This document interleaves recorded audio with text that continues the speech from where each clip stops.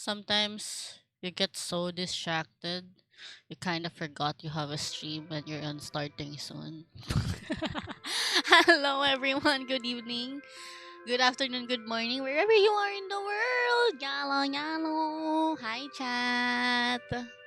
I I don't know. Like 7 p.m. stream is kind of new to me. I'm like, fuck.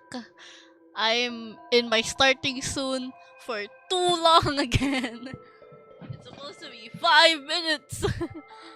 But hi chat, I hope you guys can hear me clearly. I already have the game in the background. 6 a.m. for me, so I'm dying. Why are you up at 6 a.m.? You should be sleeping if you wait, you haven't slept, Gonzo? But welcome. You redeemed first and 11 second. Hi.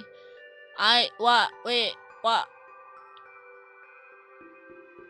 did you just woke up or are you not? You haven't slept yet.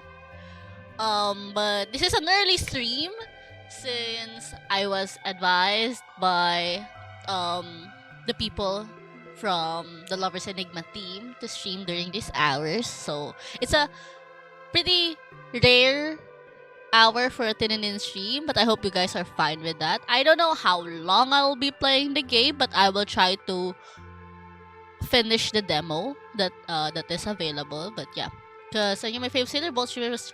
But the bot is here. The bot will be up. You don't have to stay awake during my stream. You'll be able to catch me if you sleep now and wake up like around and like with it 3 hours like my usual stream time at 10 p.m. I'll probably still be streaming, so you should rest, Gonzo. It's not good to stay awake the whole time. But yeah, as you can see as a game category and on the stream title, we will be playing Lovers Enigma.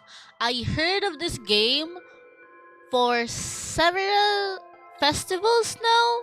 I think Lovers Enigma was also part of the Hungry Ghost Fest festival, which is a horror game fest. So I'm assuming there's some horror aspects in this game. Um, but we'll see.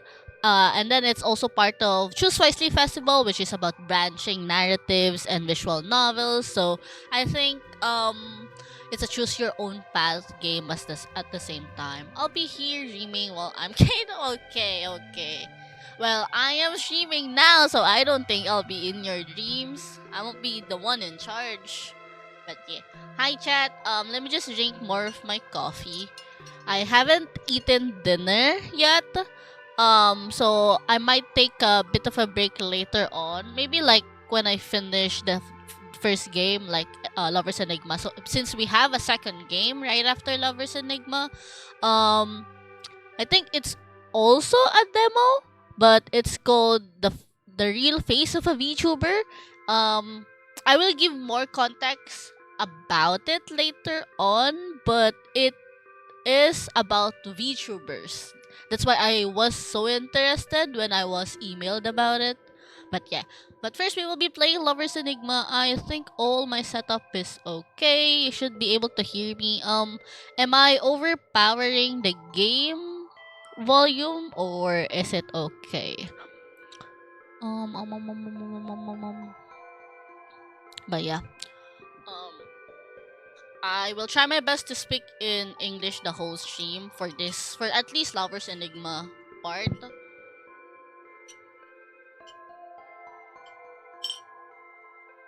Nagkakape ako. I'm drinking coffee during this hour. This is not good because I do have to like wake up early for tomorrow. Tomorrow I have an 8 a.m. stream, chat. I'm assuming that's like 8 p.m. for some people. Like 8 a.m. for me is like evening for some people, and I'll be live at 8 a.m. Let's see if I'll be able to wake up actually on time for the showcase I'm supposed to attend. But yeah, okay, let's switch up here. Yippee! Hopefully my overlay is okay. Lovers Enigma. Okay, haven't seen anything about this game. I am in their Discord server, but I haven't been reading things. I don't know any of the characters. I do know that there are 4 love interests? Question mark. I'm not sure if they are love interests. I'm assuming they are, but yeah, there's like 4 characters to choose from. And yeah, okay. Let's start off. I also remembered I have Chatterino, so I now can see chat using the Chatterino bot, or well, Chatterino app. Okay. Let me know about volumes and anything if something happens on the stream. My name is Tinenin. Oh my god, this looks visually, by the way, the character art so pretty. The one I use on my thumbnail, he looks so good. And like looking at this game, like the way the game looks like, it looks so interesting as well. Like it's pixel. I I don't think I'll be able to. Okay, I don't think I'll be able to like voice act. By the way, ever since I was young, my mother's voice dictated my fate. Every word a reminder that my future was a tapestry woven from family obligations. Sounds familiar. Charot. The pinnacle of this was my arranged marriage to Kazuki. Arranged marriage. Oh. Oh. Sorry. White-haired guy in front of me. I'm like blushing already. A budding journalist my mother had met at a coffee shop. Oh, we got arranged married to a budding journalist that my mother stumbled upon in a coffee shop. That's so okay. Lucky for her, he was in his late 20s too and looking to settle down. Man, I don't know if I'm lucky for that. Well, the MC to meet someone looks so good. And is willing to go to like is like happy to be arranged marriage to someone they haven't met, I guess. Reluctance gnawed at me, but I accepted. More to quieten my mother's persistence than out of any real desire. Man, that's kind of sad though. Love for Kazuki never blossomed, yet his friendship became a comforting presence. His kindness a balm for my uncertain heart. Oh. Then, just weeks after our wedding, he died. No! What? Suicide, they said. But something about the way he died, the timing, felt wrong. Terribly wrong. Yet, what can I do? I'm an actor in a play, stuck in a role I never chose. The beat sound is kinda. I don't know, it doesn't bother me, but it's so. May something about it. There's something about it. Every move and word feels scripted by someone else, and no matter how hard I try, I can't escape the part I'm supposed to play.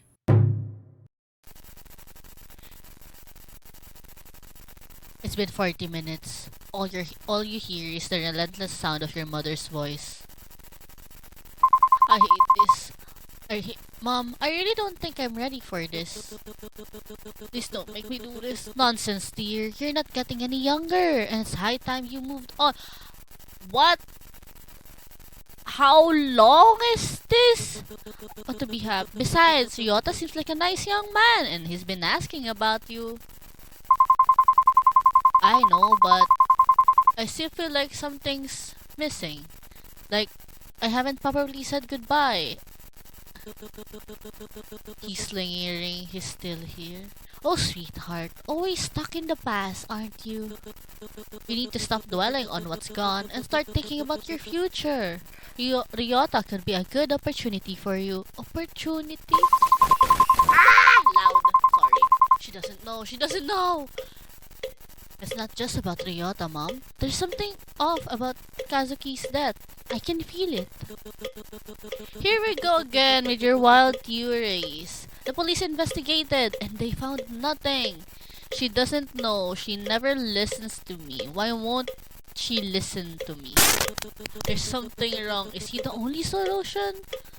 You need to accept reality, Tinenin, and stop living in a fantasy world. But what if there's more to it than what they found? What if Kazuki's death wasn't an accident? What do you know? Yo! 20 consecutive streams. Yay! Let's go! Man, the lurkers. I mean, what? The lurkers and the consecutive watchers. I think it's only you and Gonzo who tries to be I can say words, yes. Tries to be consistent. There we go. Ooh, enough. It's too loud. Should I adjust it?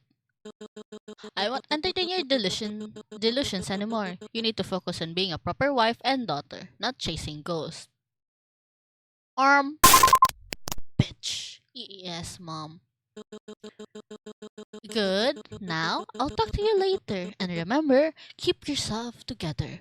We can't have any more embarrassing incidents like last time. You sigh and stare at the phone for a moment before glancing around the room. Your gaze wanders over to the shrine in the corner, its eerie presence casting a shadow over the otherwise mundane surroundings. Maybe mom's right. Maybe I'm just seeing things. Shut up. But I can't shake this feeling that something's not right. Not right. Ano yung... I can't hear myself think. You approach the shrine, in a mixture of fear and determination coursing through your veins. It'll be fine. This is my head when I'm like spiraling. As you reach out to touch his death photo, a chill runs down your spine. And you can't shake the feeling that you are being watched. I hope no jump scare, please. Please be cute and I don't know. I'm assuming this is gonna be a chill time. Visual novel, kinda creepy, but it's a chill time. You don't have to walk me back home every day.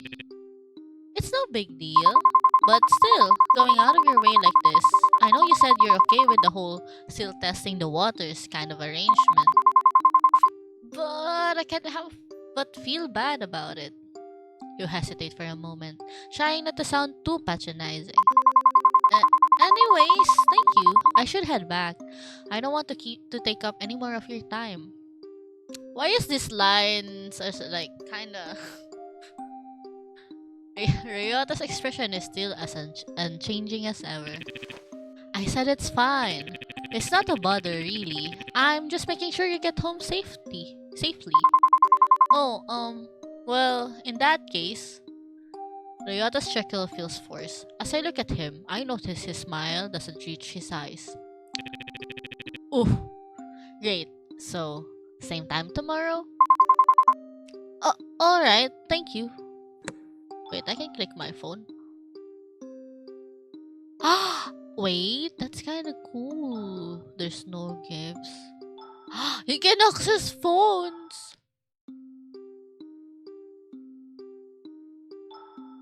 Ding ding ding. Oh! Ding ding ding. Ding ding ding. Jazz! Ding, ding, ding. Hello! Ding ding ding. Thank you so much for the raid! Welcome! How are you? What were you streaming? Hello!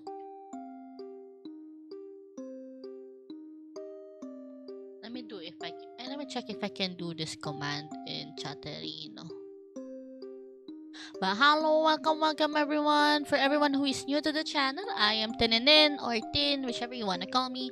I'm an elven dream sailor and I sail the dreams and the mindscapes when I'm not streaming. Was playing Pokemon. Ooh, I'm enjoying this. Oh, I hope you had a fun stream then. I play a bunch of indie games, including this one, and I often join in festivals and showcase like Southeast Asian Games Onwards and Choose Wisely Festival. Choose Wisely Fest is about branching narratives and visual novels. If you guys are interested in those, you can do exclamation point. See, CWF. I'm currently playing Lovers Enigma. This is my first time playing it. This is a bit of an early stream. I usually don't stream at 7 p.m. My stream schedule is usually MWF. But yeah, there's a lot of games that is part of the festival. Over 300 plus games. And you guys should also check out Lovers Enigma demo. But yeah, welcome everyone. I hope if you have to learn raid and run, feel free to. Please stretch. Eat dinner if you haven't. And yes, feel free to lurkies. I just discovered that there's a phone and I can scroll in the phone. Oh, I love choices matter, so I automatically yes. There's a lot of demos, fun games. 3 months ago, oh, contact notes. Before his passing, he was a journalist whom my mom met at the coffee shop. He was an important friend. Got to lurk and do stream care. Have a good rest of your day. Thank you so much again for sending your community. Last seen this morning. My childhood friend and Ryota's sister. She's always been my close friend.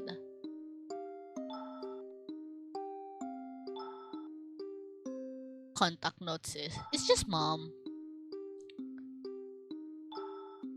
3 months ago, my childhood friend and colleague, and we're now fake dating, no thanks to mom. Ren Fukuda Renjiro. Yesterday, my next door neighbor, we are on neutral terms for now.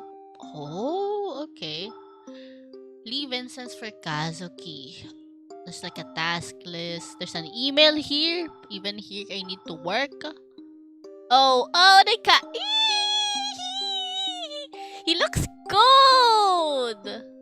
This is our dead husband who died a week after the wedding. This is our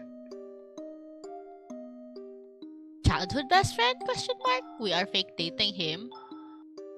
I don't know who he is. Neighbor? Is he the neighbor?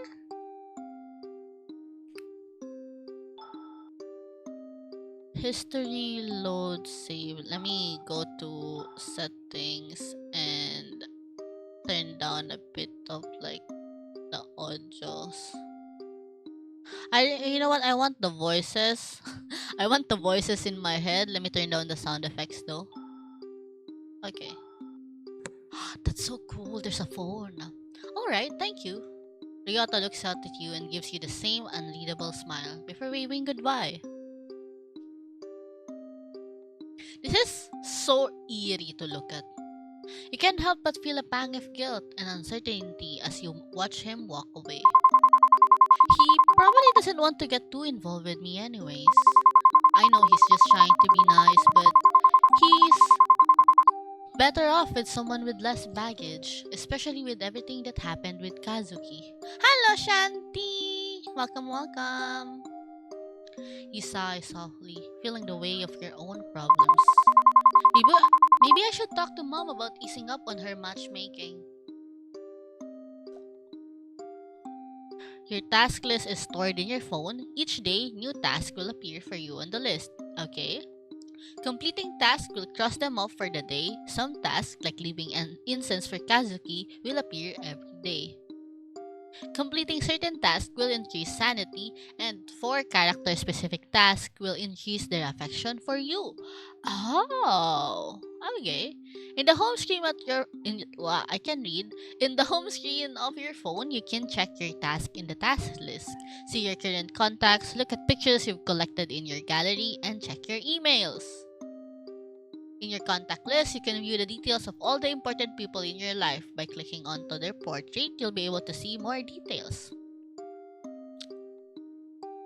And here, you'll only be able to see their last scene. You'll also be able to see how much affection they have for you at the bottom of the screen. Is that 50? Time to stop looking at your phone and start preparing to go home. In this part of the game, you will be allowed to free roam around the town. You may explore the town from what time is that? I'm assuming 9? I can't read military time, sorry. When it reaches 11 p.m., you will automatically head home.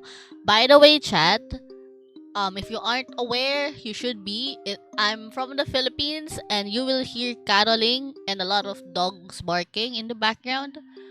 There's currently a lot of people stopping by at every houses, and you might hear it in the background. I'm sorry. When reaches 7 p.m., you will automatically head home. Okay. By clicking on the buttons centered outside the map, you'll travel to another area of the town. By clicking on the buttons centered in the map, you'll interact with the male leads and the various townsfolk. Oh, okay. Be sure not to stay out too late. You wouldn't want to make mom angry.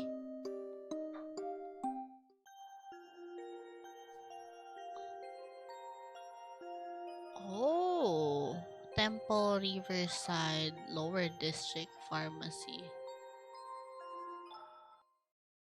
You see an individual try to enter the temple, but the shrine priest tries desperately to stop him. Best not to intrude. Riverside?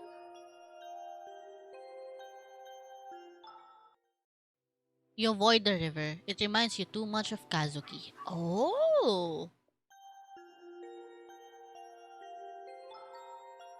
I don't wanna go too far though. Pharmacy? You've already visited them yesterday. Maybe it's best to visit them tomorrow instead.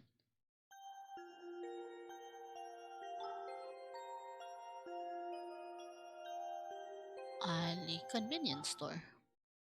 You want to enter the convenience store, but there are a group of drunkards blocking the way. They seem to be yelling at the clerk. It's best if you avoid them. Damn, there's a lot of shenanigans happening. Alley. The alleyway looks dark and musty. Cat?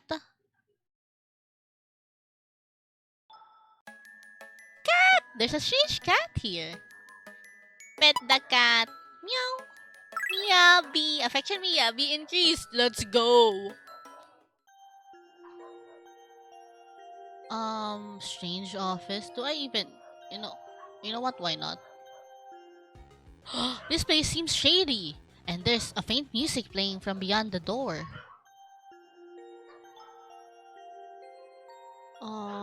Police station?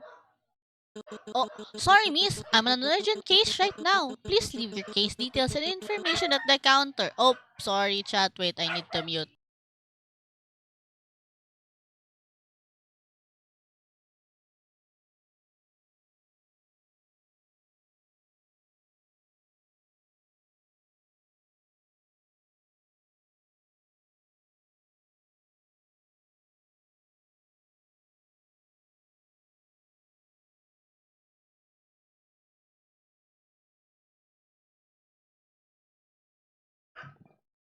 Sorry, I'm back. Sorry, miss. I'm in an urgent case right now. Please leave your case details and information at the counter. We will contact you once we have a moment to spare. That's not a good place. That's not a good police station. You go to the receptionist to write down your inquiries around Kazuki's death before leaving. Hopefully, they'll contact you soon.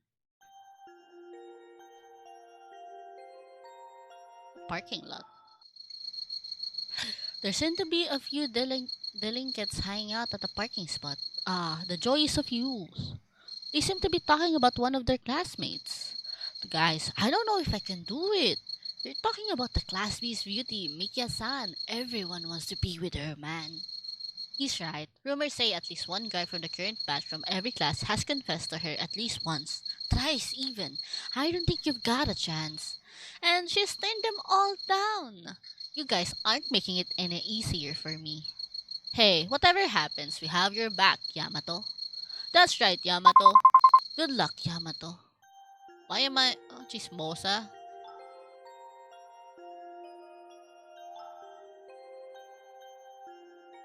Oh, there's more places here. As you walk back home, you pass by a familiar cafe. The empty croissant wrapper, the ones containing the croissant from Yoko, remains still technically inside your bag. For a moment, you consider going in to thank her.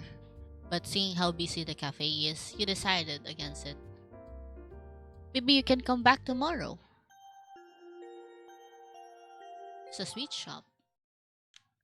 It seems to be closed today. Maybe you should visit the old lady that runs this place tomorrow. She was always kind to you, and it's been a while since you've talked to her.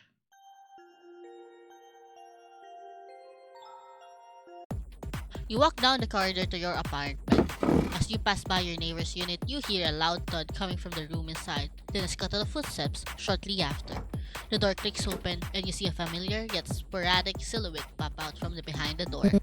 Oh, it's him! You! Oh, you! Before you can say anything else, he cuts you off.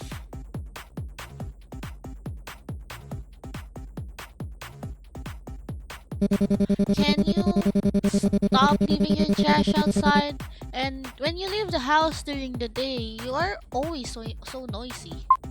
I I know you have nothing better to do, but some people have things to do, you know. He gives you that stupid look on his face, reminiscent of a certain 2008 anime. You want to yell at him and call him a stupid naggy, but you're an adult, and even though he's short and rude, he should be able to reason like one too. I'm sorry, I'll try not to be too loud next time. You expect him to continue berating you, but his expression softens. Seems that he too was expecting some sort of resistance from you. Yeah, you'd better. Ren looks at you for a moment, a hint of defensiveness in his gaze, before reluctantly nodding his head and closing the door behind him. Why is the music sounds like I'm gonna be fighting him? What a strange guy.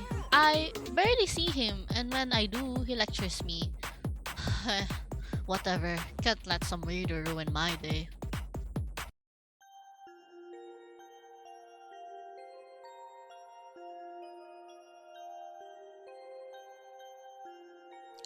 I should go home. I feel like a lot of the places is like closed down.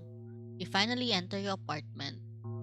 A groan escapes from your lips as you are finally able to kick up your shoes and collapse, exhausted, onto the couch.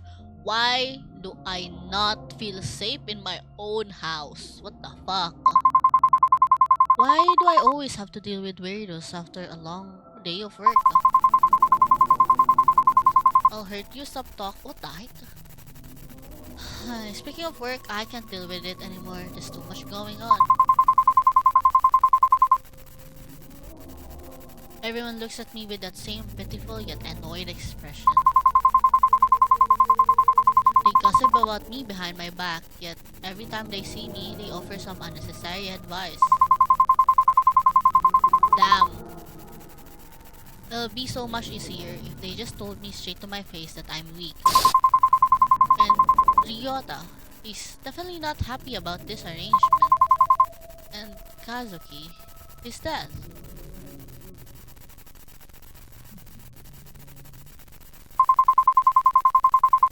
I just need to keep it together somehow, and then I'll be fine. I can't fall apart now. Not yet. Not with everyone waiting for me to fall. Maybe they're right. Maybe I am weak. Maybe I don't maybe I deserve their looks, their gossip. Maybe I deserve all of it. Huh? No. No, not again. No, that's one shield. It's real or it's not. What is? No, please, not again. Hello? Anyone home? Yes, coming. You rush over to the door, opening it frantically, in hopes of ignoring the strange noises coming from your apartment again. Hello? Sorry for the noise. No. Who is it? Hello! The smiley face in the text is funny. Your eyes widen in surprise at this weirdo's sudden dramatic entrance. A mix of confusion and skepticism in your face. What? Can I help you? The vibes from your home are not immaculate. I can already sense the bad spirits screaming around your abode. But no matter. I am sa Otome Haruki, the exorcist extraordinaire, at your service. You blink, taken aback by Haruki's grandiose introduction. You were shaken up before, but now you're just simply perplexed. Who the hell is this guy? Uh, Exorcist? Haruki pauses for a moment, seemingly as though analyzing you a bit, his face showing a momentary tinge of shock. Then he shakes his head, as if to shrug off the thought before continuing with his introduction. Indeed, your esteemed mother has employed my services to assist with the spiritual disturbances plaguing this dwelling. Your skepticism grows as you eye Haruki warily. And you are sure you can handle it? Fear not, fair maiden, my reputation precedes me. So dramatic. Well, some may doubt my methods. I assure you, I possess genuinely spiritual prowess. Doubt fills your mind, but at this point, is embracing a bit of spiritual fanfare really the worst idea you've had? Well, I suppose it can't hurt to give it a try. Haruki beams at you, his smile shrewd yet unreadable. Excellent! With your cooperation, we shall banish these troublesome spirits post haste. Now, shall we begin? Wait, before we begin any exorcism, let me move some of my things so I can monitor my volumes. There we go. You hesitate, staring at this strange man once again. Alright, maybe letting some weirdo into your house isn't really the best idea. Actually, I appreciate your offer, but I think it might be better if you come back another time. I need some, time to prepare myself for your methods. Yeah. Haruki's smile falters, but he nods, reluctantly accepting your request. I understand, dear client, though I must say the spirits may not be so patient. But if it's your wish, I shall honor it. Until next time, then. I kind of want him to vanish anything that needs to be vanished. You know, I'm kind of worried here.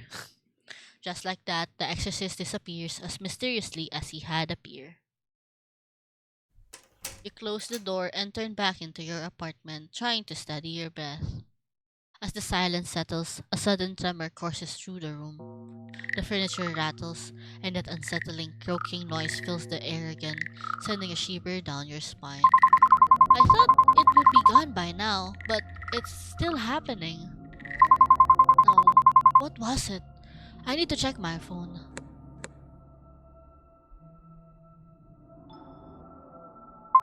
Oh no, crap. I must have forgotten to leave the incense out for Kazuki. No, damn it. As you approach the shrine, it begins to shake violently. Oh!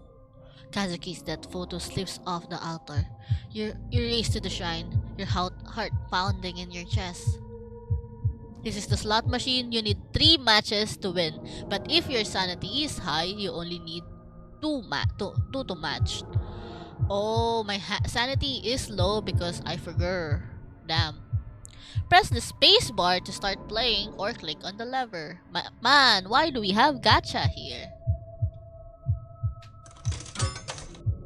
Please, be nice.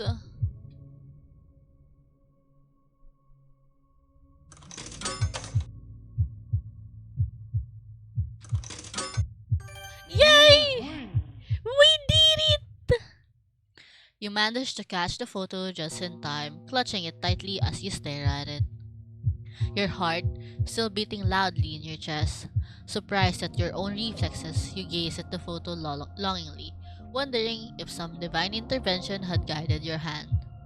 You take a deep breath, trying to collect your scattered thoughts. With trembling hands, you carefully place the photo back on the mantle. Stepping back, you let your eyes linger on the image, your heart heavy with a mix of confusion and longing. The room feels eerily quiet, the silence amplifying the turmoil in your mind. Hmm. Dot dot dot. Ah! The shot. It's not that scary, but It's eerie, and I got jump scared. Kazuki? Shit.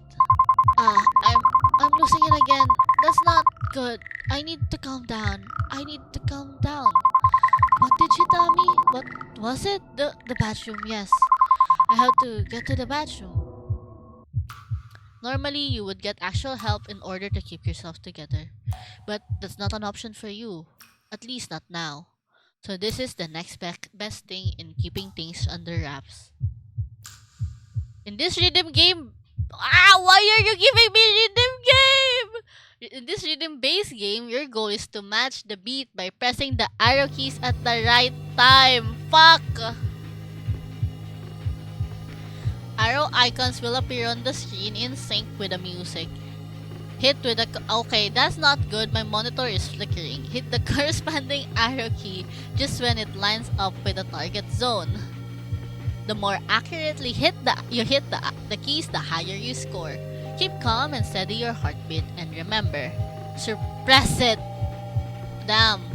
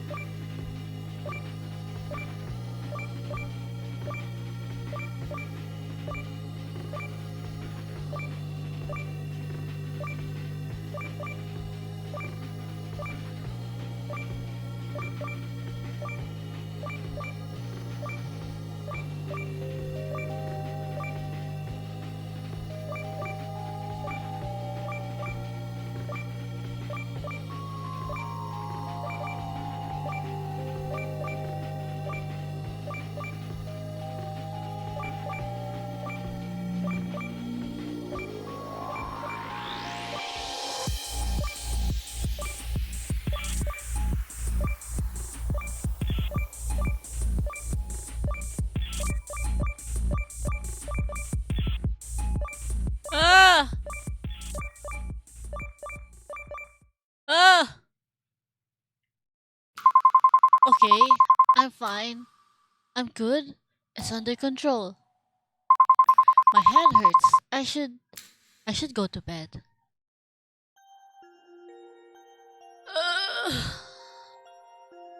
Oh, I can also roam around.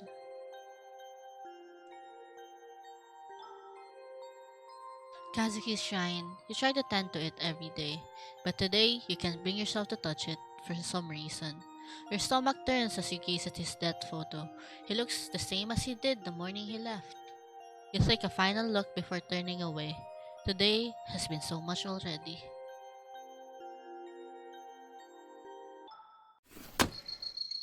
You open the window to let some fresh air in, but all you are met with is the unfortunate smell of sewage. You close the window disappointedly. Let's go to the bedroom. As you enter your bedroom, you fumble for the light switch in the dark. Your hand brushes against a sharp edge on your nightstand and you feel a sudden stinging pain. What the fuck? You pull your hand back quickly, but it's too late. A small, deep cut begins to bleed. Shit. You grab a nearby towel and wrap it around your hand, pressing deep into the cut, trying to stop the bleeding. What the? Your vision blurs a little as you wince from the pain. But you swear you see a weird symbol form amidst the blood splatter. Boyfriends, husbands, exorcists, even this stupid apartment. Seriously, I wish mom would stop meddling with my business and making me do all of this for her. Just as you say that, your phone buzzes. From the glow of your screen, you read the words, 3 unread messages from mom. I'm exhausted. I need to sleep. I can't deal with anything anymore. As you lie on the bed, your head swirls with the afterthoughts of today. Mothers, ghosts, boyfriends, husbands, duty, sins, choice, and most importantly, you. Do your choices matter? You can't help but worry about yourself. You can sense that things are changing, and no matter what you do, you can't stop it. You don't want to sleep just yet. There's so many things to do. But your eyes gives out as you lay there on your bed. Your thoughts are finally quieting down. All you hear is the same resounding noise of drums. Why are we hearing drums? Where is it coming from? What is this nightmare?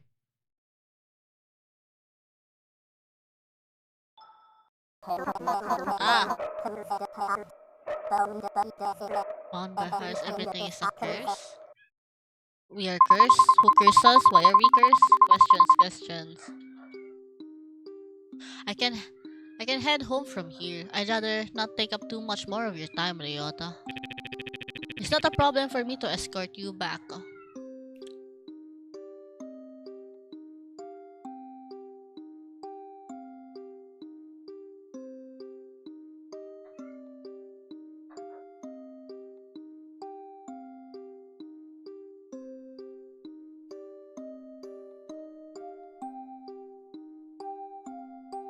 Sorry, chat. I'm just doing something.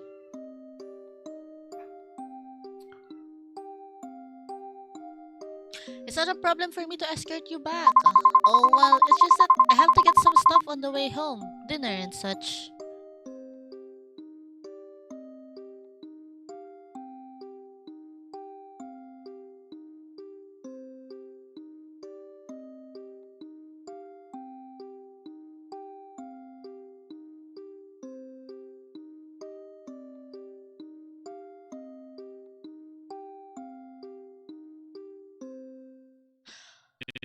I won't insist then. Have a safe walk home, Tinenin.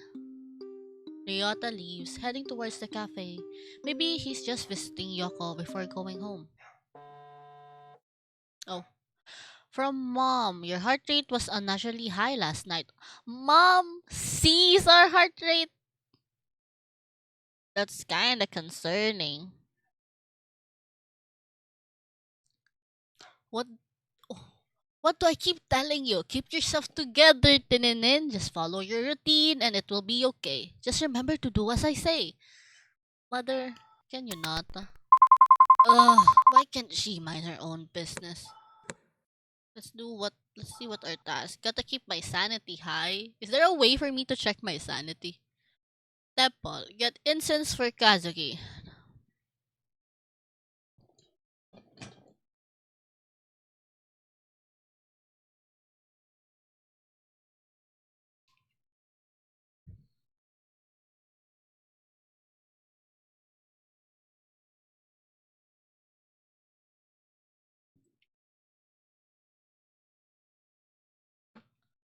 Leave incense for Kazuki. Okay, so I need to go to the temple. How do you keep your sanity high? Do your daily routine. Visit the store. Visit Granny. Thank Yoko for the croissant. I can stop by at the cafe first. Cat. Whatever. I still have other things I need to do. Um, we can visit Granny first, maybe.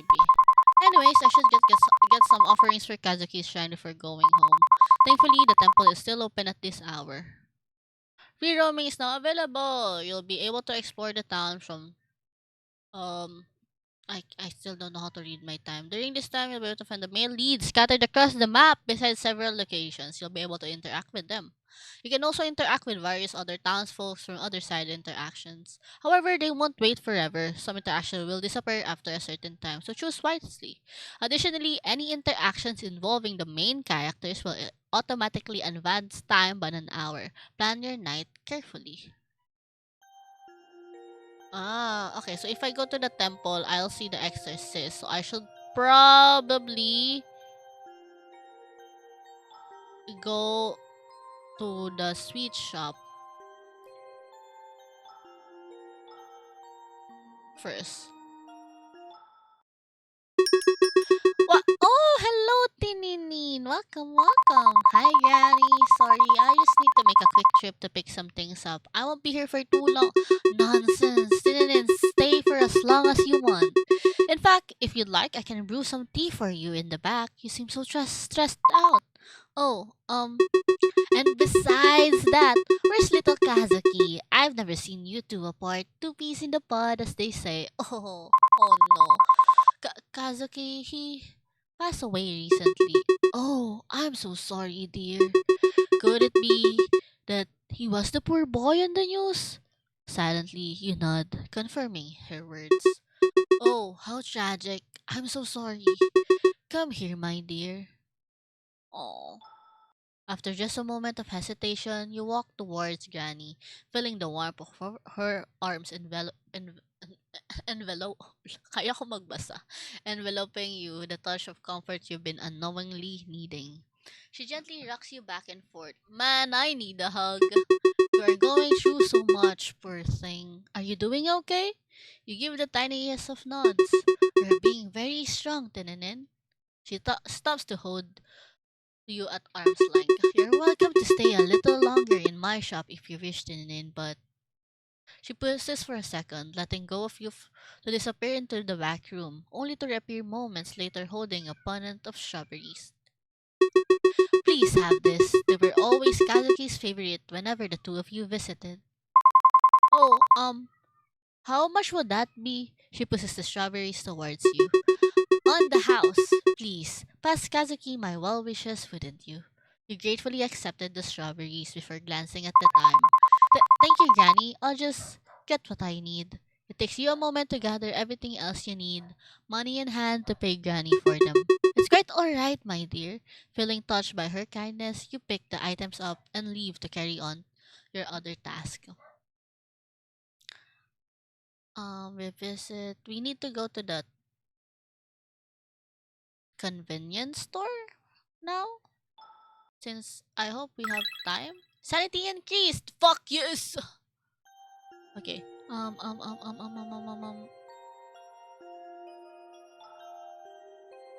The temple. Oh, we have the. I don't wanna go to the convenience store if he's there. Let's go to the temple. Oh, he's the guy who's a menace in the temple. It looks so good though. As you approach the temple, you see Haruki being hastily escorted out by an irate monk.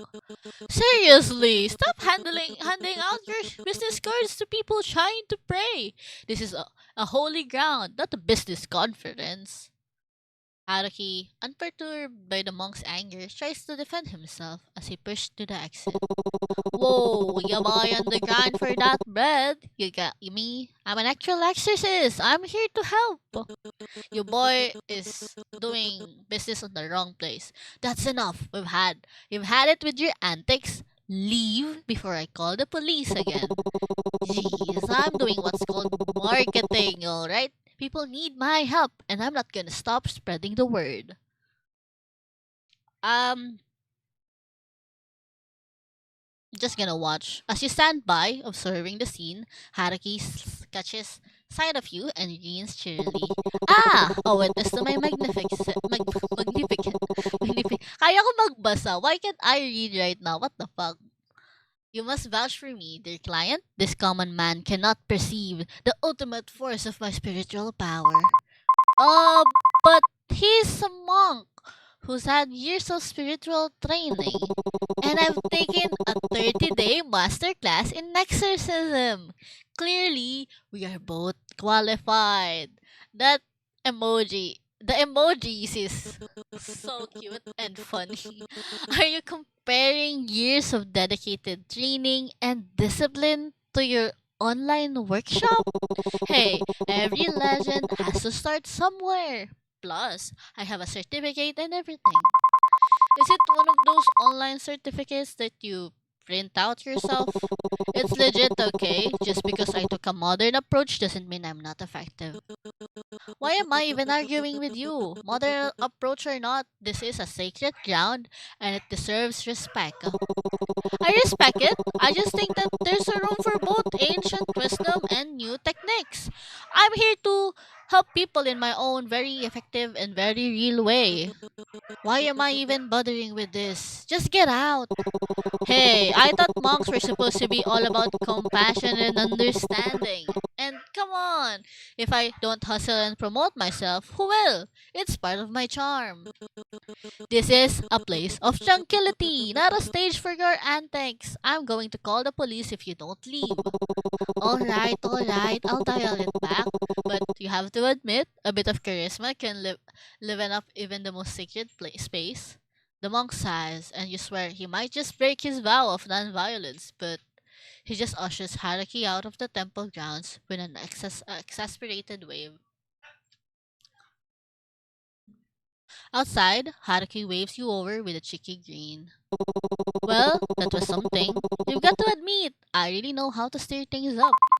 Yeah, you definitely make an impression, but maybe next time try not to get kicked out. Deal. But hey, it's all part of my adventures, right? Anyway, dear client, what brings you to this secret ground? Surely you didn't come just to witness my flair. Um, Kazuki, what a kind-hearted wife. How commendable! Though I must add a little note, simply bringing gifts might not suffice to appease all spirits, especially those of rather malevolent kind. Bro, I'm being hunted by my ex. Well, is it the ex-husband or is it still your husband? I'm assuming it's still your husband, right? I'm being hunted by my husband. Kazuki is not an evil spirit. I see. Forgive my choice of words, dear client. The world of spirit is vast and often misunderstood. Even benign spirits can have their own complexities and dangers. It's just that he's a little different. His ghost, if you will, has a different aura to it. Whatever is haunting your house, it is not a simple spirit. It's something that has been festering for years even. Wait, so is it not um my husband? You're only saying that to sell me more of your services, aren't you? Yeah, of little faith. You have little faith. Well, I would love to show you more of my abilities, Tinenin. This is time. This time I am being quite serious. Whatever's going on in your home is quite unique. As much as I enjoy the eccentricities of the unknown, your house guest is not something to be taken lightly. Thanks for the concern. I didn't think you'd be so accepting of my deductions. Honestly, with what I'm feeling in my own house, I kinda do need help, but also don't say bad words on my husband. Are you finally going to trust me and my spiritual prowess? You can try. Don't push it. Wow. But as long as you know that I do genuinely care, that's a good enough for me. Anyways, I would love to stay and chat, but duty calls. Remember to contact me if anything happens. I'll be off. With a dramatic flourish of his coat, Haruki turns and heads down the temple steps, disappearing into the bustling streets. You watch him go, a mix of amusement and reassurance setting in. Despite his eccentricities, Haruki's presence feels undeniably comforting. Right. I had better go get Kazuki's incense while I'm here. Did we get it? Yes. Hmm, what time is it? Sanity increased. Affection with Haruki increased. That's really late. I better head home before mom gives me a mouthful. Okay, yeah, we should head home.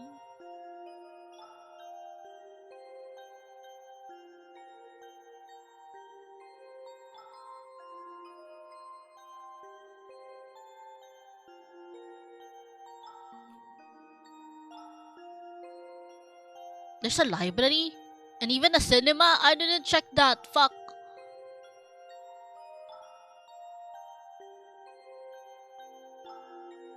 Where is the... Can we... Oh, I think the cafe is closed. The cafe is closed, but I should head home. Well, as you step into your apartment, a knock echoes through the door. A voice calls from the other side. Hello? Is anyone home? What now? With a resigned sigh, you approach the door. When you open it, you're met by a woman standing there, her hands clasped together in a formal manner. Have you found salvation through Hiroshi no Kami? Salvation? What do you mean? Hiroshi no Kami, the Divine One, offers visions and guidance to those who see the truth. He is the light in the darkness, the savior of lost souls. You seem like someone searching for answers. Why not explore what he has to offer? Embracing his guidance might bring you the balance and peace you need to keep things in order. After all, in the midst of chaos, true balance is found through all the light of the divine. No. No thanks, I don't really want to. You try to close the door, but the cult member wedges her hand into the gap. Oh shit. I understand your reluctance, but Hiroshi no Kami's light is too important to ignore. This path offers salvation and purpose, and turning away now means missing out on a profound truth. Please reconsider. Our door is always open, but the time to accept his guidance is now. I don't want to.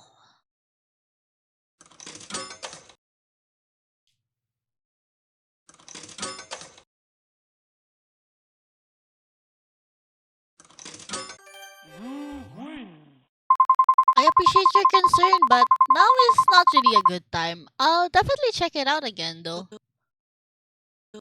I understand it's not the best moment, but Hiroshi no Kami's guidance is essential. This opportunity to find balance and peace might not come again. Is it your search for answers worth exploring? I'm really not interested right now. But think of the clarity and purpose you might gain. Just a brief visit could make a world of difference. I said no. I need to focus on other things at the moment. I see. Well, I'll respect your decisions for now. I'll come back with more information if you are still unsure. Thank you for at least considering it. Remember, our door is always open. Is this another route? I'm kinda curious, but I don't want to do it on the first gameplay, I guess. The woman bows deeply and with a final lingering look turns away, leaving you alone. Let's go to the shrine. After a long day, you decide to visit Kazuki's shrine. Compared to the day before, it's still relatively neat. I should take care of him first. I hope this gives you at peace for tonight once again. Maybe it's my imagination, but the air around the shrine feels a little colder, and the feeling of gratitude settles in my bones. You smile softly at the shrine. Good night, Kazuki. Offer strawberries. Affection with Kazuki increased. Ho! You still increased your affection with your dead husband? That's kinda insane. Oh my god. Insane, I tell you.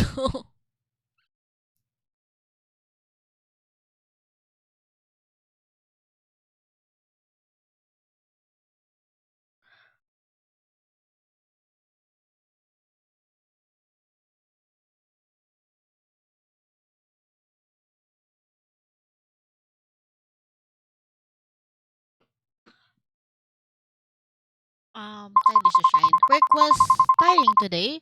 I'm sorry, Kazuki, but I'll do what I can. There, all better. Let's appease the ghost. Um, let's go to the bathroom.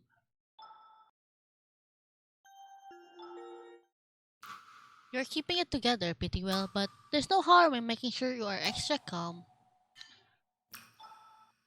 Um, I wanna try meltdown. Easy. Fuck, here we go again. Ah,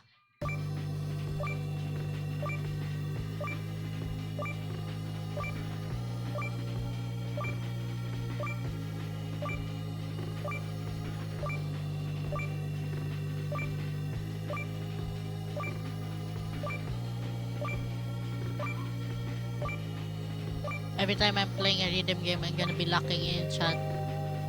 I won't be talking at all.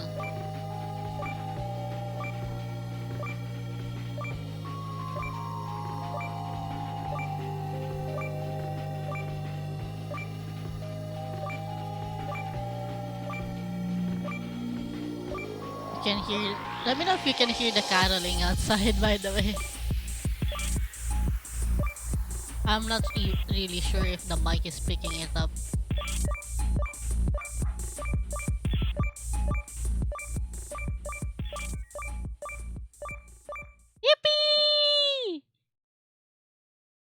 Impressive! You have hit 100% of the total notes. Fuck yes!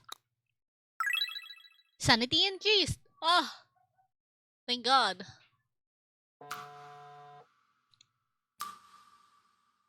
I guess that's it. Gotta keep my sanity high. I mean, my sanity is always high.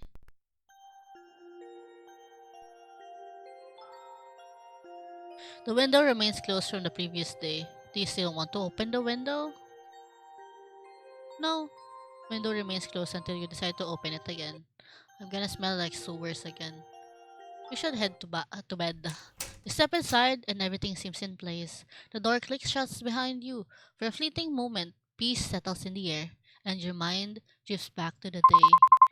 Whenever I'm with Haruki, his high energy makes me feel less tired and he's surprisingly fun to be around. And a soft, unexpected smile brushes your lips. Maybe things aren't so bad after all. Maybe not everything has to be difficult. I wanna check something. Contacts. You have 55. Okay, increase. Ryota, we still on 50. Kinda. I'm 50-50 on Ryota. Maybe we can explore our relationship with him. Our neighbor, still not don't know anything. Yoko. We can check on Yoko as well.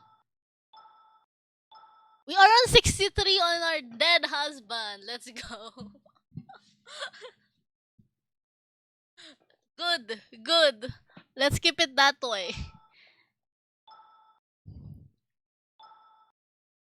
Aw.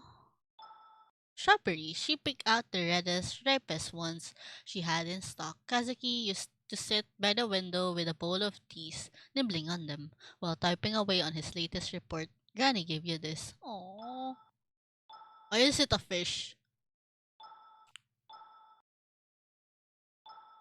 My mom emails me. Man, that's kinda crazy. Ah, we got a lot of images. Okay. But before the thought can settle, something stirs beneath your skin. Guilt, thick and alive, begins to bubble, crawling its way through your veins and towards your fingertips. Your hands tremble. You glance down. Was that a flicker? A slither beneath the surface? What the? Oh. How can you enjoy life when Kazuki's killer is still out there? You don't actually believe he committed suicide. Do you? The accusation lingers, sinking its claws in. Your fingers finds your nails, and you began to pick, anxiety bubbling, choking your thoughts. Oh, she does my same mannerism when I have anxiety, but most of the time my anxiety is like when I'm in public or surrounded by too many people I'm not really close with. I kind of pick on my fingers with my nails as well. So yeah, love it for us, Siri Pop. No, you're already working on finding his killer, aren't you? Yet the doubt coils tighter. Are you making any progress? It whispers, persistent. Who gave you the right to smile, to feel any joy when Kazuki is nothing more than ashes now? Your nails dig into your flesh, tearing at the guilt festering just beneath the surface. You claw at your skin, frantic, as if somehow you can scrape away the guilt, as if those phantom insects crawling beneath the surface will stop moving, will stop whispering. The scar on your hand throbs sharp, biting, and suddenly, the wounds open up again, fresh blood dripping down your wrist. Your head pounds, a drumbeat of dread. A knock echoes from the door, soft but familiar. The cold again? Panic seizes you, and you run to the bathroom, desperate to escape, to wash away the dread crawling up your spine. You splash cold water on your face, but as you glance in the mirror, something flickers behind you. A shadow. A presence. Fuck, I don't want this. I don't like that kind of creepiness though.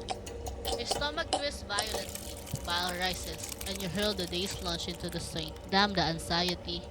Then, without warning, the lights snuff off. Darkness engulfs the room, thick and suffocating. Okay, hot take. I feel like if you recently lost someone maybe as close as a husband or a family member, I don't think you should be alone. I don't know if that's a hot take, but I feel like that's not a good thing. I feel like someone should be staying with you at your house, or you're with your family. Even if you hate your family, it's better to stay with someone, I think. The only sound is the low, menacing hum of the ventilator and the running water filling the void. And then footsteps, thumping, scuttling. Someone is outside the bathroom door. Tinenin? A voice calls out to you. Mom? No, it can't be. She's far away. Too far to be here.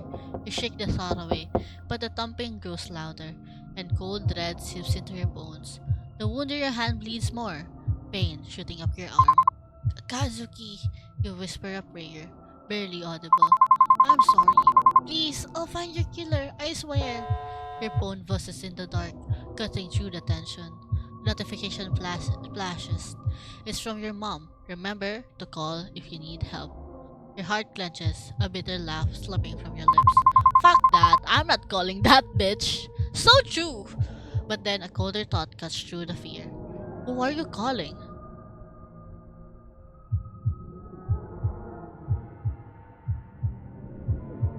Can I call Haruki? Your hands trembled as you pulled your phone out to call the only person you knew who could deal with this. Ring ring click. Hello, dear client. Are those pesky spirits being relentless again? Or perhaps they are moving things around your apartment? Fear not, for my services are always at your disposal. You were so taken aback by his precise knowledge of your predicament that the rest of his bombastic greeting went right over your head. How did you? Oh, anyway, you're right. Things in my apartment were moved while I was at work. I swear my apartment was empty and no one was home. When I got back, everything was a mess and something felt off. I didn't know what it was, but it felt supernatural, perchance? Please just come over and help me. Of course, I'll be there shortly, Melody. Beep, beep, beep. Despite how odd he is, I can't help but feel reassured. The chill of the apartment sends shiver down your spine. And so, partly against your better judgment, you step out of your apartment to wait for Haruki to arrive. When the steady tapping of Haruki's shoes finally echoed down the hallway, the sun has already started setting. He waves at you before grasping the doorknob and opening the door with a flourish. After a brief moment, he pauses in the doorway, turns, and gives me a wide grin. My, this is quite the energetic spirit we have here. Of course, this will not be an issue to me. I would advise that you step back a bit, my lady. You obediently take Haruki's advice and take a few steps back. Haruki, almost in a strategically like fashion, places candles around my apartment. He then comes back to the door and prepares to chant. Oh god, wait, are we banishing my dead husband? Can we not, though? I'm like, can he. Or maybe the. Is the bad spirit my husband? Or, like, I am giving the spirit a benefit of the doubt, and I think it's a different spirit. Can we not banish him? Make him chill, I guess. Is that fine? The very air of the room starts to feel charged as Haruki's voice takes on a melodic quality. Words that I have no understanding of flow like water from his lips. His hands trace intricate patterns through the air, the candles flickering wildly as the flames dance erratically in a non existent wind. It doesn't take long for the room to fill with unsettling energy. A chill runs down your spine as a cold draft rustles the curtains, sending shivers across your skin. The melodic chanting is suddenly interrupted. Haruki clutches at his chest, staggering. A faint trickle of blood escapes from the corner of his mouth. Each cough sends specks of blood spluttering onto the floor. What the fuck? The room is filled with the sounds of his labored breathing, and the eerie silence is only accompanied by the ticking of the clock. The flickering candles slowly calm as Haruki straightens slowly, wiping his mouth with the back of his hand only to unsuccessfully smear it instead. It's fine, just a particularly strong spirit. I'll manage. Though something like this can't possibly stop the strongest exorcist around here. Of course, something as minute as this can keep me down. With the strength of 1,000 suns and the wisdom of ancient sages, I shall vanquish any spirit that dares to disturb your peace. But a bit of added protection won't hurt. I picked this up from the temple today. It's not as strong as me, of course, but it does work. And even if it doesn't, it does add a cute little addition to your bags. Aw, Haruki digs through his bag and pulls out a small lucky charm with a cute cat face on it. Please have it. Um, did you steal it, Haruki? How little faith do you have in me? Borrowed it. Borrowed it, huh? You're not planning on returning it, are you? Well, it's on a permanent loan. Besides, the temple has plenty of these. One less won't hurt. Plus, you need it more than they do right now. I guess you're right. But next time, maybe ask before you borrow something. Duly noted, but desperate times calls for desperate measures, and protecting you is worth a little rule bending. This charm is special. It has extra layer of protection that most don't. Well, I do feel a bit safer with it around. Thanks, Haruki. Anything for you, Melody. All his waving around leaves his sleeve pulled, revealing tattoos on his arm that seem closer to carvings than ink. You can't help but steal a couple of glances at them, noticing beads of blood seeping along the intricately carved symbols. Haruki notices the glance and sends a grin at your eyes twinkling mischievously. Ah, these old things, they are my best kept secrets. People say they are a map to buried treasures, but I'm afraid it's just my way of keeping things interesting. You're bleeding though. It's something to be worried about. What kind of exorcist would I be if I were afraid of a little blood? I'm fine. Besides, it hurt a lot more when I got them. You handed him a towel as you take a seat next to him. Still though, it looks painful. You hesitate, thinking about whether or not ask Haruki about them, but he senses your curiosity and speaks up anyway. They are protective wards so that I won't ever lose a battle with the spirit. But if you are so strong, why do you need them? There's no shame in relying on extra layer of protection. Sometimes there are enemies you can fight alone. And besides, they look pretty cool, don't they? Adds to the whole mysterious exorcist vibe. Like I walk straight out of an anime or something. You roll your eyes, smirking at his chickiness. But your smile fades when you see Haruki wince in pain. He is still hurt. His wound is still bleeding, and there's a ghost in your house. Haruki, behind all that cheeriness and grandiosity, it seems that I don't know much about you. He pauses, his expression shifting as he searches for the right words before finally responding. Hmm, it's nothing too interesting.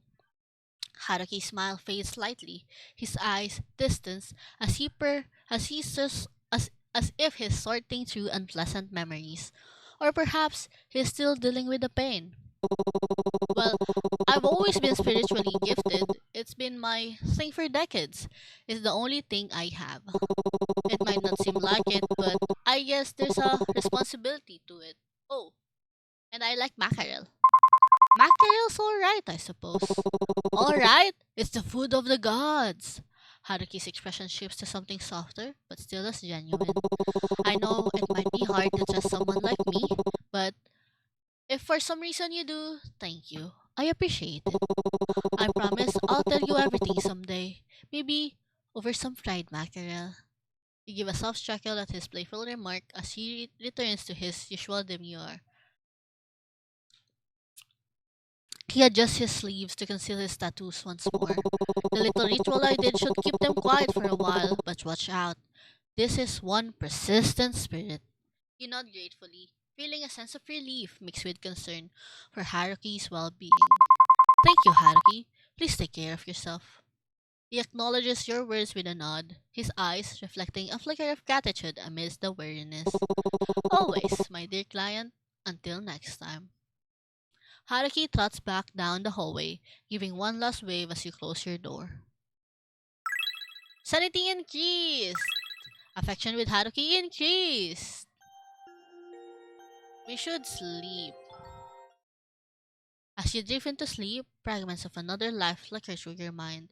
Faces and voices swirl around you, familiar yet distant, leaving an unsettling sense of deja vu. There's a leader present, a protector's shadow, a friend's warmth, a wanderer's wisdom, and a companion's loyalty, all tangled in memories you can't quite grasp. You want to make sense of it, but weariness pulls you deeper to a void filled with slumber, where the past whispers but never fully reveals itself. Dig deeper! You feel your heart wrench as memories of the past continue to swirl in your brain. You hear the same familiar knockings, but this time they feel different. Not teeming with the same malicious intent brewing in your apartment, but with an air of protectiveness, warmth, and even love? Someone loved you very much. He cared about you in the past. When you were chased out of your village, he took you in. Yes, him. He had everything: a mansion, servants, and power. Unlike the people at your village, he wasn't afraid of you, even though even through you even through you brought endless calamities. He was potential. He saw strength and he saw kindness. Despite everything, you were the calm in his life. Until until the calamity. Yes, you ruined everything. You had someone who loved you, but you couldn't help it. You had to ruin it all, don't you? You had people who cared, yet that wasn't enough. You had to destroy everything. And persistent ache gnaws at your temples as you toss and turn in your bed. When you finally drift off, you find yourself trapped in a state between waking and dreaming, with the oppressive weight of sleep paralysis pinning you down. Fuck! I don't like sleep paralysis. Please tell me there's no sleep paralysis demon in here. All around you, the shadow dance and morph into hunting figures. Muffled voices, distant and unintelligible, echo in your ears as they scream your name. You see, the people who loved you melt into a horrifying mass of flesh and blood. You try to scream, to move, but your body disobeys. It's so quiet, your desperate commands. Just when you think you can't take any more, the darkness recedes. You wake up, drenched in sweat and trembling, the nightmare's clinging remnants leaving you shaken and exhausted. Oh, sanity decreased. It's fine. We had Max earlier. After work, as you are stepping off the train with Ryota, your phone suddenly rings.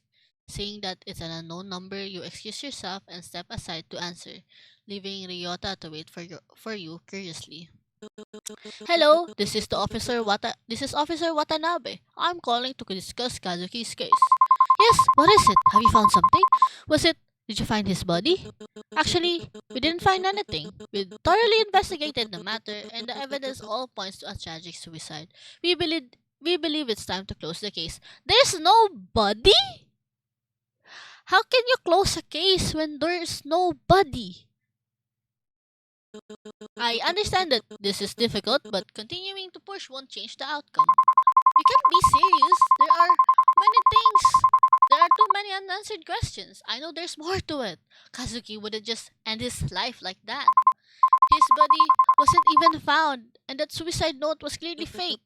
Again, I sympathize with your situation, but all the evidence supports our conclusion.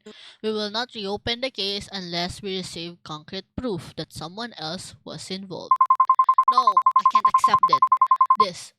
I can't accept that. Kazuki deserves better than this. I deserve closure too. Look, I understand that you are grieving, but if you continue to pursue this, you could face legal repercussion for obstructing. Okay, I wasn't able to click it. Fuck. I was able to read it. I click it too fast. Can you back? Can you like see the previous? previous things. Are you going to are you just going to leave? We don't have the manpower or resources to waste on a closed case. I am very sorry. I hope that you'll be able to find peace soon. There's nobody. How can you close a case when there's nobody? With that, the lines go silent. You angrily close your phone. Your reflection stares back at you, helplessly from the darkened screen as if begging you to do something to fix this. An overwhelming urge to scream wells up in your chest. I'm sorry about that. His voice surprised all the rage out of you. In your agitation, you had forgotten that he was still there, watching the whole debacle unfold. You turned around, mortified. Sorry about that. It's just the police again. You must have guessed. They've given up on the Kazaki's case. I'm really sorry that this is happening after all the work that you put into this. I don't know what I can do to help, but if there's anything at all,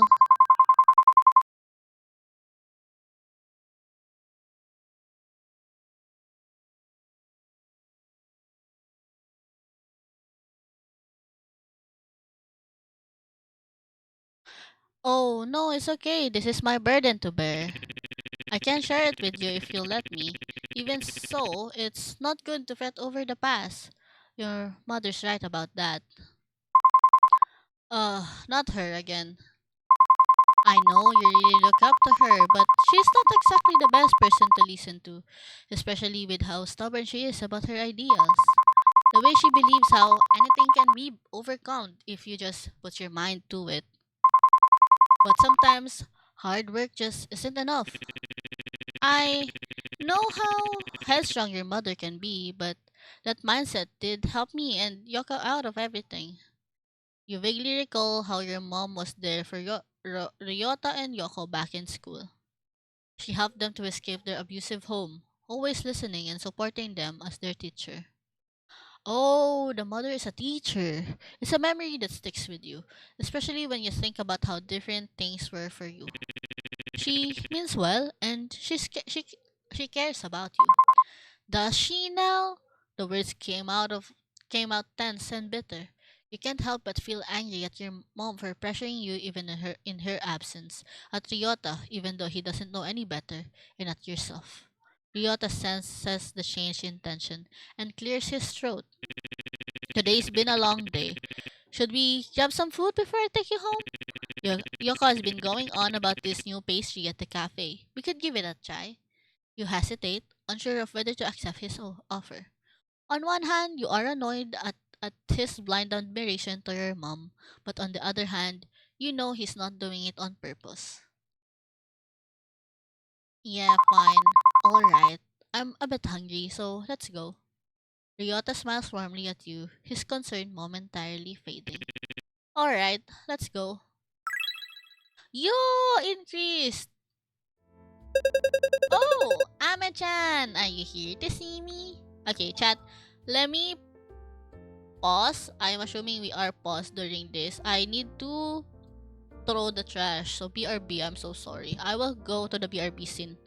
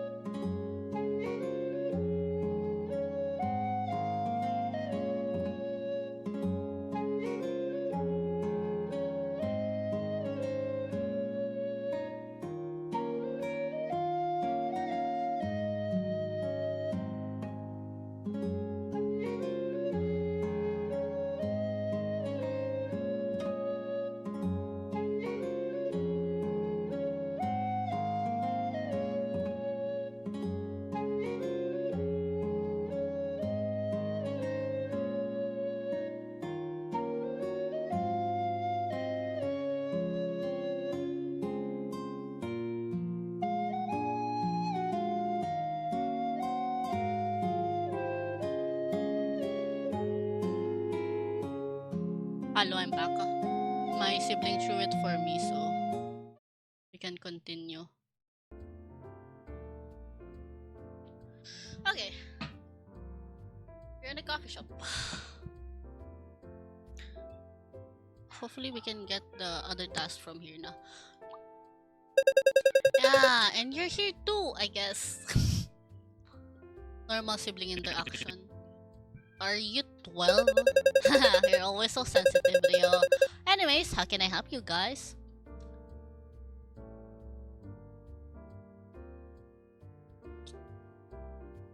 Let's talk to the bestie. You're so cute. You don't have to butter me up to get pastry. I always save some for you in case you drop by after work. You know, I'm not here for that. That's just a bonus. The real treat is talking with you. Thank you, Ami-chan. Your sweetness is wasted on someone like my brother. Seriously, I'm right here, guys. We're only joking around. And besides, it's not like you guys are actually dating, right? Here, this is for you. Yaka hands you a golden and flaky croissant. Ah! Food! Enjoy! You are never that nice to me. Because you don't deserve it. But Ami-chan does! Anyways, we've just gotten some new pastries that are to die for. What will it be? Oh, purchase one of the following. Chocolate crepe, Castella, Mont Blanc, or Eclair. I want the chocolate crepe. Sounds great! I'll take that over there. Oh! Chocolate crust. Thin and golden, filled with gooey chocolate and a drizzle of syrup and whipped cream. It's a dessert heaven. And what about you, Rio? Just a coffee for me, thanks. Alright, coming right up. You two find a seat and relax. As you find a cozy corner to sit in, you can't help but notice the warmth of the cafe and a stark contrast to the cold conversation with the police officer. Ryota's attempt to lighten the mood doesn't go unnoticed, and you start to feel a bit of the day's stress melt away. Shortly, you see Yoko bring over the pastries and coffee with a cheerful smile. Here you go! Enjoy! Yippee! Thanks, Yoko. This looks delicious. Anytime, Ame-chan, just remember you are always welcome here. You take a bit of the pastry, and for a moment, everything feels a little bit better. Actually, I just needed to get out of the house for a bit. It's been a rough day. Work's been stressful. My mom's been on my case, and Kazuki is all just a lot. And with everything that happened, especially last month, abruptly you realize that you are rambling about your troubles. You immediately clamp your hand over your mouth and look up at the siblings, hoping that they haven't been too put off by your negativity. Sorry. Oh no, that's okay. Don't put too much pressure on yourself, okay? You are already doing a good job handling everything, especially with what's going on. I know what I said earlier about your mother's mindset, but it's also about your own strength. You're doing great. Are they twins or just siblings?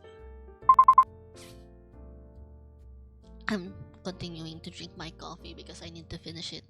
Thank you. You can always rely on us, you know? We're always cheering you on. Ryota nods in agreement. You feel supported. Despite everything, you are loved. Oh, chat, despite everything, you are loved, okay? Always remember that. You spend the rest of the night with them, talking about mundane things as you enjoy your dessert. Maybe you'll be alright. Not in the long run, but just for tonight. Eventually, the cafe closes and you part ways with Ryota and Yoko, feeling a bit lighter than before. The walk home is quiet. The night air cools against your skin. As you step into your apartment, the weight of the day's stress seems to settle back in, but the warmth of your night out lingers. Another exhausting day of work is finally over. I hope tomorrow won't be as bad as today. Just as you're about to close the door, you feel a pressure on the other side. A food nudges between the door and the frame, stopping you from shutting it completely. Um, hello, miss? Not this again. Although reluctant, you didn't have much of a choice but to reopen the door. Yes, how can I help? You trail off as you count a group of four men standing outside the apartment. I don't like this. They don't look particularly friendly. There's something unnerving about them. Apologies for the late visit. I believe your mother has mentioned that you've been experiencing spiritual issues. You shake your head. My mother? What are you talking about? I think you've got the wrong person. I'm not sure who you. You might not have noticed it, but Hiroshi no Kami's influence has already touched your life in ways you don't yet understand. We understand that this must be overwhelming, but Hiroshi no Kami sees things in you that you may not even realize. His guidance has already found its way into your life. I don't understand. What do you mean? You try to shake the confusion out of your mind, but the mention of this Hiroshi no Kami fills you with unease. He chooses his followers carefully. Those who seek answers, those who are lost, those who are searching for something greater. And you, miss, have already begun your path without realizing. Hiroshi no Kami offers peace, clarity, and understanding. His light can guide you through the darkness and alleviate the spiritual issues that you have. All you have to do is to let him. Truly an enigma. So my neck is aching with this stress. What the fuck? I don't like that there's a cult. Oh, okay. Like, do I what how I don't know how to react with this. You take a cautious step back, trying to shut the door again, but you can feel their presence looming. The cultists hesitate, their eyes scanning you like they're deciding what to do next. The man, who spoke earlier, steps forward, his gaze focused and intense. Miss, we understand that our arrival is sudden, but this path we offer isn't one you should turn away from. Hiroshi no Kami's light is already in your life. It has touched you in your dreams, and it can give you more than you could ever imagine. You know what? You tense up. It's not like last time. There's a force behind his words that makes you feel trapped. I don't know what you mean. I've had weird dreams, sure, but that doesn't mean I need your guidance. I'm fine on my own. Another cultist firmly pushes a little closer to the door. That's where you're wrong, miss. You've been searching for something, haven't you? Hello, Shopty. Oh, sure, I'm fine. Kind of cool for me to stream at 7 p.m. It's such a different time for me. I feel like I'm like, oh, it's 8:30 and I've been streaming for 1 hour. It feels weird. It feels weird. But yeah, I'm having fun with this game though. It's kind of insane that this is a demo. Like, we are 1 hour and 40 minutes in, and there's so much content, I feel like it. Like, I'm surprised. There's so much dialogues and things you can go, I guess. It totally is weird, like, change stream time when you're used to another. Yeah, my usual schedule is like 10, right? And streaming at 7 p.m. also means that I haven't eaten dinner. You don't even realize it yet, but Hiroshi no Kami sees your struggles, your doubts. The light he offers can give you the peace you are craving, the answers you have always needed, but only if you accept him into your heart. Another cultist steps closer to you. Hiroshi no Kami can see your fear, your uncertainty. You are standing at the threshold of something far greater than yourself. We are offering you the key to unlock your potential, but you have to choose to step forward. Don't let fear keep you from the truth. You feel your stomach tighten, the pressure of their words hanging up in the air like a heavy weight. I don't need anything from you. I'm fine, just. I mean, it seems like to be a visual novel isn't that like the main thing. Dialogue, uh, or like this has extra more dialogue. Um, well, it's more like I feel like some visual novels will limit a demo because imagine I don't know. I feel like I'm always surprised when visual novels has so much content when it's on demo stage. Like, you can already stream so much in a 2 hour span, I guess. Maybe I haven't played a bunch of visual novels.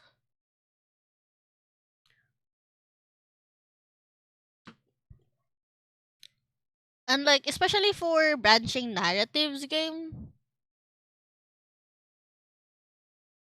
there's so much people you can meet.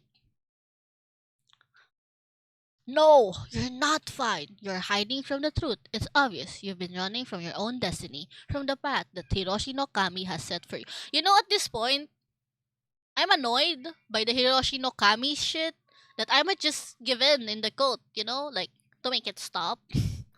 You know what? Let me offer up my soul. I don't care. But his light is unwavering. His purpose is inevitable.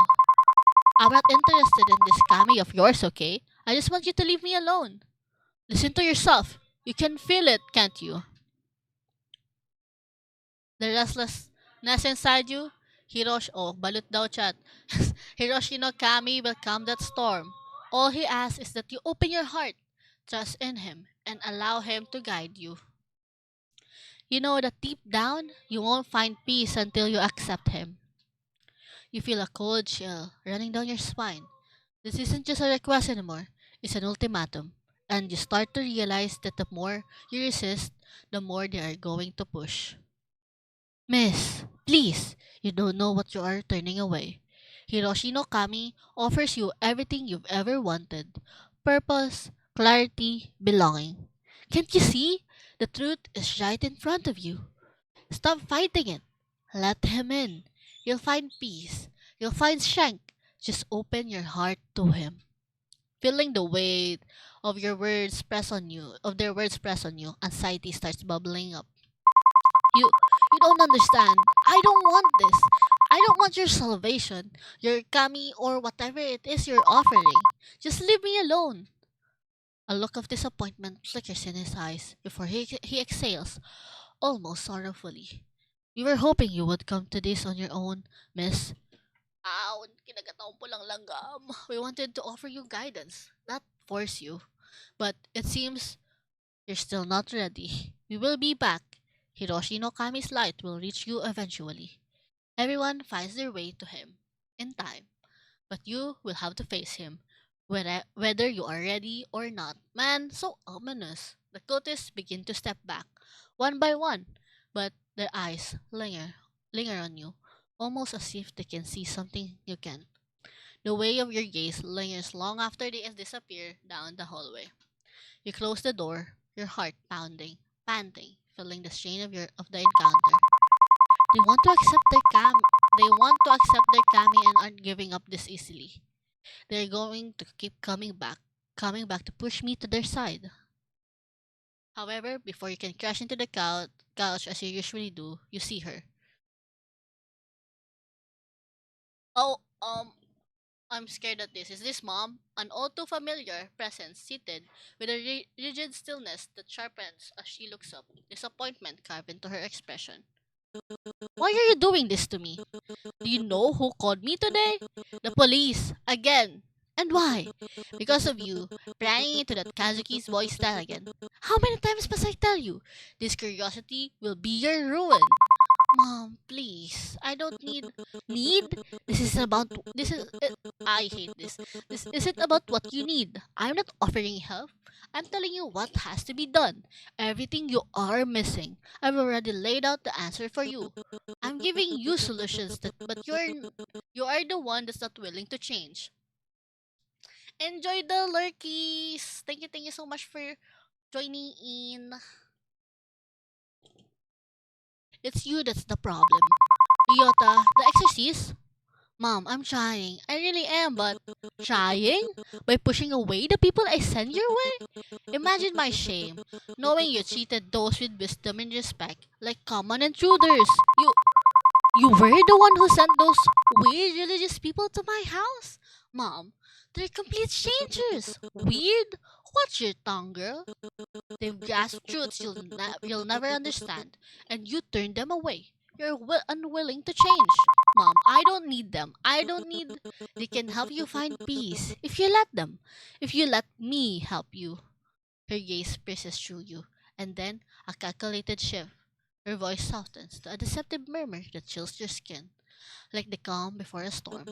You wouldn't have to bear those burdens if you just listen. All I want is what's best for you. The room feels as if it's closing in, shrinking with every word that slips from your mouth.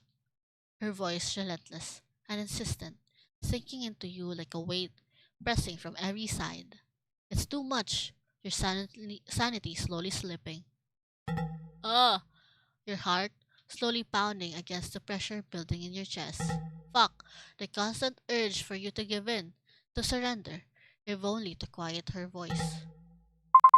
I can't take this. I don't know what to do. Your mind reels, clouded by anxiety as her words echo around you.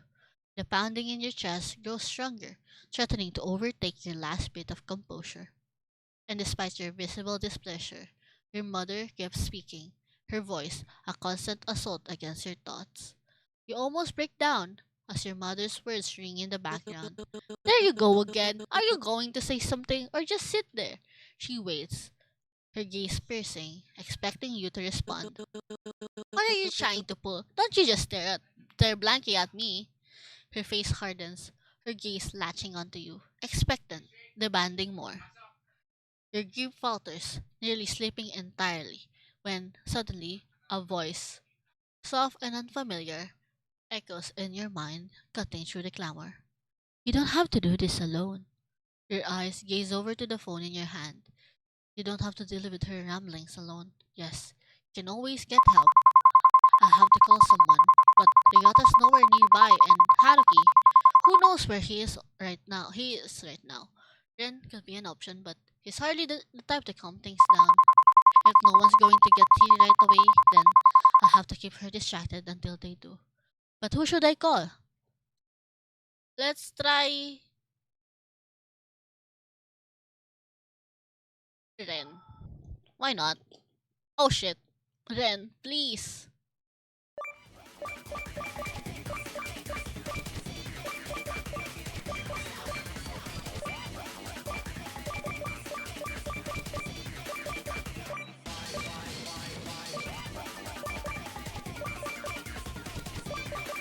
What the fuck?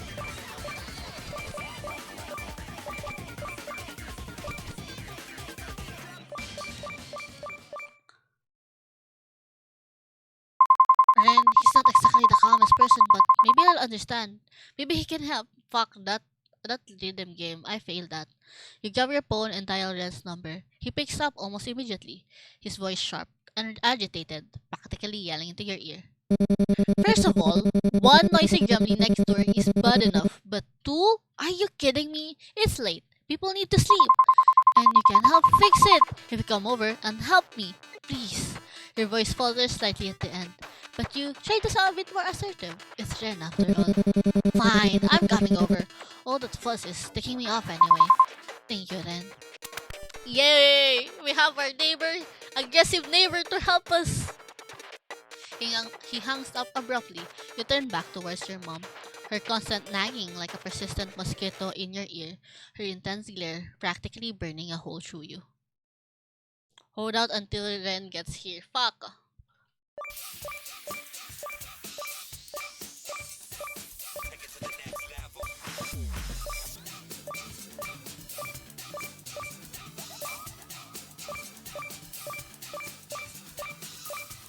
My keyboard is failing me.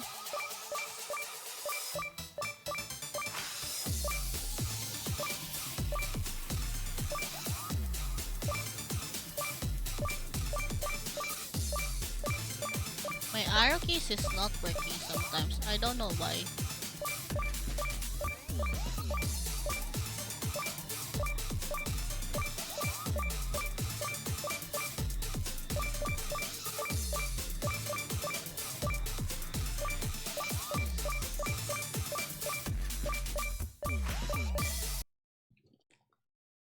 Ugh. Impressive! You've hit 89% of the total notes. Thank God.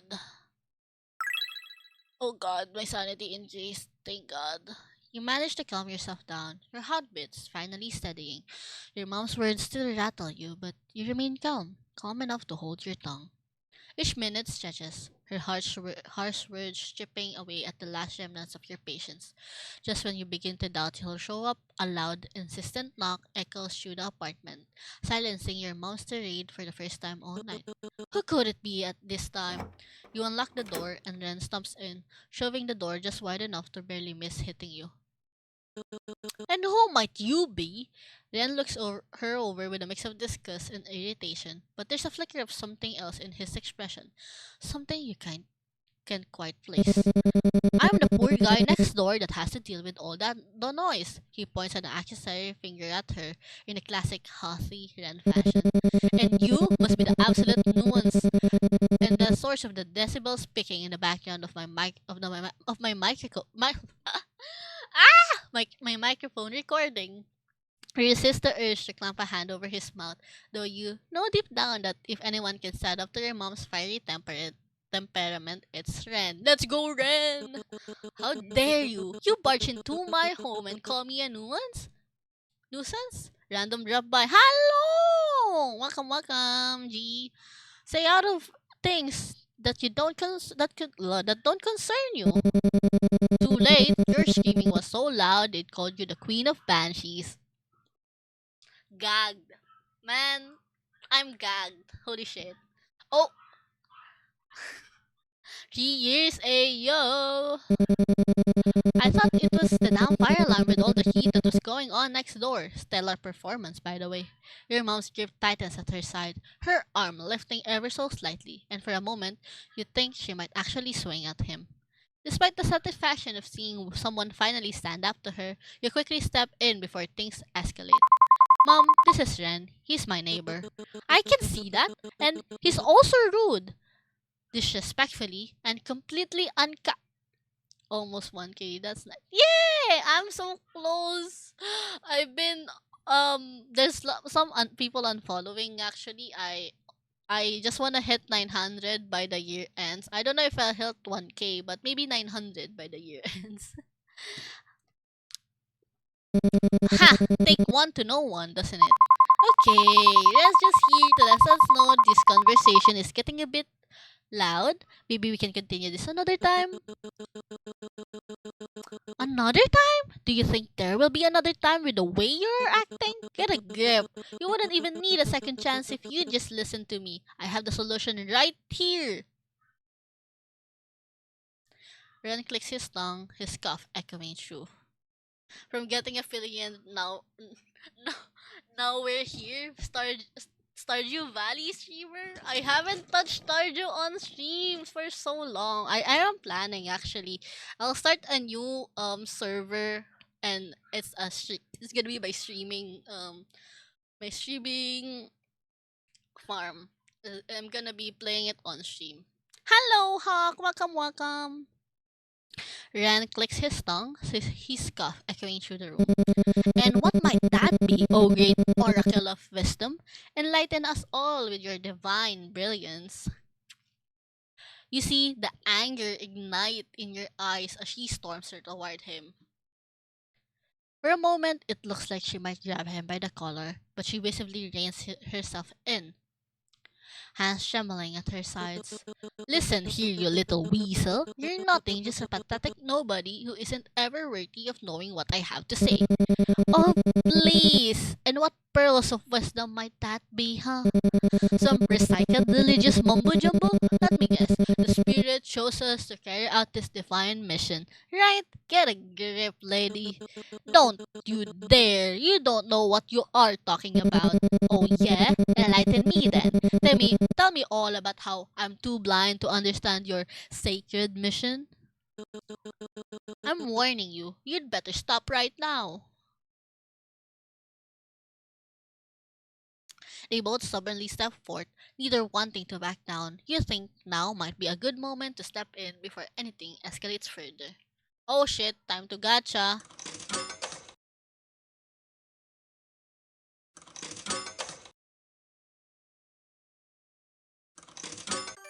Yay, we did it! Alright, I think this is going nowhere. You raise your voice, trying to break through the tension in the room. It's not gacha, by the way. I'm actually timing it. Mom, I know how much your teachings mean to you, but I really don't think you're helping right now. No, they are helping. It's just you and this cretin who are the problem. Ren steps forward, his tone suddenly calm, but firm, cutting through the chaos like a knife. Thank you so much for the fix the shrimp pack. I actually am shrimping. I love how you're like um reuniting in chat. Thank you for the head pats as well. Let me finish my coffee.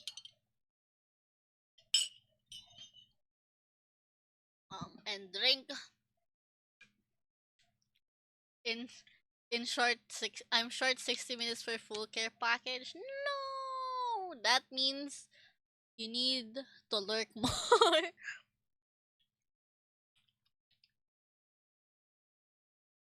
Reading so much is drying my throat.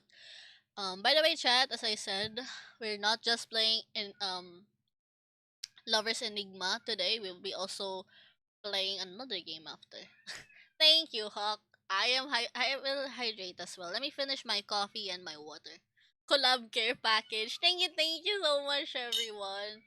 You honestly, both of you in my chat, I know for sure you guys have been here for the past 3 years of me streaming.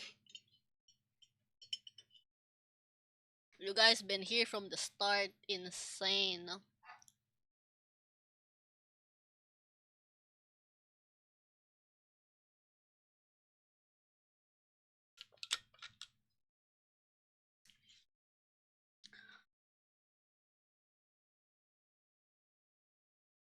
Right, o diba?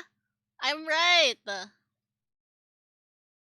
You both followed on the same day, by the way, July 13. I think you guys came from the same place. But yeah, thank you so much for the care package. I will continue reading. Ren steps forward, his tone suddenly calm but firm, cutting through the chaos like a knife. Wisdom is best received by those willing to seek it. Isn't that how it goes? Your mom has whips around, her glare sharp enough to cut steel.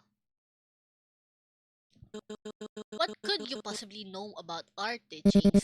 Those who force their beliefs risk driving away the faithful instead of guiding them. Isn't that in the same scripture you hold so dear? Oh my god! I'm just realizing there's religious trauma in here. That's crazy. I think it's the time I was convincing people to follow. Thank you so much for that. Forceful, but not too forceful. Isn't that the balance you people always preach about? For a moment, your mother freezes, her lips tightening as his words hit the nerve. Whatever Ren is saying seems to have worked a number on her confidence. 50th follower, let's go!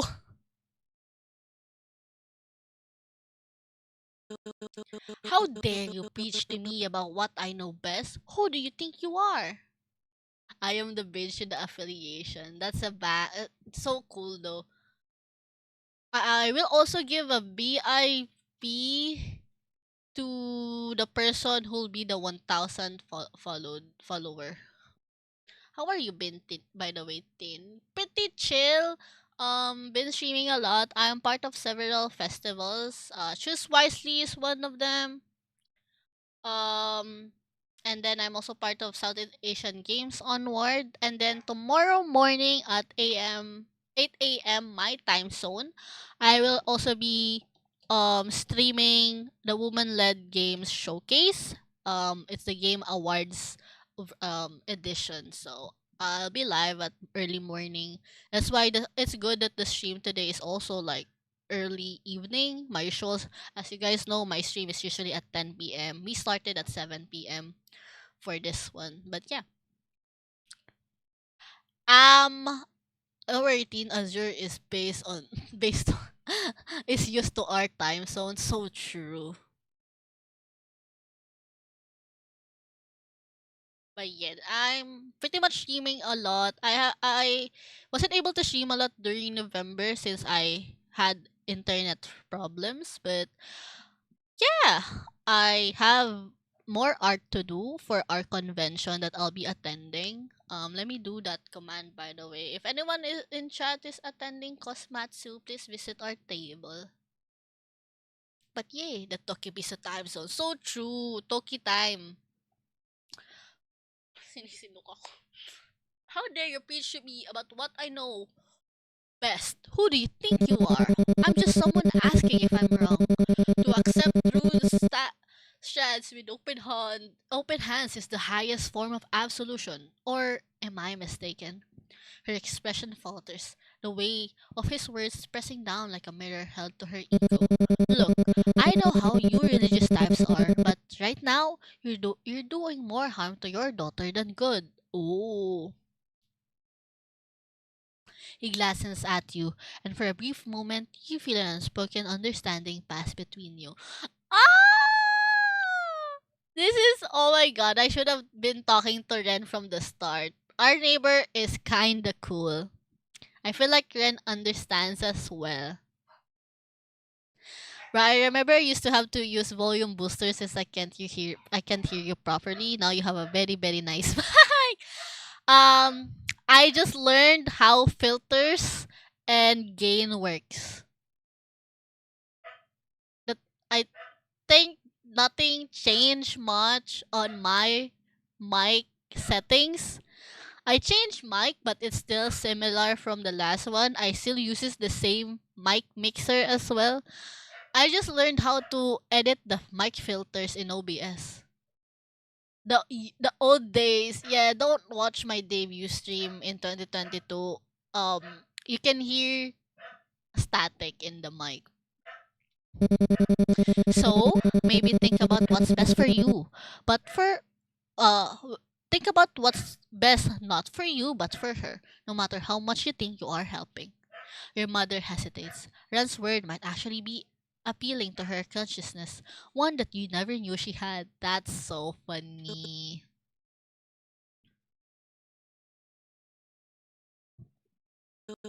I'll let this go for now, but only because my teachings tell me to take the higher path.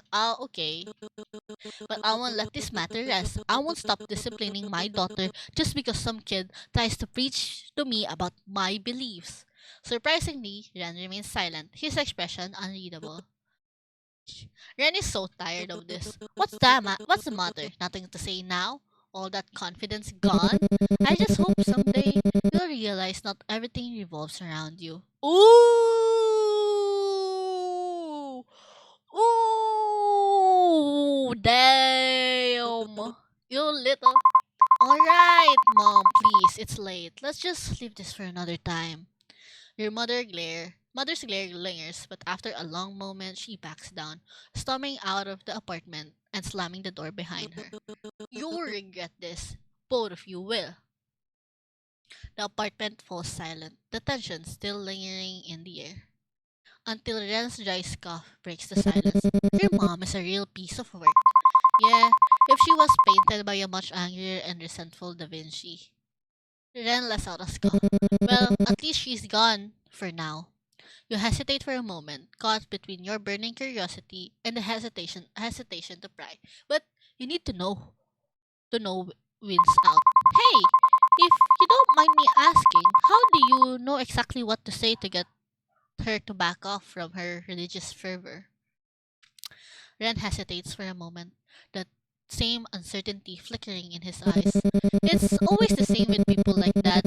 You just throw out some religious jargon and they'll eat it up. But you knew exactly what to say. You had the right phrases, the right words. It felt like you've done this before. Ren's expression tightens and the uncertainty deepening. Look, I know people like her.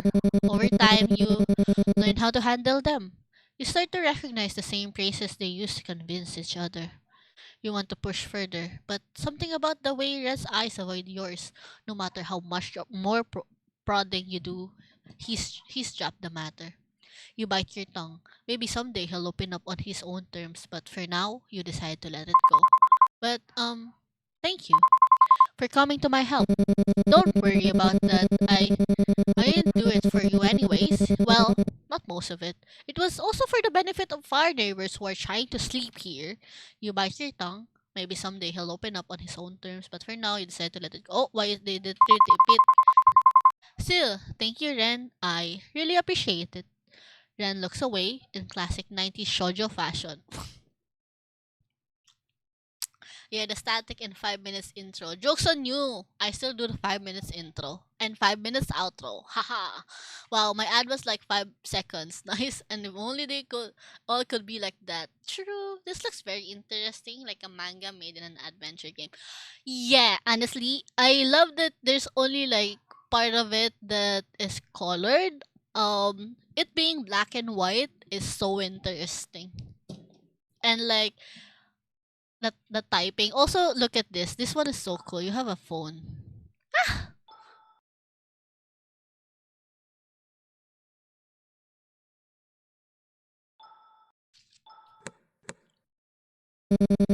Ah, yeah. He coughs, then unexpectedly missed your eyes with more seriousness than you are used to from him. I just hope you'll be alright. I know how hard it can be to deal with people like them. Thanks. I think I'll manage. What's another 30 years of mommy issues, right? Mommy issues, spiritual issues, and religious issues. The trifecta. Triforce even. So many trauma. You can't help but muse at his little quips. After everything you've seen of Ren, you realize there's more to him than just a snarky and hot-headed. Right? I like him now.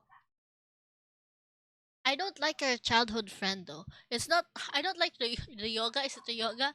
It's not all arrogance or bitterness. It's a defense, a shield he puts up, and somehow that makes you feel less alone in your own sharpness. Maybe your sarcasm doesn't make you a bad person, like your mother always said. Ren is more than he lets on. Dependable, quick-witted, and when it matters the most, kind. You catch yourself wondering if you were able to see past this exterior of his. You hope, you pray, deep down, maybe he might be able to see past yours too. Ren eventually says his goodbye, claiming he has important nighttime activities to tend to. You want to tease him more about his unique choice of words, but you hold back. It's likely heard enough sarcasm for one night. After exchanging your farewells, you settle in for the night, a quiet sense of relief washing over you. In learning more about him, you realize he's no longer just a neighbor. Maybe, just maybe, he's becoming something more. A friend. Aww. The sanity is up. Affection with Jen increase. Can I go to the shrine? Kazuki. The air around the shrine feels oddly. Work was tiring today. I'm sorry, Kazuki, but I'll do what I can. There, all cleaned up. Perhaps some incense from the temple will help you feel better, but I'll have to get it for you next time. Okay, Kazuki? I really wish I could, but it's late. Can't get any of the incense. I need to go to the bathroom, I guess. You're keeping it together pretty well, but there's no harm in making sure you are extra calm. Select a music. Let's go with this. Uneasy.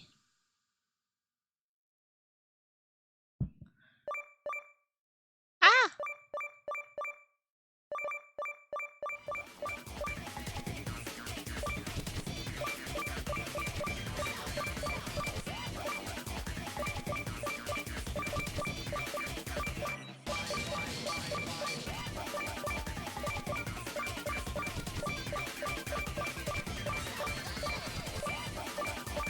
Ugh!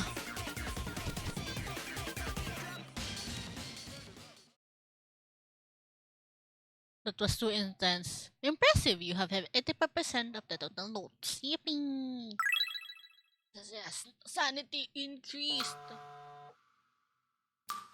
Um, can't get any of this. I guess time to go. Time to sleep. Best not to leave the house now. Okay. Oh!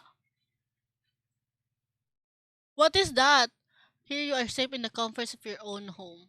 The window remains closed. Here you are safe in the comforts of your own home. You look out on the window, curious to see if you could find the source of the sewage from rest. Oh my god, wait, I got jump scared. I can't read right anymore. Curious to see if you could find the source of the sewage from yesterday. Instead, you see a child crouching in the corner, unmoving. No explanation, no reason, just there. Fuck this! Why, why? My heartbeat suddenly spike. What the fuck is this? Am I hallucinating? Is there like an actual evil spirit and it's not just my husband in the house? Now, that's a strange sight. In true classic horror movie fashion, do you open the window to check if he's okay, just in case it's a neglected child? Or do you pretend you saw nothing and go on with your night? Ah! Chat, chat, choose for me. Ah! It's so creepy! It's so creepy! I feel like this is going to be in my nightmares. Oh, what is like? Why is it in my balcony?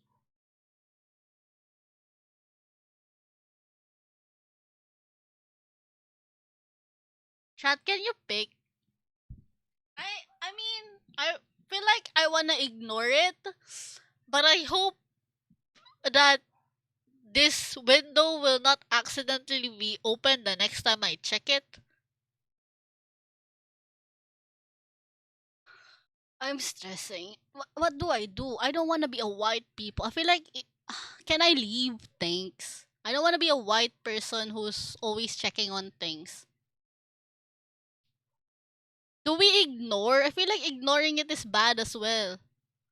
What do you do in this kind of situation? Honestly, if this is happening in for me IRL, I will actually ignore it, leave the house or call a help, and then we'll be blessing this place as fast as we can. Gonna start like chanting prayers as well. Add that to the mix of like panic. start start praying our Father or the entire rosary, you know? It I I don't I don't want that. That's so mm, ooh. What if sleep? You finally enter your bedroom and switch off the lights. Please don't tell me the child is there. Please. Please.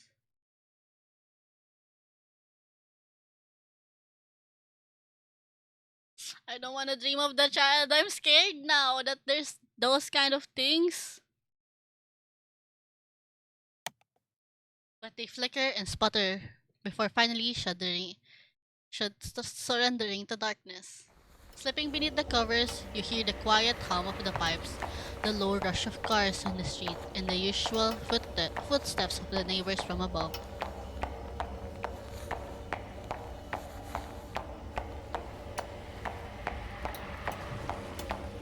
But tonight, the footsteps multiply, a growing thump that becomes heavier, faster. You start to wonder if it's something else. Ah! Oh, I'm creeped out. I'm so creeped out. With a glance, you place your phone nearby, fingers itching for a quick call if needed, but eventually, sleep overtakes you. Man, I got jump scared. It's bad for me to get jump scared because I'm right next to my PC and then I will accidentally shut down this PC and this entire stream. In the depths of that night, you dream of Kazuki. In a dim, hazy scene, he talks about his fascination with collecting insects, each word faint as as a breeze. The images, not the images, though grow clear, the, grow, the, The glow clearer, beetles, cockroaches, or is it something different? Something sinister. Its body sneaking around the room like a creature just beyond your reach. You search, almost desperately, trying to find its name, but it slips away, elusive, lost in the fog of your dream. Ah! Stop! It seems as though the tapestry is finally unraveling itself. The key player have already made their first move, though some have moved quicker than expected. Others still hesitate, as if time waits for them. I wonder what your next move will be, my dear princess. Excuse me? Molting form and shedding skin, it claws to life from depths within. Survival's call, a twisted creed, the ancient curse reborn to feed.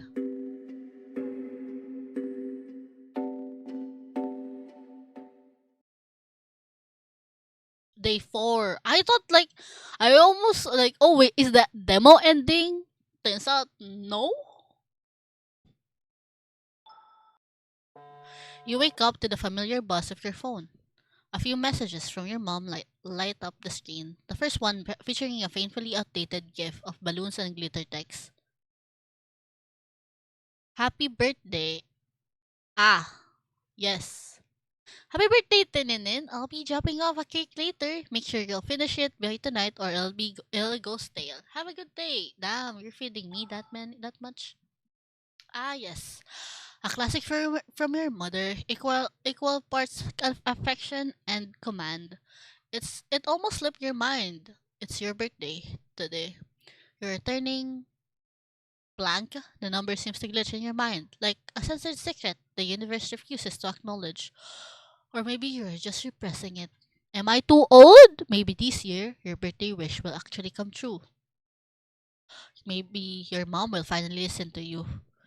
Hear you out. Let her breathe without the constant pressure of her expectation. That kinda spooked me. The phone sound in the kinda sync with my phone's vibration. Hey, maybe your mom is also contacting you. Maybe today will actually be a good birthday. Just kidding.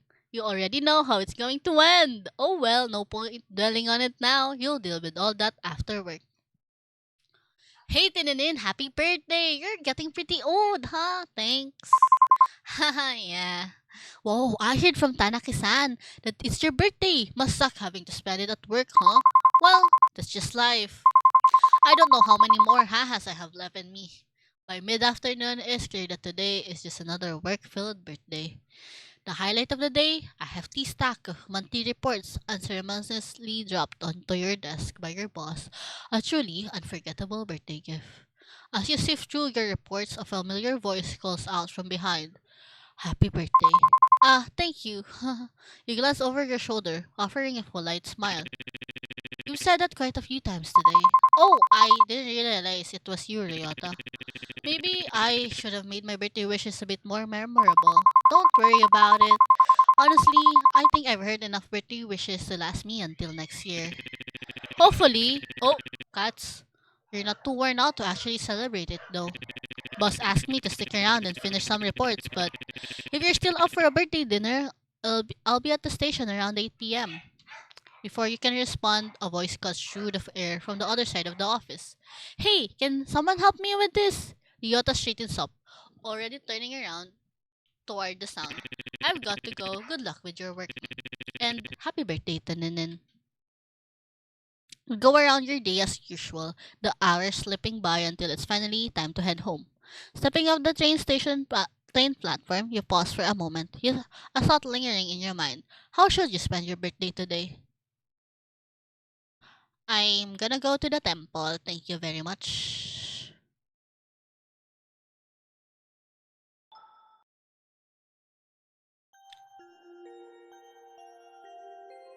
Mm,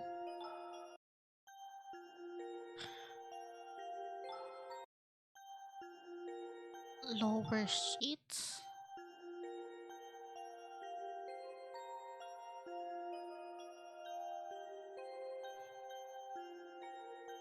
I need to go to the temple. You head to the temple, and as you look around, you notice a monk tending to the shrine office.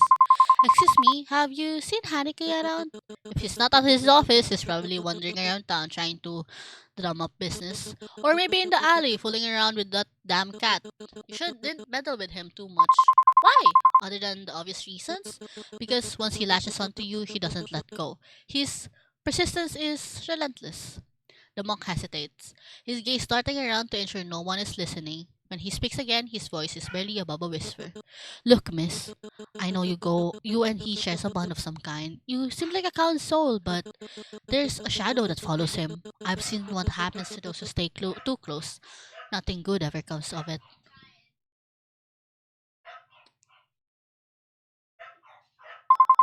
I'm listening. The monk exhales slowly, his gaze hardening as he leans closer. His voice drops to a near whisper, the weight of his words filling the silence. Words spreads quickly in the circles of those who deal with the unseen. Stories, whispers. They say he carries an unnatural shadow, an omen of misfortune, a harbinger of calamity. His expression darkens, and for a moment he looks as though he's reliving a distant memory.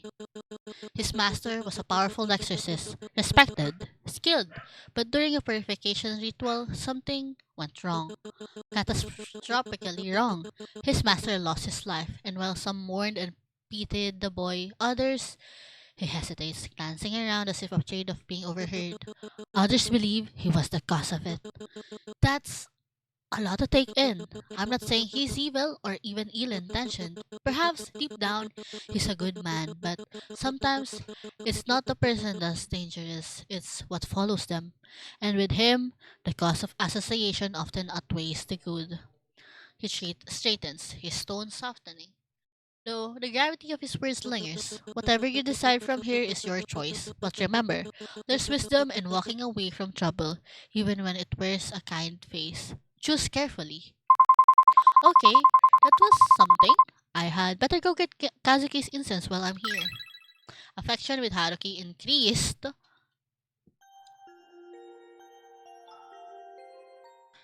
You arrived at the train station and stayed by the gantry waiting.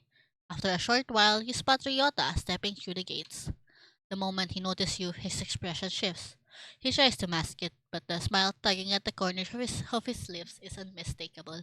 It's brief, a flash of something warmer than usual, but it doesn't escape your notice. Now, I'll be happy if a man sees me and starts trying to suppress his smile. Hey, he's actually smiling. He's so serious. As he approaches, his tired eyes reflect the exhaustion from work, but the soft smile never quite disappears. Ah, you're here. Sorry if I kept you waiting. Are you waiting for me? I hope I didn't make you wait too long. I'm glad you decided to come. You know, if you are still up for it, we can grab that dinner. Just like I promised. It's my treat, of course. Wait, I need to check something. Wait, I didn't. Okay, I got the incense. Okay, I was worried I didn't get it.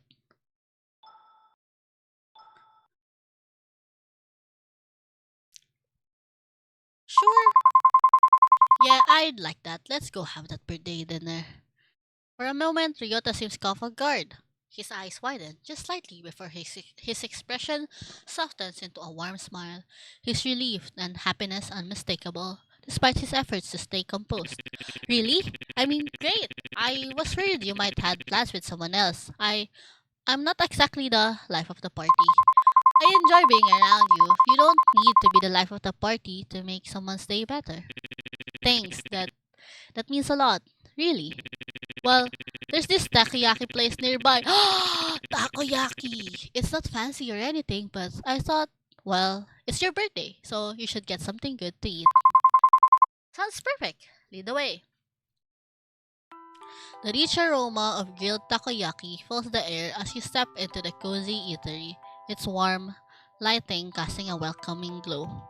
You take a seat beside Ryota at the counter, the comforting aroma of freshly grilled takoyaki wafting as a steaming plate is set before you. For a moment, neither of you speaks, the quiet hum of the restaurant filling the space. You glance at Ryota, his gaze fixed on the food, and find yourself wondering how to break the silence. How do you even find this place? It's so tucked away. Honestly, it was by accident. One night after work, I was wandering around and just ended up here. I didn't even know this place existed before that. An unlikely coincidence. Quite so, like how in stories the main character always ends up in the right place at just the right time. Hey. Maybe we are in some cheesy romance written by some lonely writer. What's happening here? Sorry, you're not in a cheesy romance written by some lonely writer. You're actually in a murder kinda psychological horror, I don't know, otome game. Hell, well, they've got some good taste for food, I guess. I didn't know you'd like takoyaki. I'll eat anything really, even shellfish. What's wrong with shellfish?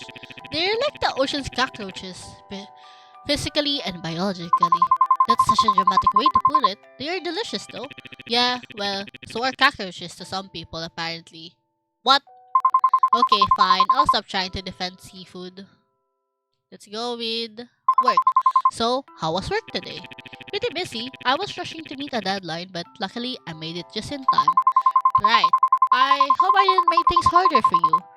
If you needed more time, we could have done this another day. Ryota shakes his head, a soft smile spreading across his face. Don't apologize. If anything, it gave me something to look forward to. Aw, he's sweet. He's nice, I guess. Hello, Sel! Anything for you? Hey! Yo! As you sit at the counter, the comforting aroma of takoyaki wafting around you, a raised voice from a nearby booth catches your attention. Despite your better judgment, you can't help but overhear the conversation. Are you seriously going to let them dictate everything? Every decision? Every plan? It's always about what they want. Out of everyone, you should understand why it's not that simple. I understand. I've been trying to understand for years, but it feels like I'm the only one trying. I'm tired, tired of feeling like I come second to your family. He said quietly, the tension in their voices making it hard not to listen in. Mosa. He's nice. He's like the last person I'm talking out of the three guys you can choose to talk. Technically, your husband is dead, The weight of their argument feels heavy, and as you steal a glance at Toyota, you realize he's also caught up in their words, his expression thoughtful. There's a moment of silence between you, broken only when Toyota clears his throat and says softly, "They are being awfully loud." Ryota, what do you want to do in the future? Ryota looks up at you, clearly caught off guard by the question. He shifts slightly in his seat, blinking at you with a soft, curious expression. Let's be random. This is how random I am as well when I talk to people. Huh? That's a bit out of nowhere. What brought that up? It's just, I didn't mean to, but I overheard that couple arguing about their families and stuff, and it made me think. For most of my life, it feels like I'm trapped in this bubble of other people's expectations.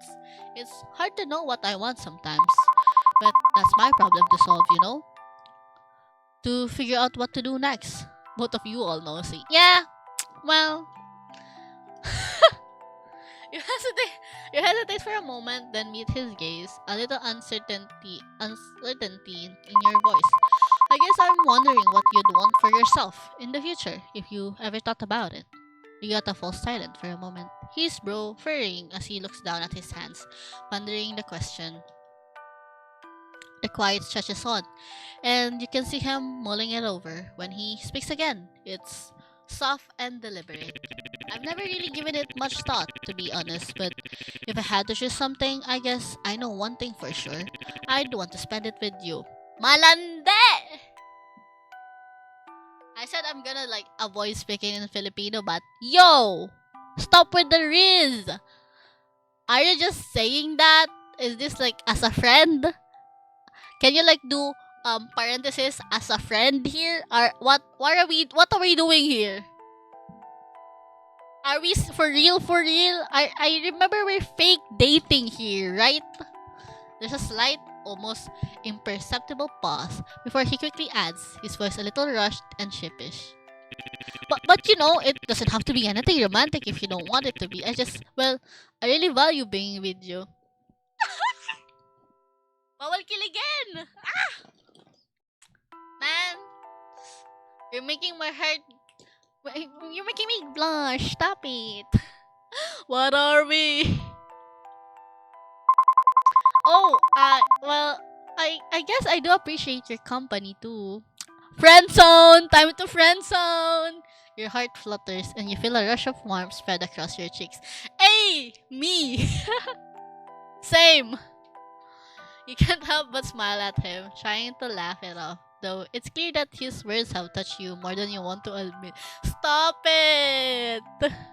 The moment hangs in the air, and for once you don't mind the quiet, feeling more certain of something that you haven't in a long while. Well, I guess this is the part where I give you your birthday gift. You got me something? Oh, Ryota, you shouldn't have. It's nothing much. I bought this a few months ago. I didn't know when would be the right time to give it to you, but I thought your birthday would be the right time. He bought it a month ago. Okay, what is this? If this is accessory?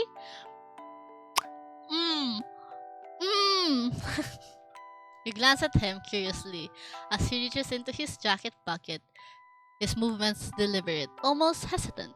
When he pulls out a small velvet box, your breath catches. He bought this months ago? And now he's giving it during your birthday?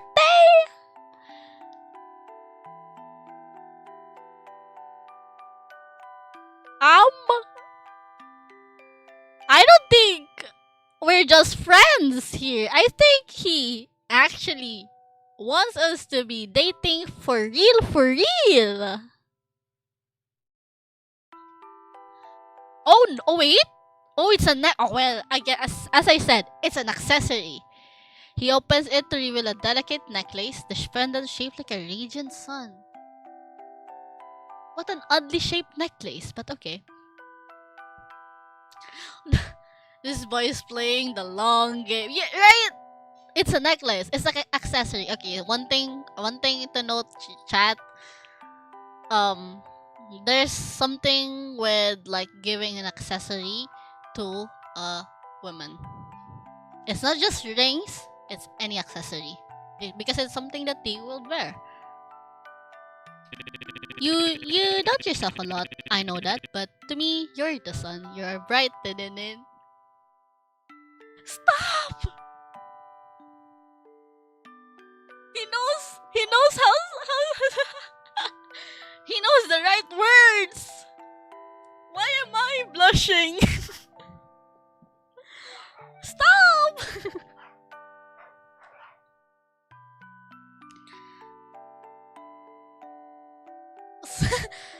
Man, it's too smooth.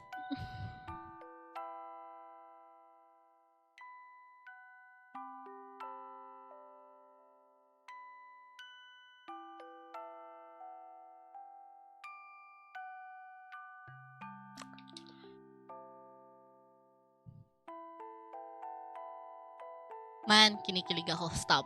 Okay. Ah! His words leave you speechless for a moment. Your heart full as you carefully take the necklace from him. Ryota, I don't even know what to say. Thank you. This means so much to me. You don't have to say anything. I just wanted you to know how much you mean to me. And, well, maybe it's a way to pay you back for everything you've done for me. You don't owe me anything, you know? But thank you. Really. The two of you fall into a quiet rhythm as you leave the restaurant. The necklace resting against your collarbone. Its way a comforting reminder of his words. You find yourself replaying them in your mind, marveling at how he would see you as something so bright and positive. You've never thought of yourself like that before, and now there's something unfamiliar bubbling up inside of you, warm and fluttering. As you walk side by side, you're glad for the cover of night, the shadows hiding the telltale red creeping in your ears. Ryota walks beside you, his hands in his pockets, his presence steady and reassuring, and for a moment you wonder if he can feel it too. The quiet shift in the air between you. S- Oh, okay. Find Haruki? Oh, we can find Haruki. Can we? Can we still? Affection with Ryota increased. Can we still go to the alley? Cat! You notice Haruki in the alleyway, crouched near a stray cat, with a small dish of food in hand. Cat! My dear client, have you come to visit me? Or does Mr. Tubbs over here have another visitor? You glance down to see a stray cat nestled comfortably between Haruki's shoes. Haruki is just beside him, carefully placing a small dish of food within the cat's reach. Are you acquainted with this guy? Seems like he's got a lot of fans. Miyabi glances at you briefly, then turns away, with a flick of his tail, letting out a soft hiss of annoyance as you approach. Ah, ignore him. He's a meanie, but deep down, I think he secretly likes people. Maybe. Haruki shrugs with a grin, scratching behind Miyabi's ears, unfazed by his cat's attitude. He's just he's cute and round. You just name him Mr. Tubbs. He's cute and round. Plus, he's got that distinguished air to him. Addressing him without a title seems a bit rude. He's not that fat though to be called Tubby. That's why it's not Tubby but Tubbs. See, I didn't finish the sentence, like how he doesn't finish his food because he's not fat. I've seen him around here too. He chuckles, but there's a genuine warmth in his voice. He runs his fingers through Mr. Tubbs' fur one last time before standing up straight, wiping his hands on his pants. Did you really come to visit me, or is it just the cat you are after? What do you mean, yes or no? There's like two questions here. Yes for visiting him, no for the cat. Yes. Of course. If not, why else would I ever why else would I have appeared before you? Maybe you are here for Mr. Tubbs, huh? Well, Mr. Tubbs is a pleasant surprise, but I really did come to find you, Haruki. Ah, it's such a nice feeling to be unwanted. I do try to keep myself humble, but a little ego boost never hurts. If only my mother had the same feeling. So what can I and or Mr. Tubbs help you with today? You know, we're both professionals in the art of making people's days a little brighter. I just wanted to ask about my situation. Ah, of course, my dear client, you've got me mid-mission working tirelessly in the shadows to uncover why such sinister forces have their sights set on you. But worry not, your friendly neighborhood investigator is on the case. I promise, everything will be resolved soon. Just a bit more time. As much as I trust you, Haruki, can you tell me a little more about what you are doing? Haruki hesitates, the usual playfulness in his eyes steaming slightly. Still, he musters a grin, a reassuring, if slightly sheepish one. I'm truly grateful for how much faith you put in me. I know it must be maddening to be left in the dark, but there are just some things I can't share yet. He pauses, searching for the right words. Think of it this way. I'm like one of Santa's elves, quietly working behind the scenes. You don't see how the present gets wrapped or how the sleigh gets loaded, but when Christmas morning comes, everything's there, perfect and magical. You don't have to worry about a thing. Please trust me. I swear I'm doing everything I can to keep you safe. His usual whimsy flickers back, accompanied by a crooked grin. Besides, if Santa can't pull off the North Pole in December, I've got this, right? Alright, I trust you, Haruki, but I hope you'll tell me everything someday. Thank you for trusting me again. I promise, even that when the time comes, I'll tell you everything. Right after I solve that problem of yours. It'll be the best present ever. Speaking of presents, happy birthday! You hadn't expected anyone to remember your birthday, much less someone as carefree as Haruki. Wait, how did you know it was my birthday? Ah, my dear client, you underestimate the great powers of an exorcist extraordinaire.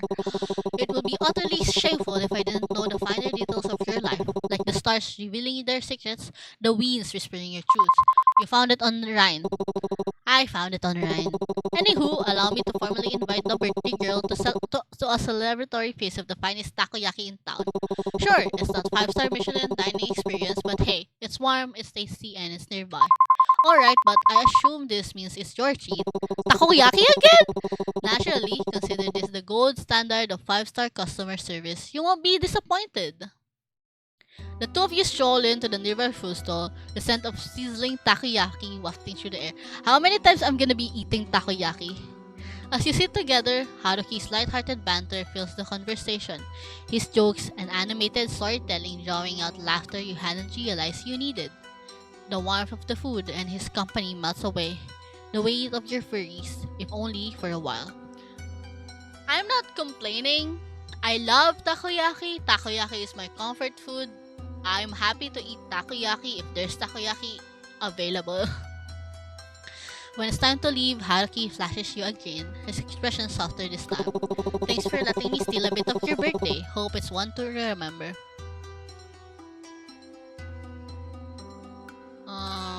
Time to go home? Affection with Haruki and Jace. It's really late. I better head home before mom gives me a mouthful.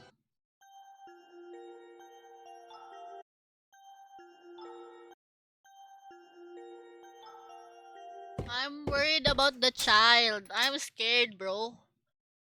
Ah! You step into your home, greeted by an eerie silence. On the dining table sits a small cake, meticulously decorated with pastel icing. A note rests beside it in your mother's familiar handwriting. Eat this, all of it. It's good for you. Why so demanding? A strange unease trickles at the back of your mind, but you sit down. Anyway, carving a cautious slice and taking a bite. She's being nice, that's not normal. How strange. It tastes okay. Something strong, something's weird. At first, it's sweet, soft sponge with a hint of vanilla, but then something foreign grates against your tongue. You pauses. Something strong, your stomach tightening as you pull the bite from your mouth, revealing a long strand of hair tangled up in the frosting. What the fuck? I don't like this! What the hell? Did mom poison me? You run to the sink, spitting it out, gagging, but it's as if your body has already decided to reject more. A sudden heave forces you into the sink as the bowel rushes uncontrollably. Must get it out. What's happening? Must get it out. You can continue to vomit, various substances escaping your lips. Your lunch from today, spit in stomach acid, and what's happening? More hair? Get it out of me! You clutch the edge of the sink, trembling as more hair spills from your mouth, clinging to your lips like something alive. The tang of stomach acid burns your throat, but what follows sends cold terror coursing through your veins. Chunks of meat, raw and glistening, hit the sink with wet, sickening spats. What happened to the takoyaki? You try to catch your breath, but another wave overtakes you. Your body convulses, bringing up more and more. Hair, bits of undigested food, and then teeth. Jagged, yellow teeth rattling against the porcelain basin. Maybe you're hallucinating again. You think, maybe this isn't real. But the sensation heaving, the burning bile, the slick but sliding from your mouth, it's too vivid, too visceral. The grotesque parade of horrors continues, spilling from you like some cursed fountain. Each ratch leaves you weaker, yet the torrent doesn't abate. Stop this. As your trembling hands clutches the edges of the sink, you dare a glance at the carnage below, and then you see it. Ah! Amid the hair, ball, and unidentifiable chunks, something small and malformed shifts. It's pink and slimy. It's like a ball of meat, alive. It expands, and deflates ever so slightly, almost like it's breathing. Chat! Just so you know, I'm covering my eyes enough for me just to read the text. You notice some of the chunks were teeth, and what seems like an eye staring back at you. You you can't seem to form the words to even begin to describe the horror that you produced from the depths of your throat. What? Grabbing the faucet, you turn it on full blast. Desperate to erase the nightmare, water gushes down, carrying chunks of gunk with it, but the sink quickly clogs. The fetid water pools around the mess, rising in defiance of your efforts. Frustration boils over. You seize the nearest object, a hairbrush, and jam it into the drain, jabbing furiously. The bristles bend and snap as you shove harder, muttering through gritted teeth, then shouting, "Go down already!" Each shove is punctuated by your screams, your voice hoarse and cracking. The sink gurgles as bits of the gunk slowly spiral downward, disappearing into the pipes. Finally, the water drains, leaving the basin empty, except for lingering streaks of slime. You stand there, panting, your knuckles white as you grip the edges of the counter. The silence that follows is deafening, broken only by your ragged breathing. And then you hear it, faint but unmistakable. A soft, pitiful cry. Ah! You stumble back from the sink, your legs shaking uncontrollably, and you collapse to the floor. Hot tears streaming down your face as you gasp for breath. Breathe. The sound of your own ragged sobs filling the suffocating silence of the kitchen. I didn't mean for this to happen. Please forgive me. You clasp your hands together so tight until the knuckles turn white as you pray fervently to anyone or anything that will listen to your cries. Please forgive me, Kazuki. I'm trying. I swear, I'm trying. I'll find out who did this to you. I'll make them pay. Just please don't hate me. You moved on, Kazuki? I'm sorry. Please, I'm doing my best. I'll avenge you. I swear.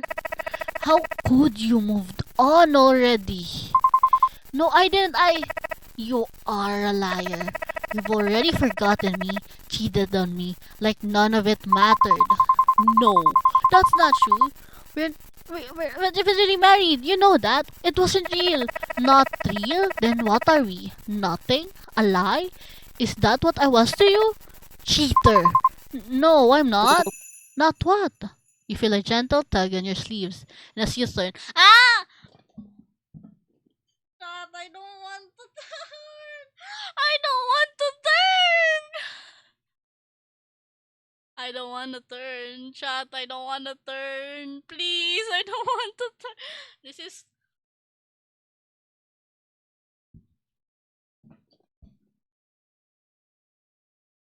I'm covering my eyes. Tell me if there's something. A, fami- a familiar glint of light bouncing off crimson tinted glasses catches your eye. My beloved! I mean, what? I sense a powerful spiritual presence radiating from this area.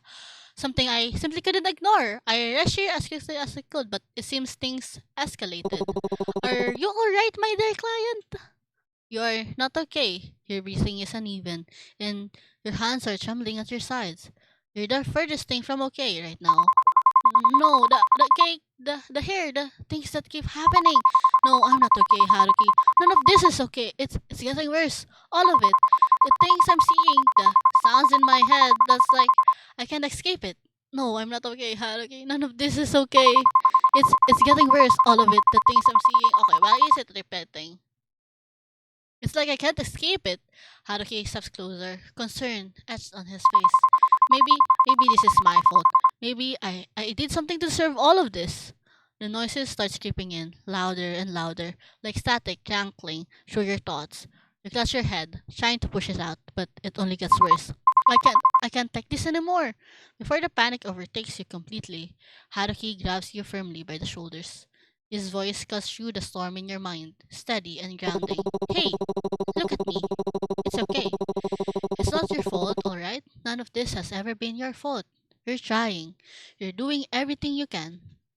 For a moment, His words gave you pause, but then the frustration boils over, sharp and hot. Everyone keeps saying that it's not my fault, that I'm doing my best, but bad things keeps happening, Haruki, over and over again. What's the point? What's the point of trying when nothing ever gets better? You asked me before why my arms are littered with spiritual talismans. Well, each one of them wards off a spirit from a botched exorcism. After my first failure, I thought I'll grow. I'll get better. But then I mess up so badly that I can't even think about it without feeling that same guilt all over again. His gaze meets yours, and you notice something in his eyes, a flicker of understanding that feels achingly familiar. And the worst part, the bad things didn't stop after that. They kept coming. They keep coming. There are days I feel useless, like nothing I do will ever make up for what I couldn't fix back then. But if even one small thing I do now can help if it I can make someone's day just a little brighter for Ding ding ding. ah Ding ding ding. Ding ding ding. or ease Ding their ding pain ding. even Ding for a ding moment, ding. Ding ding ding. then it's worth it. Hello, welcome to the stream. I hope you thank you so much for the follow. Welcome aboard, by the way. Do I call you Ajax? And I hope you can feel the same way someday, because no matter how dark it gets, good luck with the lurkies and the homework. The fact that AJ or Ajax works fine. Okay. Thank you so much for stopping by. The fact that you're still here, still fighting, it matters. His words hang in the air, heavy but grounding, and for the first time in a while, the noise in your head begins to quiet. His gaze flickers over you, taking in the chaos around you with a sharp intensity. After a brief pause, he reaches out, taking your hand gently in his, turning it over. He holds it before him, his eyes narrowing as he studies your palm with quiet focus. Ah, I'm late again. I'm sorry. I tried to hold it back. I might need more time, but I wanted to keep you out of this. But given how close we are and the trust you place in me, I can't keep this from you anymore. I think you know deep down whatever's hunting you isn't Kazuki. Yeah, I know. No, this is all my fault, Kazuki. He's angry that I'm not doing anything about his death. Just living my life, but he's dead. It's not fair. Do you really believe that? Do you think Kazuki would have carried that much hatred in his heart to hurt you like this? His words force you to comfort the truth that you buried beneath layers of grief and guilt. Slowly, fragments of memory resurface. You finally stop shaking. You were so wrapped up in everything, all the bad memories that surrounded his death, and the memory that he had become, that you had forgotten the person he was. Kind, caring, sweet, a friend, and you missed him dearly. Ah, he was kind, but he was ambitious. Before his death, he worked a lot, late in late into the night even. He always said he was so close to his next big hit. I just wish he would have told me before he. Some people aren't very good at asking for help. I should know. I'm sorry. I thought the less you knew, the better. Didn't want to make things harder for you. No, I probably wouldn't have listened anyways. Haruki, thank you. He releases your hand at last, a small smile tugging at the corner of his mouth. Of course, anything for you, my dear client. You roll your eyes, the warmth in his tone making the nickname less irritating than usual. Will you stop calling me that? I don't think I've ever heard you call my name. Ah, then Tinenin? No, that's too embarrassing. I'll stick to the tried and true nicknames. Thank you very much. But anyways, about the thing hunting you, it's an evil spirit that has latches onto you. From what I can tell, it's tied to something in your past, though I haven't quite figured out what yet. What do I know is that it feeds off your energy, especially your sanity. And judging by the state of the things, it's been feasting pretty well this past few months. I'm still working on finding its source or why it chose you in the first place, but I'm here for you no matter what. I can't help you make the right choices, but I can hopefully make the journey a little easier. So, whatever decision you chose to make in the future, I'll support it with my whole heart. You feel the tul- tumultuous waves crashing within you finally still itself. The guilt in your heart purring away as you finally piece together the truth. I see. I couldn't have done much of it without you. Thank you, Haruki. You've been my son. And you've been mine, Tinenin. You want to ask Haruki for my information, but before the both of you can have a real conversation, his phone buzzes heavily, indicating another client requires his attention. I could always stay a little longer, make sure things don't start getting more strange again. No, I can't keep you from your work. I'll be fine, I promise. I would stay if you asked me to. And I would, even if you didn't. I know, but really, I'm okay. You've given me enough to keep my head on straight. Believe in me! Alright, alright. A strong, independent woman like yourself will definitely have things under control. But don't hesitate to call me again if you need anything. I'll come sprinting back in. Trust. You say your goodbyes, and once he's gone, your gaze falls to Kazuki's altar. His framed picture, still and silent, gazes back at you. The smile he wore in that no longer holds malice or anger, hatred or greed. No, it was that same smile he had at your wedding, reassuring you that everything was going to be fine. And somehow, you still believe it still is. Go to the shrine. The shrine feels different today. An unshakable, uneasy presence lingers in the air. It's that quiet, lingering sensation like something is just slightly out of place, yet you can't quite grasp what's wrong. But in the end, this is still Kazuki's shrine. It holds the weight of his past and the complexity of your feelings, whether they lean towards resentment or something softer. No matter what, it's still Kazuki. You leave incense for Kazuki, hoping it might ease whatever lingering resentment still remain. Yet, after days of doing this, doubt creeps in. You are not sure it will make a difference, and still you do so anyway. As you bow your head in a prayer, guilt lingers, an unshakable weight pressing against your heart. No matter how much you do, it never feels like enough. Not after everything that's happened, not after the past few days. You tell everyone you're fine, that you are moving forward, but deep down, you know the truth. Then, just as doubt threatens to consume you, a familiar scent drifts through the air.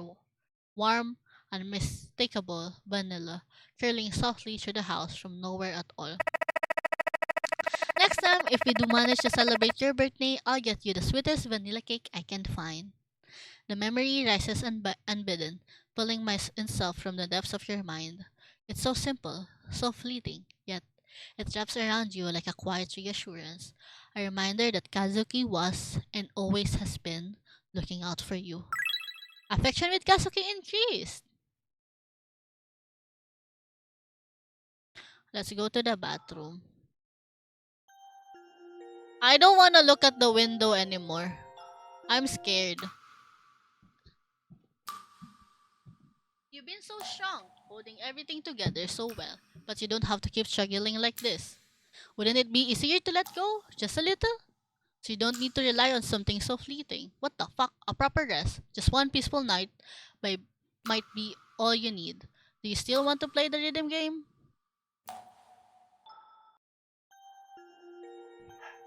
Okay, I might finish the game off here after this rest. Since we have another game to play. Your phone buzzes with a notification. It's from mom.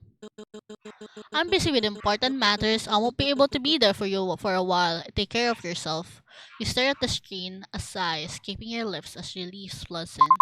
What the? Good for me, I guess. Maybe I'll get some peace without her breathing down my neck. But something feels off.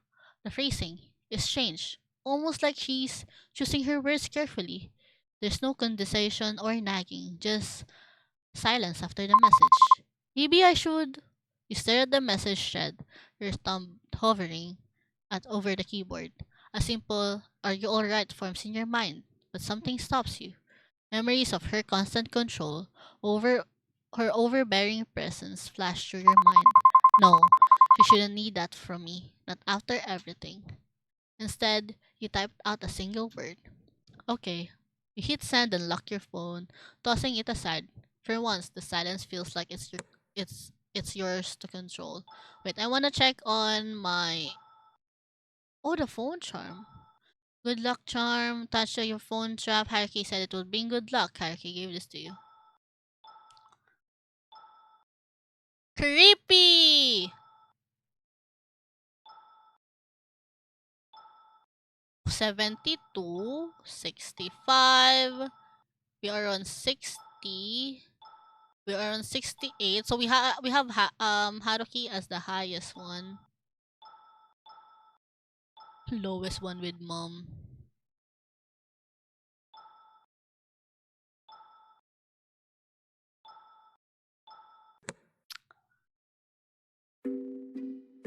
Ooh, what the heck? The funny thing about curses, they have a way of sticking it around, don't they?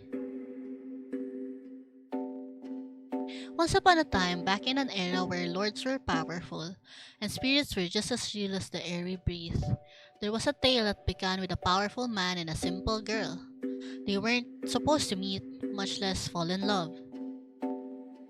The girl had a way of drawing people in, even those who should have known better. The wise, the loyal, shouldn't help but get caught in her orbit, and where sorrow lingers, darker things are not far behind. Done not by her, but the quiet ache clinging to the ones around her. Despite everything, she had to protect them, so she made a sacrifice. One meant to save everyone else, but but sacrificing like that come with a price. In her final moments, a wise was formed, something simple, something all too human. But even the smallest wishes, a wish can have a powerful consequences, and so a curse was born. One that tied her fate to those around her, locking them all in a cycle they couldn't escape. Not until she made a choice. Not until someone was brave enough to break the pattern. So, here we are. Curses, gods, ghosts. Oh! And a lot of an unresolved tension. But hey, no pressure. In the end, it's all about who you choose. No big deal, right? That's a transition, I think. That's so cool. Day 5. Okay, we can we finish here? The dream of the past few days. You dream of the past few days, your fragmented memories stitched together in the haze of the sleep.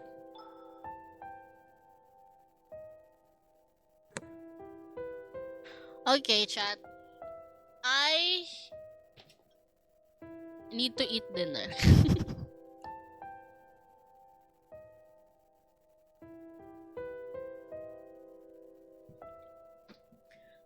I will move on and we'll get dinner and then we'll play the next game.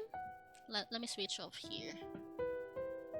Should have saved, right? I will probably continue this. How long is this demo? Why are we on day 5? Is it like until just day 5? But I will probably finish it off next time. But it's a definitely interesting game. The horror aspect is kind of crazy. Yeah, that's one meeting. Right?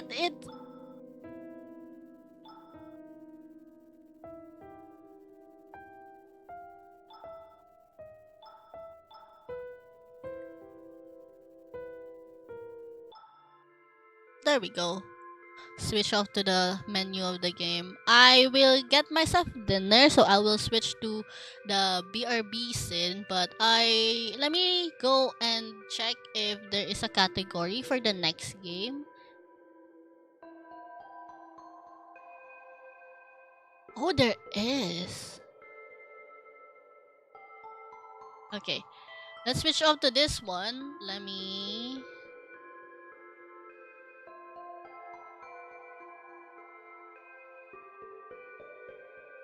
Bro, I can't type. Can you like exit?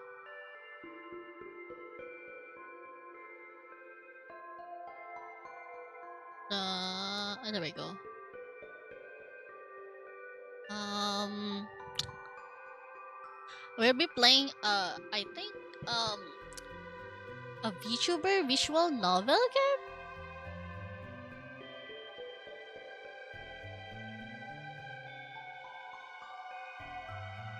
with like a bit of a mystery in it, I think. But yeah, before that though, I will be doing a BRB, gonna get some food for my dinner, and also stretch my back and also pee. So feel free to also do your own thingies while I'm gone. Don't stay in front of the computer for too long, okay? Go do some stretches, okay? BRB chat.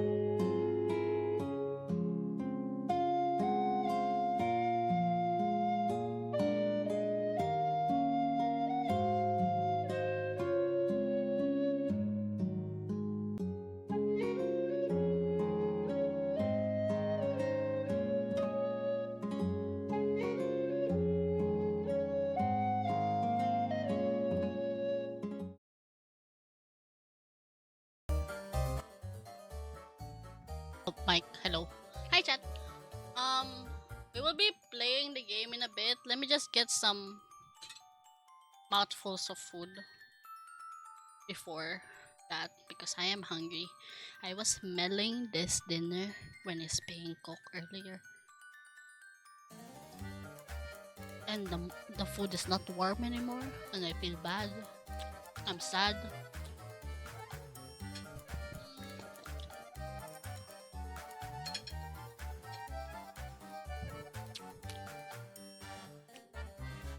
Bum, bum, bum, bum. The game we'll be playing, actually I can switch up to this so you guys can still see it. Oh, it's not showing.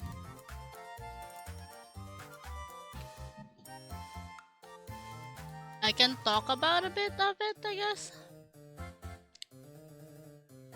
So, there's no real doxing here, even though the title says the real face of a VTuber. There's no doxing in this game. I'm assuming it's a murder mystery based on the premise that I've read.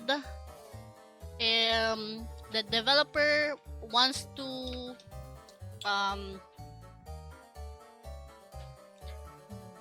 dive into the interesting qualities of VTubers, of like keeping your personal information as a content creator and those kind of things. Like,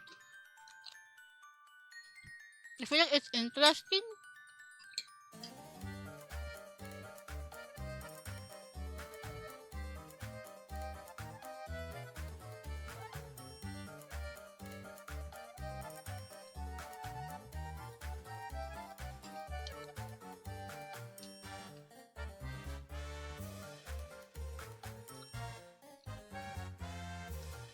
I think this is the demo. Yeah, this is the demo. Not sure how long it is. But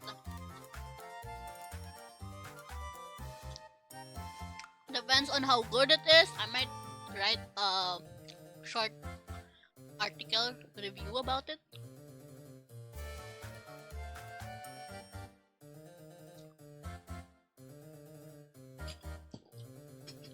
Also, interestingly, when you go to the game's Steam page, they're showing a gameplay of this game and a VTuber playing it, and the model they are using is this character. So like, there's an actual VTuber model of this character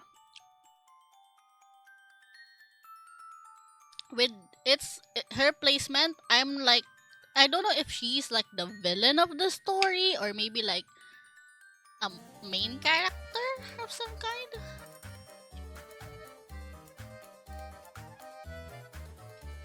She seems to be sitting in a like someone who judges.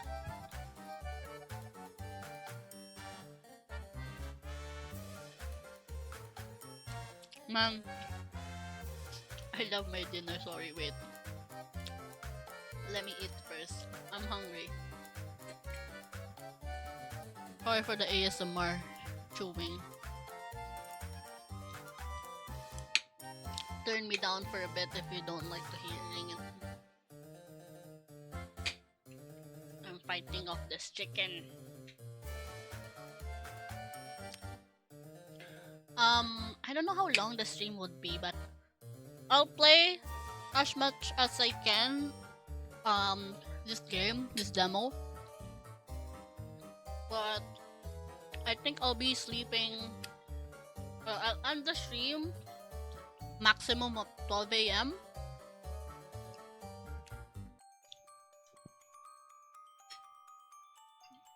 Since I need to be up early tomorrow for a stream at 8 a.m.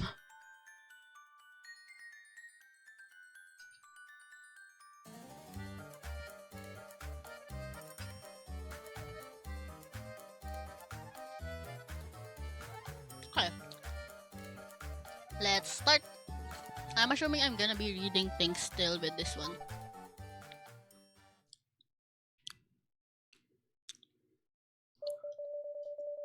Judge. judge. So, what is this real face you mentioned, prosecutor? Let me know about audios, okay? Justine Truth. By real face, I'm referring to the person that actually controls a VTuber. A VTuber's true identity. Okay then, so this VTuber's real face will influence the development of this case? Yes, you could even say it's the key to this case. Is that so? Then do you know who this VTuber's real face is, prosecutor? I believe I do, and have collected the necessary evidence to prove it. So if you don't mind, I'd like to start from the beginning. Oh no, we're about to find the VTuber? Oh shit, that's kinda hard. Oh no. Who ate my pudding? Emily Close. What are you yelling for? I just went to eat my pudding and it's not here. Did you eat it? Your pudding? No? Emily Close, a secretary? Then why did you stutter? It was you. Just admit it. Sorry, wait, let me drink water. I am like hiccuping.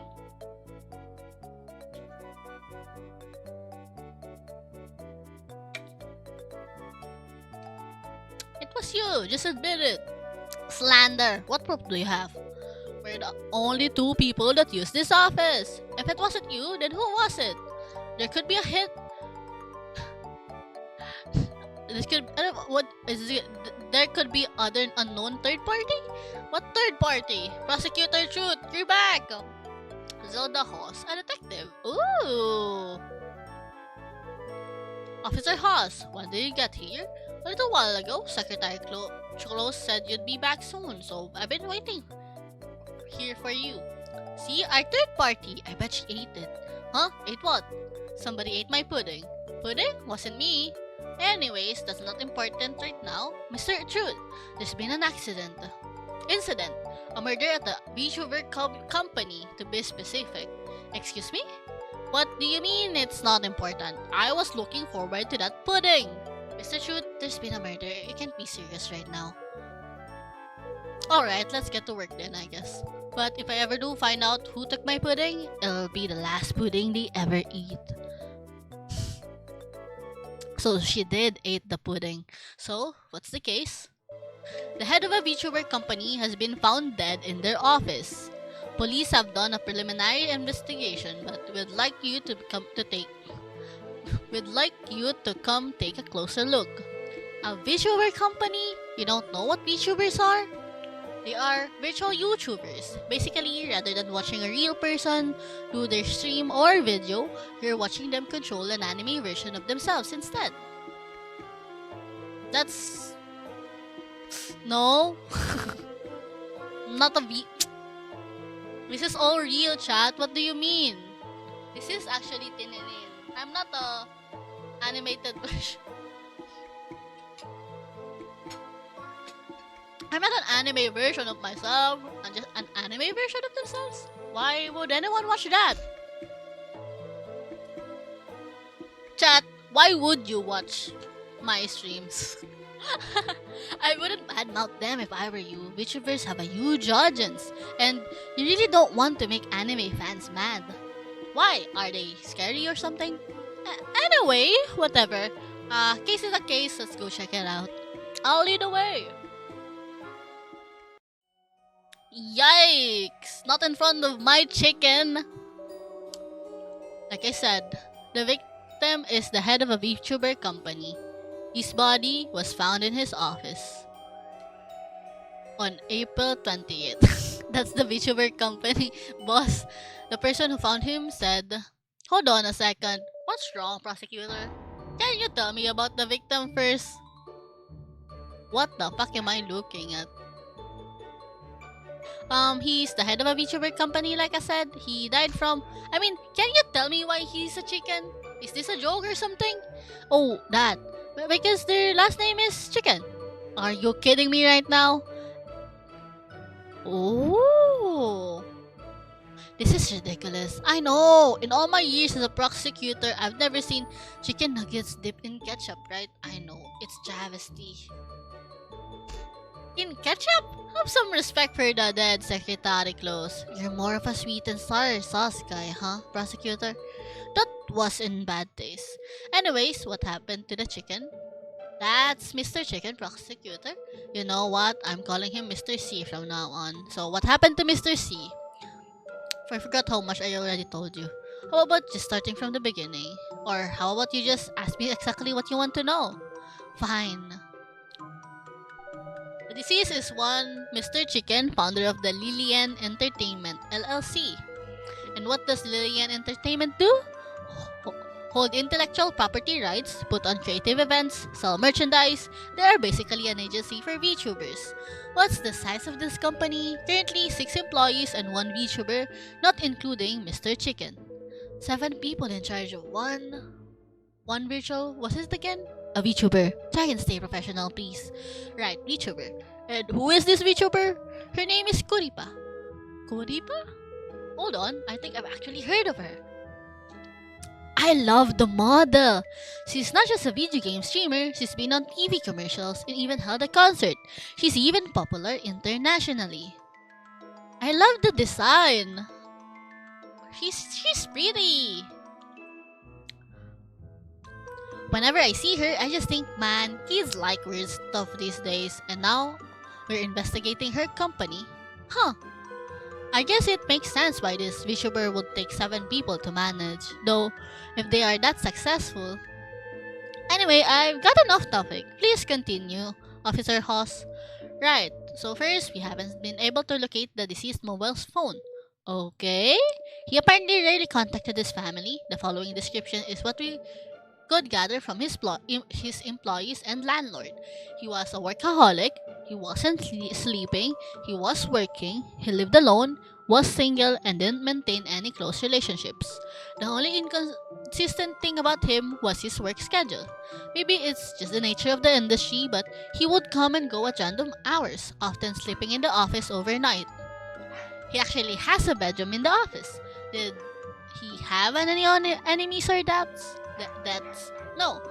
The company itself has some debts, but they are all legal. I'm curious about the missing phone.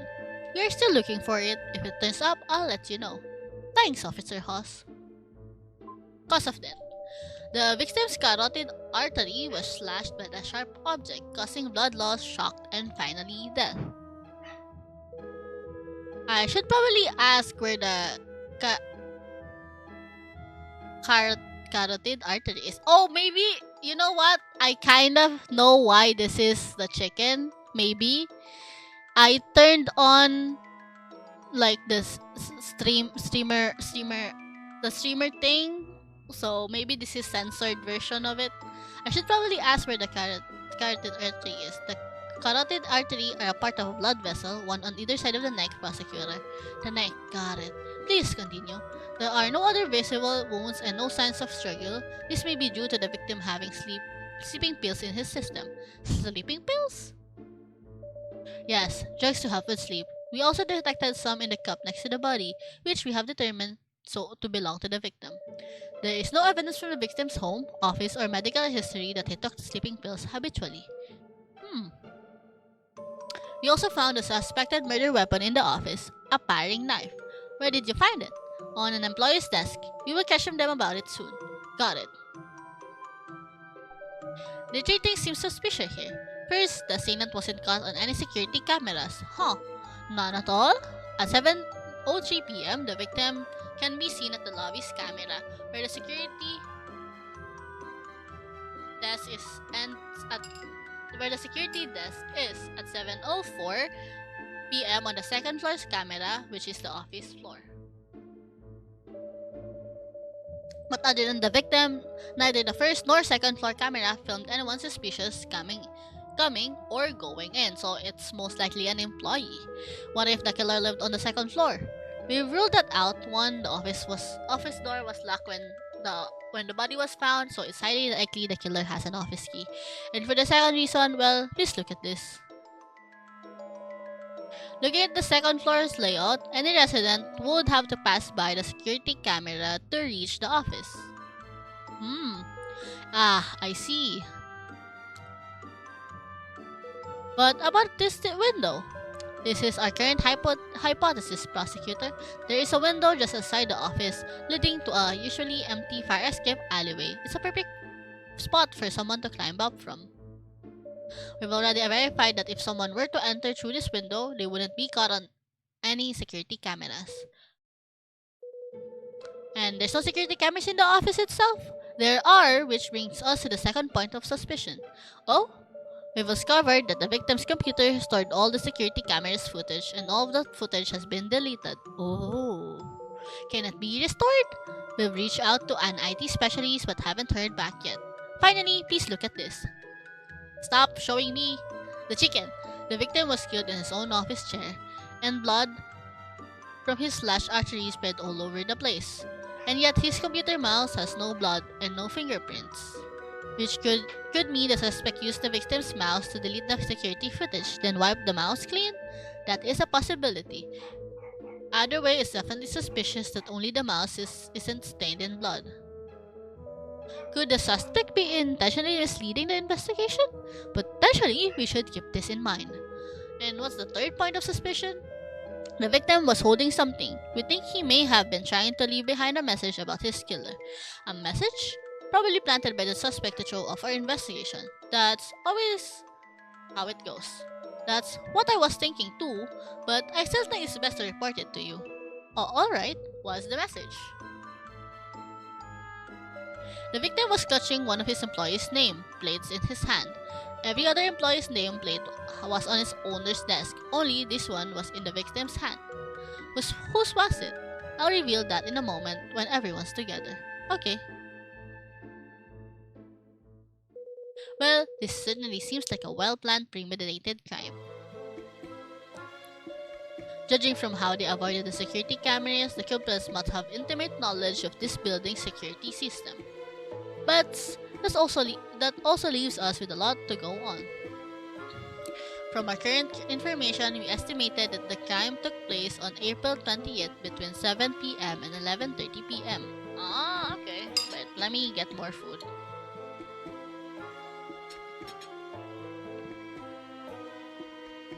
I hope I don't have to remember everything because I'm not taking notes.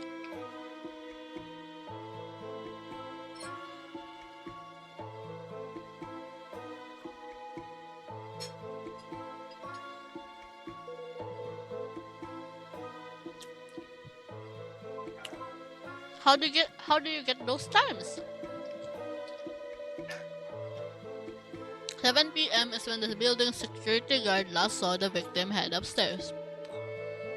11:30 p.m. is based on two things. First, forensic tests out that the blood had been congealed for at least 8 hours. Second, the culprit had to have left the area using public walkways, and 11:30 p.m. is the last time a possible suspect was caught on a public CCTV. Couldn't the culprit have waited until the morning? No, there is a morning market downstairs starting at 5 a.m. If the culprit were to have left them, someone would have seen them. We also said the office door was locked from the outside when the crime was first discovered, right? Yes, which is why we have narrowed down the suspects to this company's 6 employees, all of whom have keys. Someone must have committed the crime, left the office, and then locked it with their keys before leaving. Who first discovered the body? About that. Hello? This is Misty Ryu? She first discovered the body. I actually called all the office employees here so you can question them individually. Why didn't you consult me about this first? I figured this would be more efficient. Alright, time to get to work, Secretary Close. But I didn't bring my legal robes. Why didn't you tell me you would be working? Though, thought I'd surprise you. Fine, but you owe me some fancy chocolate for this. Taking advantage of me again. Hello, miss. My name is Justin Truth. I'm the prosecutor in charge of this case. Prosecutor? Yes, and I have some questions to ask you. Great, you seem like the type of guy who can get things done. And you're kinda handsome? Yo, why'd you hit me? Oops, butterfingers. Pain in the... You want to know about when I found Mr. C's body, right? Yes, but first, if you don't mind telling me your name and occupation. Oh, okay, right. My name is Misty Ryu. I work here at Lillian in administration and accounting. Why the full body? What in VTuber full body reveal is this? Please walk me through the discovering the scene of the crime.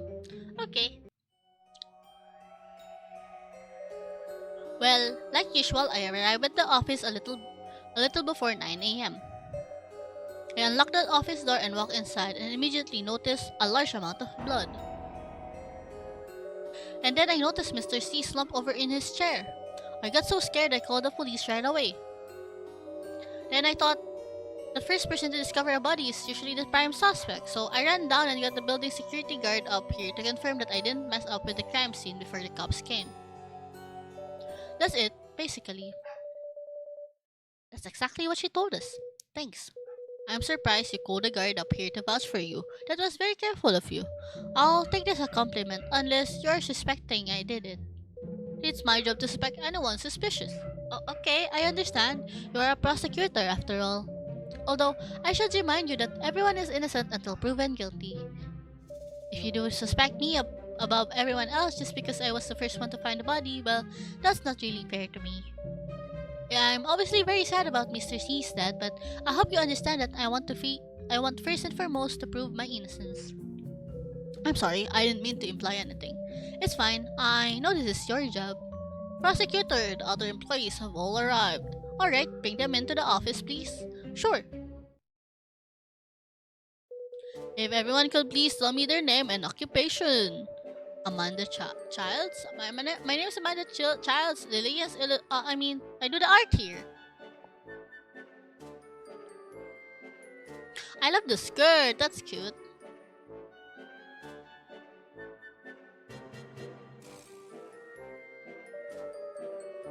Sophie Allure. You can call me Sophie. I'm Kripa's manager in charge of her business deals and collaborations.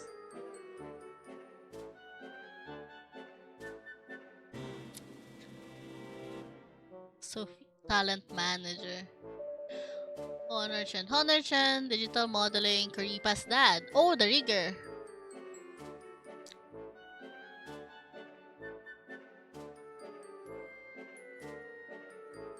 Modeler. Prudence Week. My name is Prudence Week. I'm in charge of merchandising, branding, and stuff.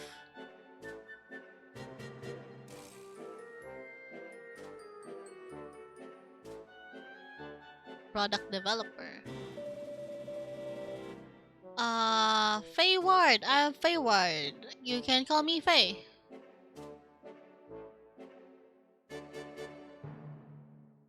Wait, who is she? Project manager?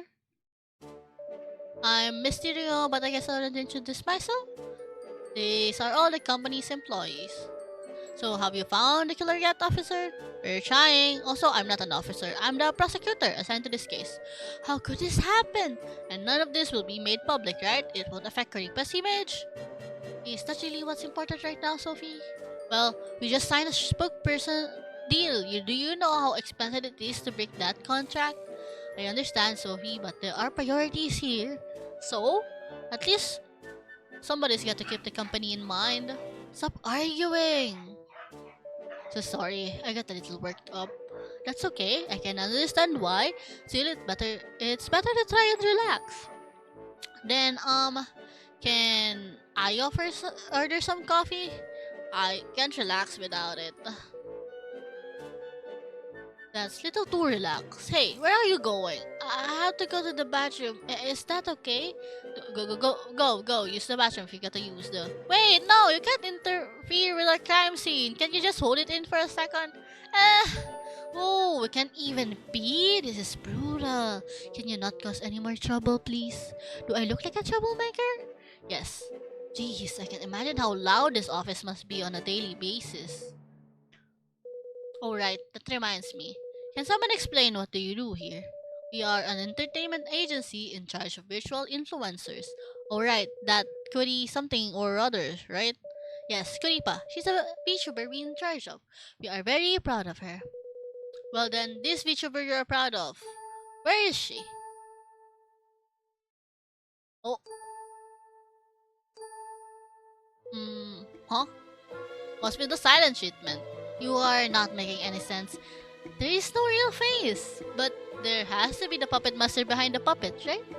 About that, who actually is Karipa's real face? Aren't you guys all co-workers? Don't you know? Well, we are co-workers, but we mainly do our own thing. But there's 8 people in our chat group. 8, but you 6 plus the CEO. That's only 7. That's because someone has 2 accounts. It's not me. It doesn't matter who controls her. She's still my daughter.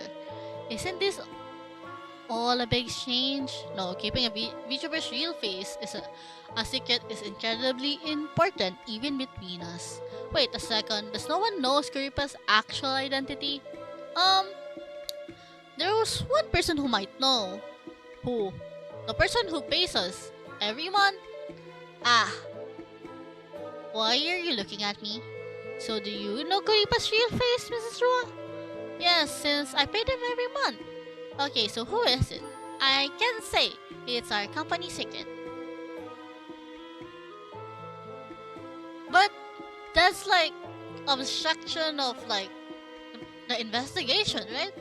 Miss, I don't know if you fully grasp the gravity of the situation here. I definitely do, Mr. Prosecutor, but Kuripa's real face must be kept secret from everyone, even those within the company. And I don't think Kuripa's real face has anything to do with Mr. C's murder, right? If our trade secrets are related to this case for whatever reason, please produce official documents stating so. Then I will have no problem revealing that information. Are you serious? Gravely? Whatever, this company only has 6 employees, right? Yes, that is one thing I can reveal to you with confidence. Wow, thanks. You're such a wealth of information. You are welcome. I'll have to question you all individually. Unless I call your name, please wait outside here. If I could interrupt for a second, prosecutor. This is interesting because I guess I understand keeping up the information a secret, but like, does it in like yeah, knowing the real face, does it really affect the investigation? But we'll see on that one. Let me just get food. But other than that, why would there's so much risk.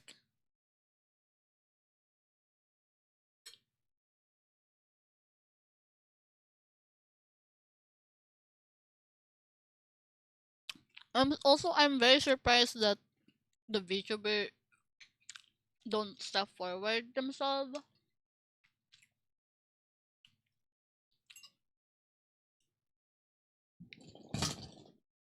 I'm assuming it's gonna be like someone we met from that girls already.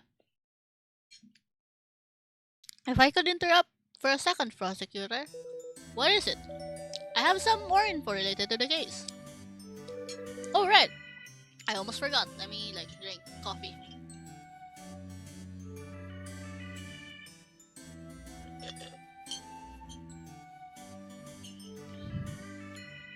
Go ahead. First, about the firing knife. The suspected murder weapon. We found the fingerprints of 4 different employees on it: Sophie Lure, Honor Chen, Prudence Weeks, and Faye Ward. Where did you find the knife? On Prudence Weeks' desk. Just placed right on the desk? Yep, right on top. Purposely, I take it? I don't know, it's strange, but we haven't found any other potential murder weapons. Oh, and this firing knife belongs to the office? Hmm. Now, about the nameplate. The one the CEO was holding? Yes. Mr. C was clutching Amanda Child's nameplate in his hand. The artist? Yes. Got it. Thank you. Dying message. Amanda Child's nameplate was held firmly in the victim's cold dead hand. Why would Mr. G have grabbed this before he died? Was he trying to tell us something? Hmm.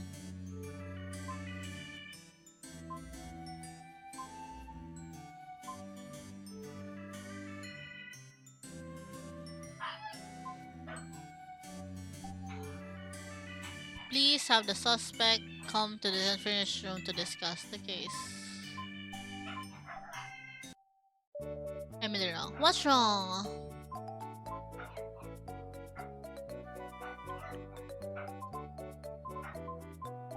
Hey Emily, have you seen my notebook? Wait, what notebook? It's where I record all my evidence, leads, and suspects' testimonies. Isn't it that button on the top right of the screen? Which one? Where? On the top right corner. What are you, blind? This one? Oh!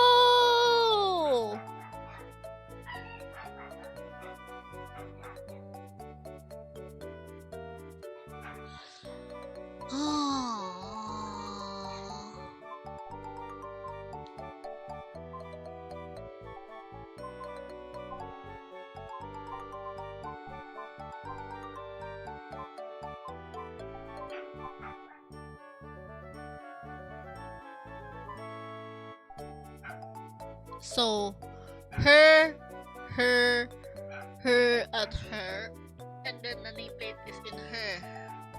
She knows who the VTuber is.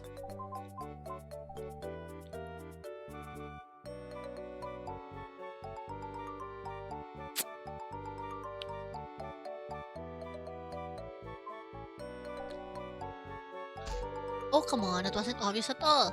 What are you complaining for me for? I'm not the one who put it there.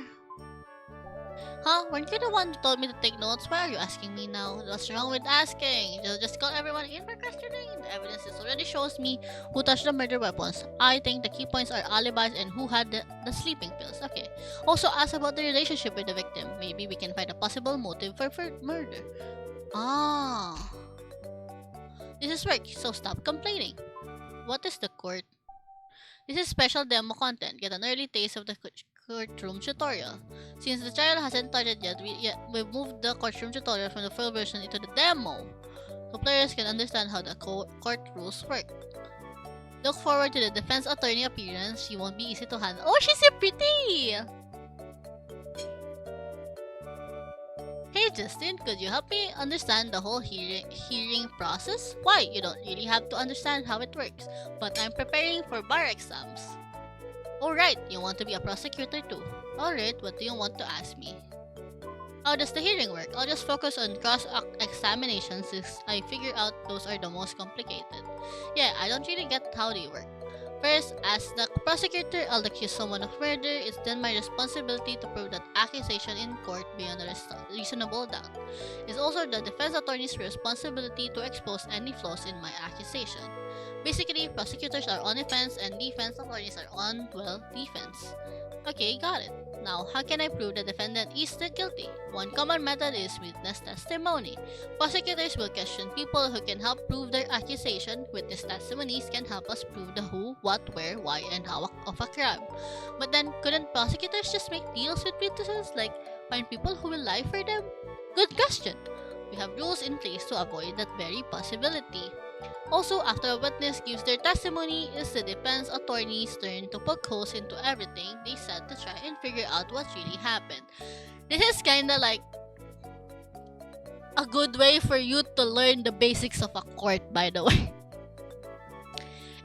Also, the way they explained it makes it more like easy to digest.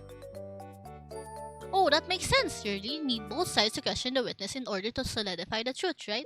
Yep, hence the cross-examination. Then after the prosecutor makes their statement, the defense will make theirs. So the defense can call witnesses too? Yep, then the whole process is flip-flop. The defense questions their witness and then it's the prosecution's turn to verify it. You'll realize there are two types of witnesses, the kind the prosecution calls and the kind the defense calls. That's because they tend to have different agendas. We call witnesses there to help you, friendly witnesses, and the opposite, hostile witnesses. But then the defense could see any witness you call as hostile, right? Right. So to summarize, prosecutors are on offense, defense attorneys are on defense. At the start of a hearing, both sides give their opening statements and establish their claim. Hello, Zappy! Thank you for redeeming third. Then the prosecution calls their first witness to the stand who will give you a friendly testimony. This gives me a throwback to I forgot what it's called. the law class that I take for journalism, like one of my final classes. We read a bunch of case digests for that class. Media law, that's what it's called. When you have media law, you're supposed to learn a lot of things. What I can't really remember everything right now, but it was a very interesting class. I thought ibabagsak ako ng prop ko, but I survived, I guess. After questioning the witness, the defense will then challenge their testimony. Then the defense will call their own witness to the stand.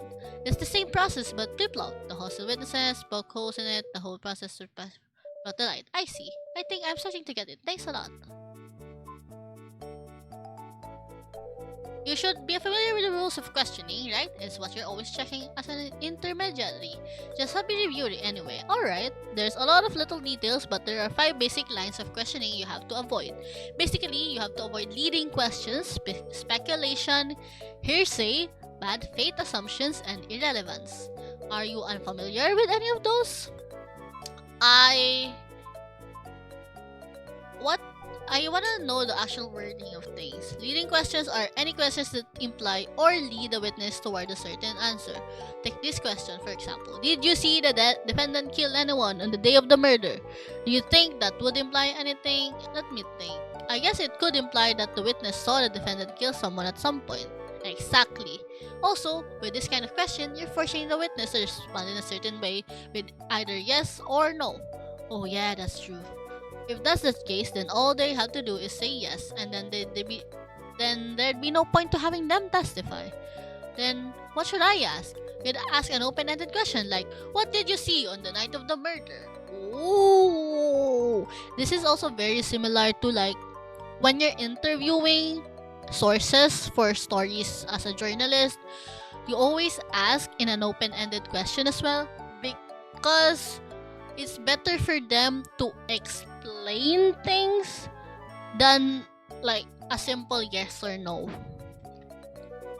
That way, the witness can describe their own experience and can form a meaningful testimony. There we go. Got it. This rule only applies to questioning friendly witnesses though. If you're questioning a hostile witness, it doesn't apply. Why not? If the witness chooses to play dumb and be uncooperative, it'll be hard to get any kind of useful answer out of them. That's why we can ask a hostile witness leading questions. Oh, okay. Speculations means the testimony can't contain any personal opinion. For example, he had a big argument with a deceased, so I think he definitely killed her. Can you see the personal opinion there? So I think he definitely killed her?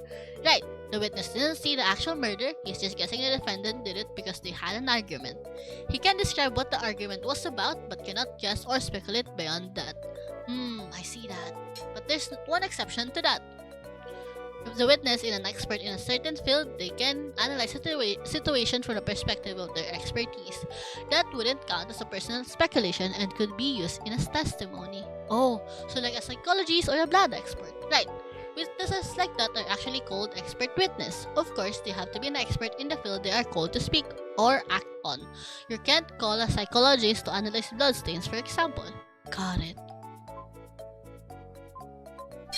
Hearsay refers to anything the witness heard from a third party and didn't experience them say.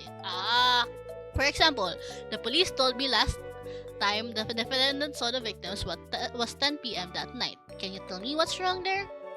The witness heard it from the police and didn't see it themselves. Exactly, you should be asking the police about that and not the witness. Got it, that makes sense.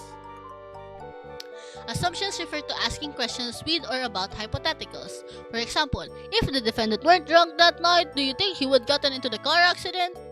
Where's the hypothetical in that question? If the defendant, using if in the first place, if the defendant weren't drunk.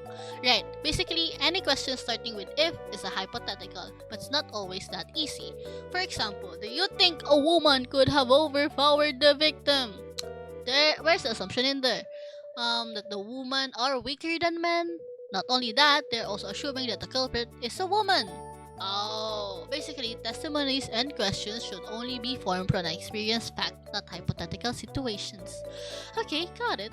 I love how I'm checking this before actually interviewing them. I'll go in there. Eventually, irrelevance refers to what did you eat for breakfast yesterday? Stuff like that. Right, just like that. I'm good at this one. You love asking irrelevant questions, don't you? You think you're so funny. I'll have you know that everything I do is all part of a finely tuned strategy. Alright? I'm not trying to be funny. Uh-huh. Just know, when enough's enough, that's all I'm saying. Alright, already.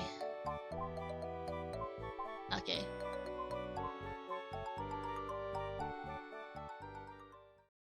Let's go to this. Please have the suspect come to the conference room to discuss the case. Let's start off with her.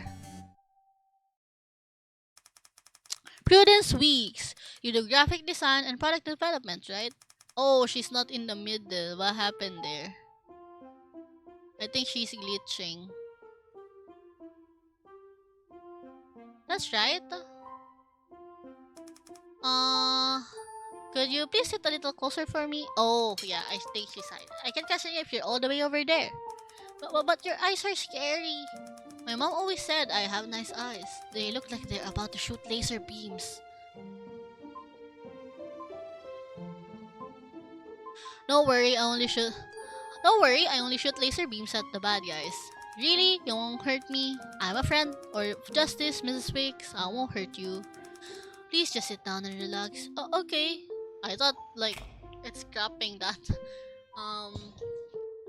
Relationship to the victim. What was your relationship to the victim? Let me get more food in my system. I'm talking too much.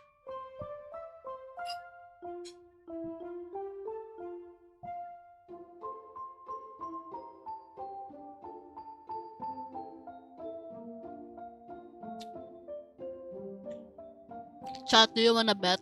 Who do you think it is?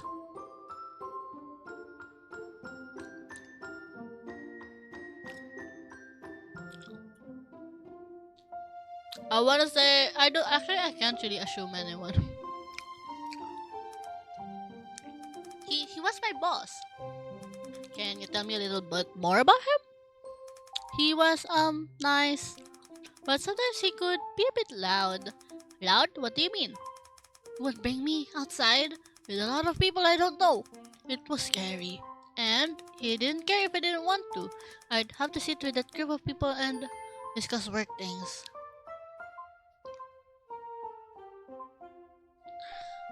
Wait, that just sounds like a meeting. So scary. And what were those meetings about? Merchandising, products. Don't you work in merchandising? Yeah! Oh, sorry, I was loud. Please come back. Mr. C could have gone by himself. He's been here for so long. Why did he need me to go too? Because it's your job and he's your boss. You know what? Forget it. Where were you on the night of April 20th? At home, sleeping? From when to when? I don't remember. I didn't check the time. Do you always sleep at the same time? I sleep a lot, whenever I'm tired. I like sleep. It feels safe. I don't need to see anyone. You really don't like other people, huh? Does sleeping so much affect your work too? We're not required to come into the office. I only come in when I need to check out new products. Can anyone else confirm that you were home sleeping? Misty can. Misty Ryu? Why? It's my roommate. We live together. Oh, so she was there at the same time? No, she had a date. But she came home a little after 10 and saw me. After 10? But no one can testify where you were before then. No, sorry. Okay, thank you. Okay. I'll get more information on who she lives with next time. Do you have any trouble sleeping? If no one is around, then I sleep very well. Wow, you really don't like other people, huh? Okay, so if you can't sleep, what do you do? I think about how much I don't like people being around. I mean, what do you do to fall asleep? Oh god, come back please. I mean, let's say you can't sleep. Is there anything you would do to help you get to sleep? Hide in my dreams. But you're not asleep yet. I like dreams, they have everything. Everyone loves me in my dreams.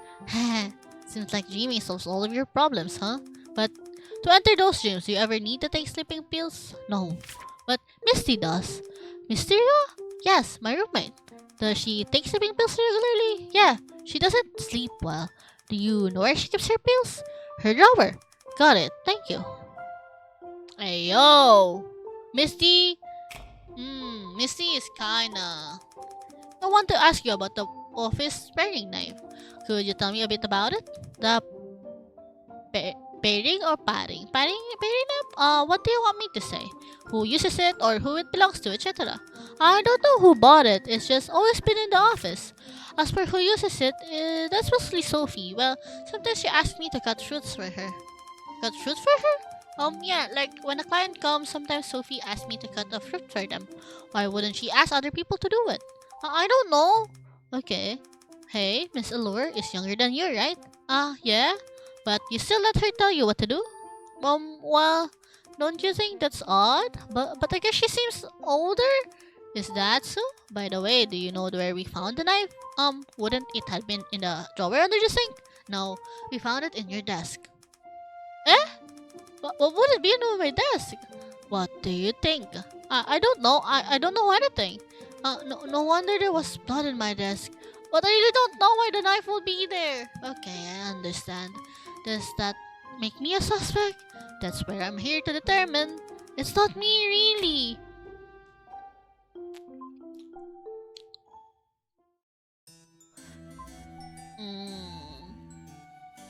Let's go with Misty. Then circle back to these girly pups. Since she's the roommate. Hey, you're the one's been making my job way harder. Hey, you're that super rude prosecutor. And you're not rude. Even if I am, that doesn't make you less rude. Why are you so uncooperative? That's insulting. You've kept important information from us. You have secrets. A woman is entitled to her secrets. Unless you prepared documentation showing that Koripa's real face is related to this case, you don't seem nervous about this at all.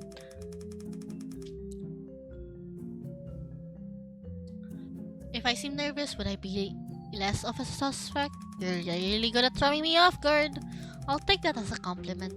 It's my fault. I lost my composure too easily. But I take my case very seriously. I believe you. Then let's get started here. What was your relationship to the victim?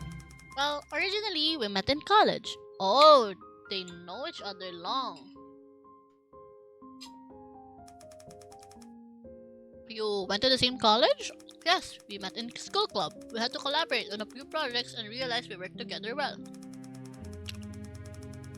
He was always very determined. After graduating, I went on to start his business, and one thing led to another, and I ended up being one of his first employees. But the company didn't make any money before we shifted into VTubers. Things weren't pretty tough. Things were pretty tough before then. Were you and Mr. C romantically involved? Us? No way. He said he could never be interested in someone with such a terrible personality. That's crossing the line. I guess I like seeing other people suffer. Huh. Anyway, prosecutors are supposed to sympathize with their suspect at times like this, right? Please don't jump to weird conclusions. I just mean, if you weren't dating Mr. C, then why did you stick around if the company was losing money? Oh, Mr. C was overly innocent and optimistic. If he had a chat idea, he just went for it right away. Wouldn't you just love to see someone like that fail miserably? Just kidding. Honestly, I'm so pessimistic that I think his eternal optimism was good for me. It was comforting. And anyway, now the company's doing well and I'm making money, so it all worked out. Well, I can definitely see Mr. C wasn't interested in you. I'll take this as a compliment. Where were you on the night of April 20th? I left the office that day around 5 p.m. Was anyone still in the office when you left? That day, it was just me and Bossman in the office, and he was still here when I left. Oh, Bossman means Mr. C. So you're the first one to find the body, and the last person he saw before he died? Interesting. Well, I was the first one to find his body, but I don't know if I was the last person he saw before he died. True. Did you notice anything strange when you left that night? I've already thought about that, but no, nothing was weird. Is it normal for only 2 people to be in the office all day? Yeah, everyone has a desk here, but we don't force anyone to come in. Most people like working from home when they can. Personally, though, I prefer having more structure in my life, and Mr. C said he can focus at home. So we end up here most of the time. Does that mean Mr. C was alone in the office a lot of the time? If we are not in the middle of a big project, then he'll be here alone a lot. Please continue describing the rest of your night. Okay, I had a date with my boyfriend that night. He works close to here, so when we have a date, I usually walk straight to his office from work. When I got there, he drove us to the movies. What did you watch? I don't remember. You don't remember what movie you saw? My boyfriend wanted to watch it, some superhero robot crap. What the fuck? Why are you going on a date when you don't like the movie? Yo, that's not a good relationship. Fighting and explosions don't do anything for me, but my boyfriend loves it. I understand doing things for your partner, but I don't want to drag anyone in a movie where they won't really like it. Like, I might just watch this alone if that happens. Anyway, the movie theater's near my place. After the movie, we ate Italian and then I went home and he went home since we had work the next day. So you were basically with your boyfriend the whole night? Yep, I'm sure the movie theater and the restaurant could vouch for that. What time did you go home? 10:35. You remember the exact time? Yeah, I saw the time in the elevator and I remember thinking, oh, it's 10:30. That's it. Great, thank you.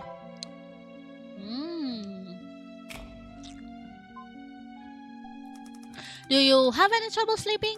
Yeah, I'm a really light sleeper. Then if I can't sleep, I get anxious, so sometimes I'll take sleeping pills. But does that have anything to do with this case? We found evidence of sleeping pills in the victim's toxicology report. And now I'm even more suspicious. What brand of sleeping pills do you take? Let me see. This brand. Okay, thank you.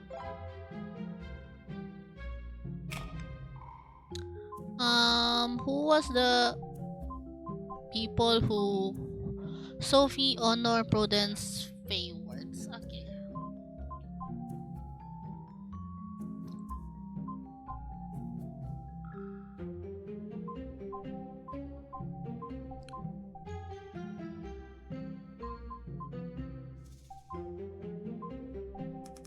About the office paring knife. You found it on Prudence desk, right? And it's the murder weapon. You can be sure of that yet. Can you tell me more about that knife? Who used it, for example? Sophie uses it the most. She cuts up fruit with it. Sometimes Sophie tells Prudence to help her, so she'll use it too. Why does Sophie ask Mrs. Wicks to help her? I guess she's easy to take advantage of. Man! That's so sad. Work, am I right?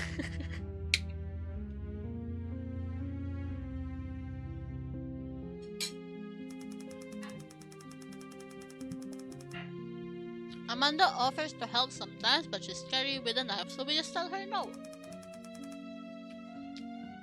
Miss Allure never asked you to help me with a knife? Help? Why?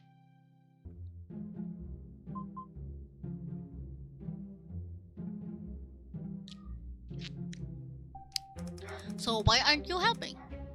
Has anyone ever said you can read the room? Many times. Let's just talk about the case, okay? You're changing the subject? I don't think Prudence is the killer though. And why is that? She's scared of everything, and she hates confrontation. There's no way she could kill someone. I see.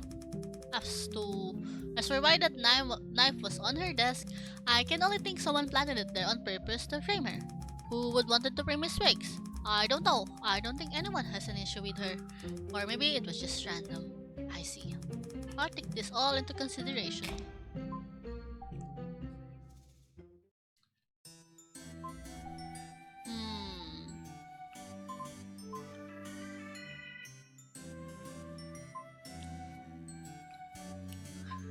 A lot of people are mentioning her. Sophie Allure, you're an agent? I'm so sorry about things back there. I hope I didn't accept you, Mr. Prosecutor. It's okay, someone died, so it's normal to be emotional. You have all actually been relatively calm about everything, considering. Thank you, you're a good person for saying that. What's your name? Justin. Justin, I like your name. Can I call you Justin? Why is she flirting? Okay, then you can call me Sophie. I feel more comfortable that way. I'll think about it. You're quite calculated. By the way, this whole investigation is private, right? Our investigation is not made public, no. Great, I really worry about things like that. Thank you. Don't mention it. What was your relationship to Mr. C? Mr. C was my boss, the head of the company. Others, so one of us like they know each other from college, the others like just work talaga.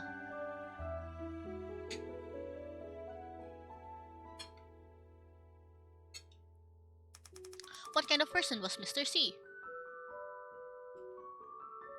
Mm-hmm. A very controlling one. Oh, controlling? How?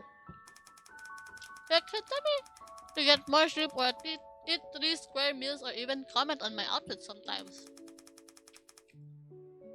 I mean, it's not like he was my mom, right? Sounds like. Was he interested in you? No way, I have a boyfriend. Sometimes that doesn't stop people, you know?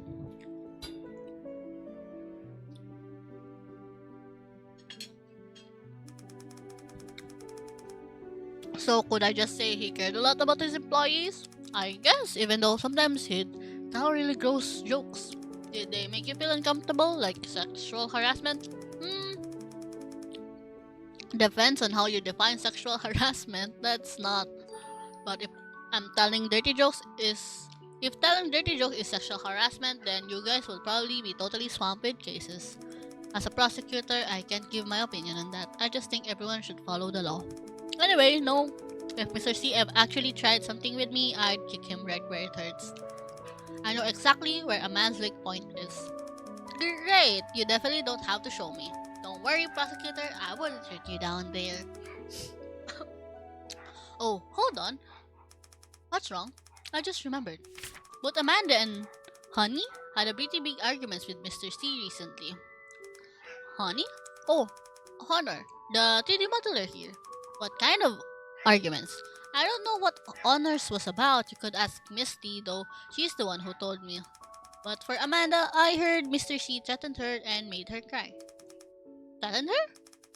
Can you give me more details? Sure.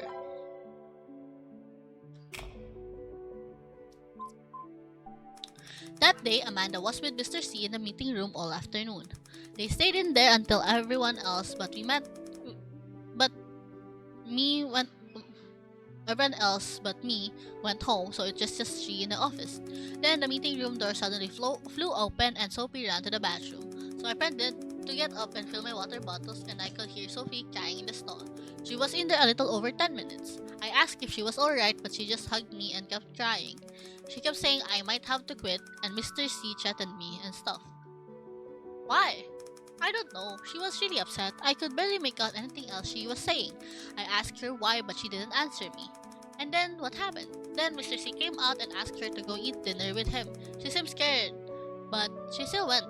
I tried to tag along, but Mr. C said they had something to discuss together and didn't let me go. Do you know what they discussed? Nope, I asked, but got no answer again. I thought it was super weird because Mr. C never has a private meetings with Amanda. Then what happened with Amanda quitting? She didn't come to the office for the next 3 days, and when she finally did, she seemed really down. So I asked what was all that about quitting, and she just said, "Don't worry about that, it's fine." She looked like she didn't want to talk about it, so I didn't push. But she seemed up, and I was scared she did something stupid. What do you mean by off? I'm not really sure. It was just a feeling. How about Mr. C? Did he seem different at all? Nope, same as always. Okay. Do you remember the date? It was Tuesday, in late March. Maybe March 21st or 28th? Okay, thank you. That's not enough time today, so I'll confirm the details next time. Can you tell me where you were on the night of April 28th? 20? You mean my alibi? Oh, I think I'm the only person who knows where I was. And where was that? I was working at home, but I live alone so no one can vouch for me. You live alone? Yep, it's easier to bring guys home that way. I didn't ask that. Would you be interested in joining me there for a cup of tea, prosecutor? This girl.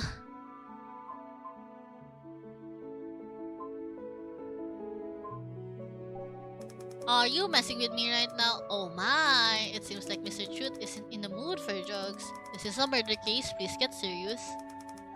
Alright, okay, sorry. Anyway, you can take a look at this. What is this? My work chat from that night. Look at how quick I was responding to messages. I couldn't respond that fast if I were here committing a murder, right? I don't think this would qualify as an alibi, but I'll take it as into consideration. You're asking us these questions because you think the killer is one of us, right? It's all part of the procedure. Since the murder took place in your office, we have to question the employees first. That didn't sound like a no. Please don't push it. Sorry.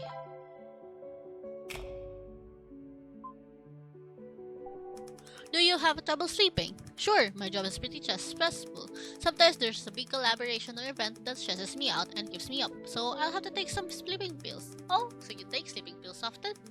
I guess I always have some at home. What's the brand? Let me check. This one. Got it, thank you.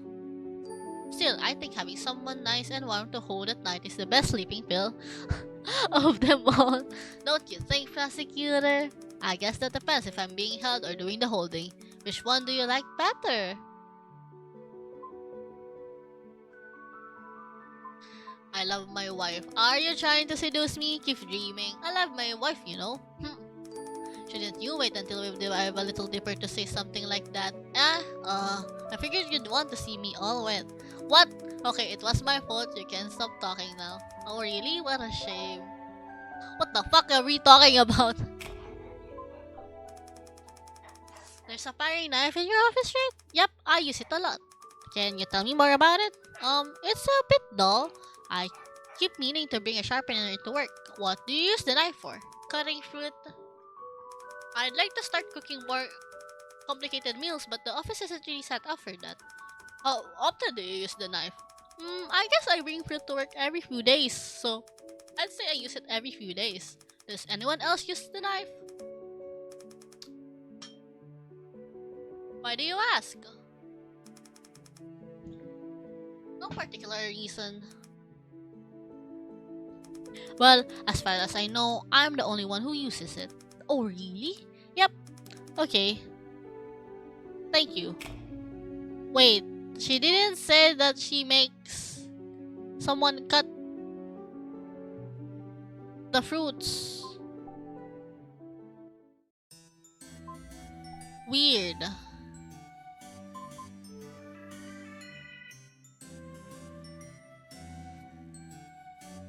We can go her, I guess, since they had an argument. So, Amanda Chads, you're an artist? Yes, I'm usually called an illustrator. I generally draw people. Let me ask one question before we get started. Okay, go ahead. Do you mind if I ask your age? I'm 22. What do you think? I'm a little kid or something? Sorry, it's just that you look very young, so I hate when people ask me that question or they stare at me like some lolly perv. It's impolite and it's just sorry, why are you talking about lollipops? Huh? Never mind. It's not my fault my last name is Childs. I should probably change the topic. Way to ruin my day. Let me eat more of my dinner.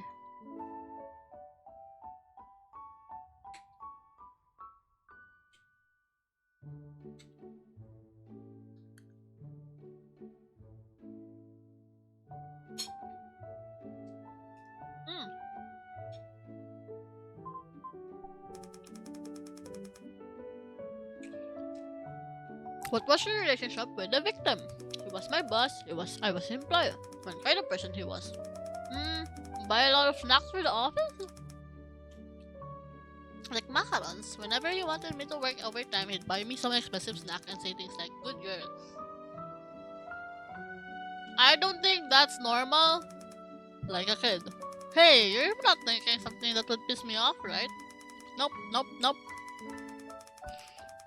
So did Mr. C ever make you feel upset or uncomfortable? Um, sometimes he'd make some pervy jokes. Oh, would you say he ever took advantage of his power over you to sexually harass you? Huh? No, I would say that. Also, Mr. C was really serious about pornographic content. What do you mean? He was super serious about our company not creating any kind of pornographic material. Maybe because he thought Koripa looked too young, or because he was worried about how her real face would feel. I know they not one and the same, but I still don't think Koripa's real face would want to see her engaged in sexual acts. We don't draw those types of things. Of course not. I'm basically Koripa's mom. I could never draw sexual material. I draw the line at sensual. My PNG mama, my VTuber mama says differently. Sensual? Yeah, like slightly sexy stuff. Oh, so how is sensual material different from sexual material? It's completely different. Sensuality is art. You don't get it at all, prosecutor. Ugh, whatever. Where were you on the night of April 20th? Eating dinner with my family at home. Can you give me some more details? We were celebrating because my brother found a new job, so we got sushi. I love sushi, especially salmon. I ate 6 of them in one bite. It was so good. That sushi place did a collab with a famous VTuber a while back, actually. It was so cute. I hope they do another one soon. I'm sorry, Miss Chess, but... Huh?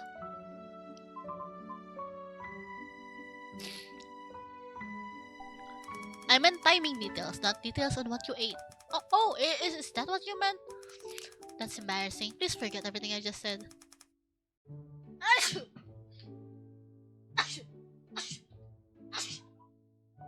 My allergy is back. Okay, forgotten. Now, if you could please stop drooling and answer my question. Oh, about times? Well, I was at home all night.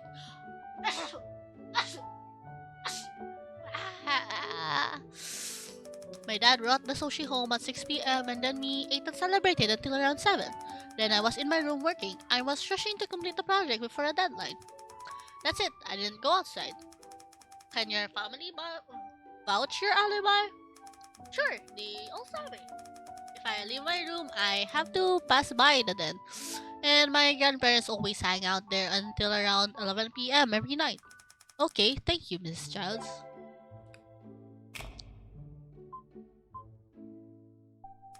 Do you have trouble sleeping? Trouble sleeping? No. You don't take any kind of sleeping pills? Nope. I get very good sleep naturally.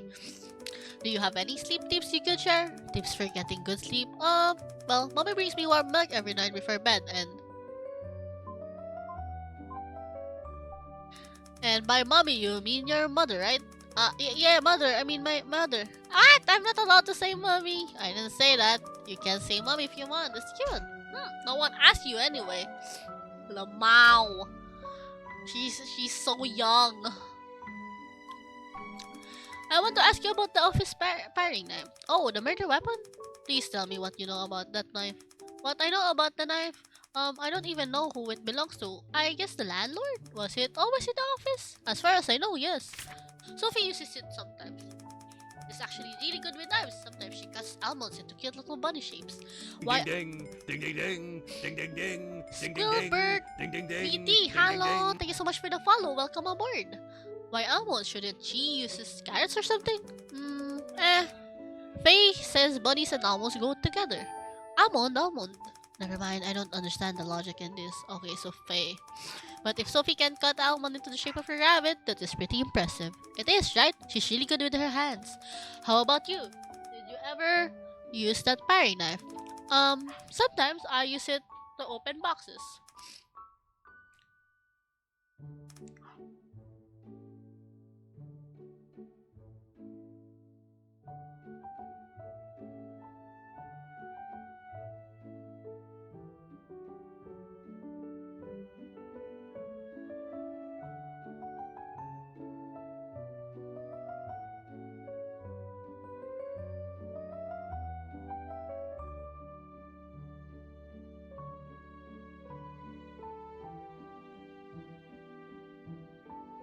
Hi chat, sorry. I had to talk to Papa Nina. Okay. Boxes? Yeah, like slice open the tape. But then everyone was afraid I'd cut myself and wouldn't be able to work, so they banned me from doing that. Probably a good idea, but it was really good for opening boxes. I'm sure it was. But the nameplate Mr. C was holding, I'd like to hear your opinion on that. What nameplate? Does she not know? Let's freak her out then. According to the police, Mr. C was touching your nameplate when he died. Eh? How? Why? We usually assume it's the victim trying to tell us who killed him. But he was just holding a nameplate. Could it mean something else? Like what? Like this is the shortest employee in the company or something? The shortest employee. So Mr. C is dying and that's the message he wants to get out. So is that not a possibility? Wasn't she just worried about looking like a kid and now she uses her height to change the topic? We're all looking into all possibilities. Oh, okay, well, as long as you look into it.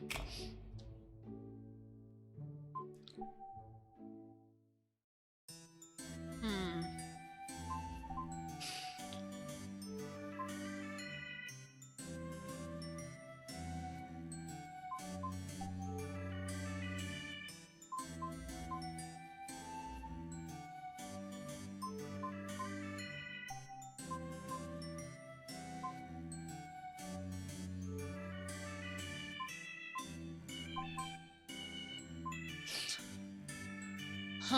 Hope you allure her mysteriously and Victor had a bad argument.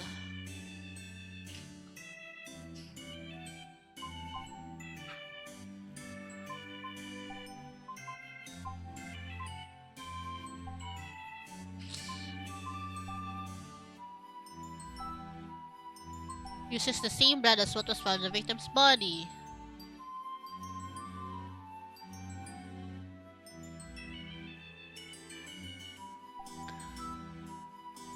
Same brand. Okay, so two of them has the same brand.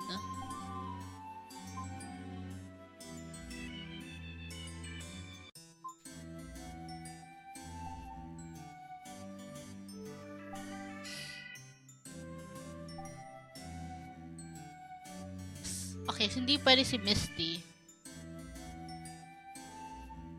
Has a solid alibi.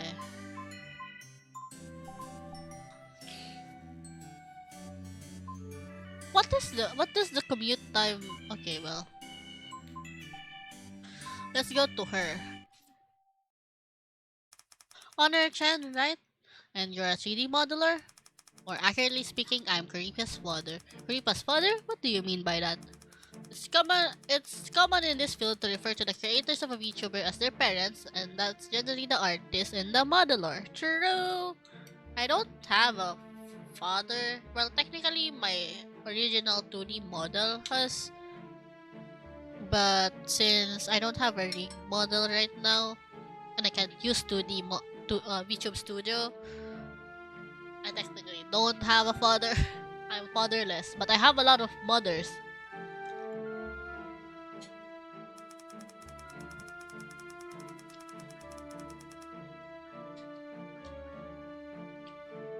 Originally, we'd refer to artist as the mother and modeler as the father, but it can also be the other way around.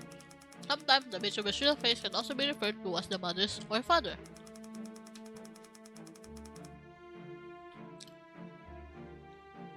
That's confusing, so why are you the father then? Aren't you a woman? Maybe I have more masculine qualities, I don't know, but I don't mind it.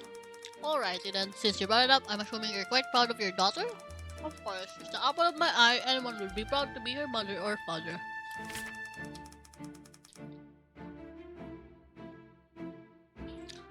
But Mrs. Johnson mentioned she was Creepa's mother. Amanda brings shame to our family. If a mother can't be proud of her daughter, then what kind of a role model she's going to be? She's such a nervous wreck, honestly, I don't know what to do with her. You get really into character, huh? I think it's understandable for Mrs. Johnson to be nervous since this is a murder case. You really don't have to make excuses for her, prosecutor.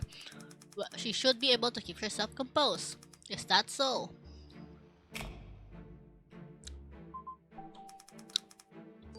He was my boss and a bastard who used my daughter for money. That's quite direct of you. Could you tell me a bit more what you think of him? I hold conflicting views of him. One is that he's a bastard who uses my daughter for money. Two is that he's an untrustworthy business partner. He makes everybody money His policies are sound, and he's easy to get along. I was proud to be working under him. And yet you said twice that he's a bastard who uses your daughter for money. It seems like that really bothers you. Wouldn't it bother any parent to see their pride and joy taken advantage of? Plus, that perv was always skating right on the edge. Ano? But being a little revealing sexy is the edge of what? The edge of what? I know sex is human nature, no, but I still don't like it. Ah, I think I know what you're talking about. Seeing how much you're opposed, is your boss very firm on this issue? Our company actually has a policy against creating pornographic material, you know? But Mr. C would always have us make really racy, almost pornographic merch. That's what I mean by him skating on the edge. Kuripa is Lillian's intellectual property, so Mr. C, as CEO, had final say over all art and merchandise. I see.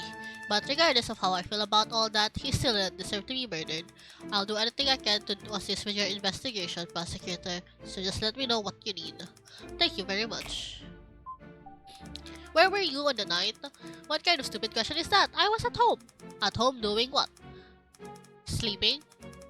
Why did you just pause? I didn't pause, I was at home sleeping. From when to when? From around 5 p.m. to 10 p.m. I don't know for sure. Is that your normal sleep schedule? No, I don't have a normal sleep schedule. When work makes me tired, I sleep and then I wake up and keep working. Doesn't this affect when you can be in the office? We don't enforce regular office hours here. We have to finish our work, obviously, but we just come in when we need to. Can anyone testify on your behalf? Probably not. Are you certain about that? I live alone, so yes, I'm certain. Okay, thank you. Okay. Do you have any trouble sleeping? No, I don't keep a specific sleep schedule, so I don't have any issues. Do you ever take sleeping pills or have sleeping pills at home? Do you just made me think of something? What? I get headaches a lot. If they are bad, that I can't sleep, then I can't sleep. Once I got home so bad I couldn't sleep for days, so I asked Amanda for some sleeping pills, and then I could finally sleep. So Miss Charles usually takes sleeping pills? No, I think she was just prescribed them once, not something she usually takes. When was all this? About a month ago. Do you still have any of those pills left? No way, she only gave me a couple, and I took the first one that night. What about the other one? The other one... Maybe I lost it. Sorry, but let me get this clear. Amanda gave you 2 sleeping pills, but you're only sure that you took one out of them? Sorry, I only remember taking one. I wonder why. Are you sure you... No, this only makes you more suspicious, right? Okay, then I'm more suspicious. I really don't know what I did with the other pill. That's the truth. If that makes me more suspicious, then it is what it is. You are pretty pragmatic, huh? But okay, I understand. Man. Please tell me about the office sparring time. The landlord's office uses a lot. Is she the only one who uses it? I'm not sure since we all come into the office at different times. Try asking Misty, she's here the most. Do you use the knife at all? Oh. Me? The kitchen is a woman's place, prosecutor, not a father's. Sorry, but could you be a little clearer with your answers? Are you saying you've never used the knife before? Like I said, I'm a father. I don't use the kitchen. I've never touched that knife.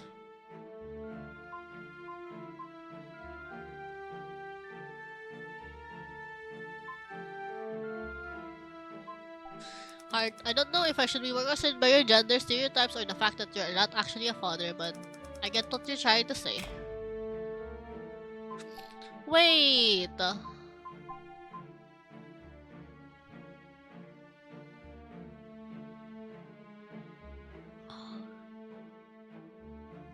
Sophie Allure, Honor, Prudence Wick, and Faye Ward's fingerprints were there. Honor is saying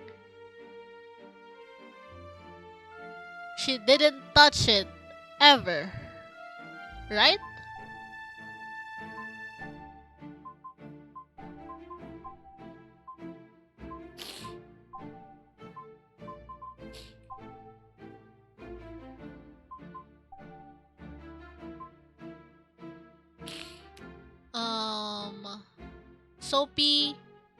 Sophie always cutting fruits, and she makes Prudence cut fruits.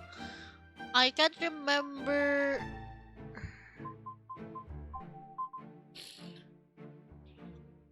As Prudence, Sophie uses it the most.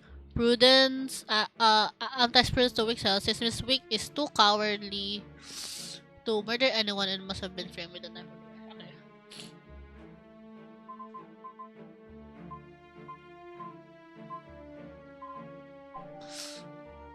Soapy makes me say that I was usually kept under the sink was a lot of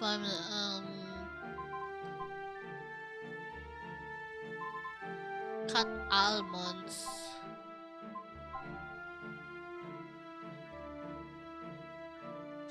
Pero she has her parents.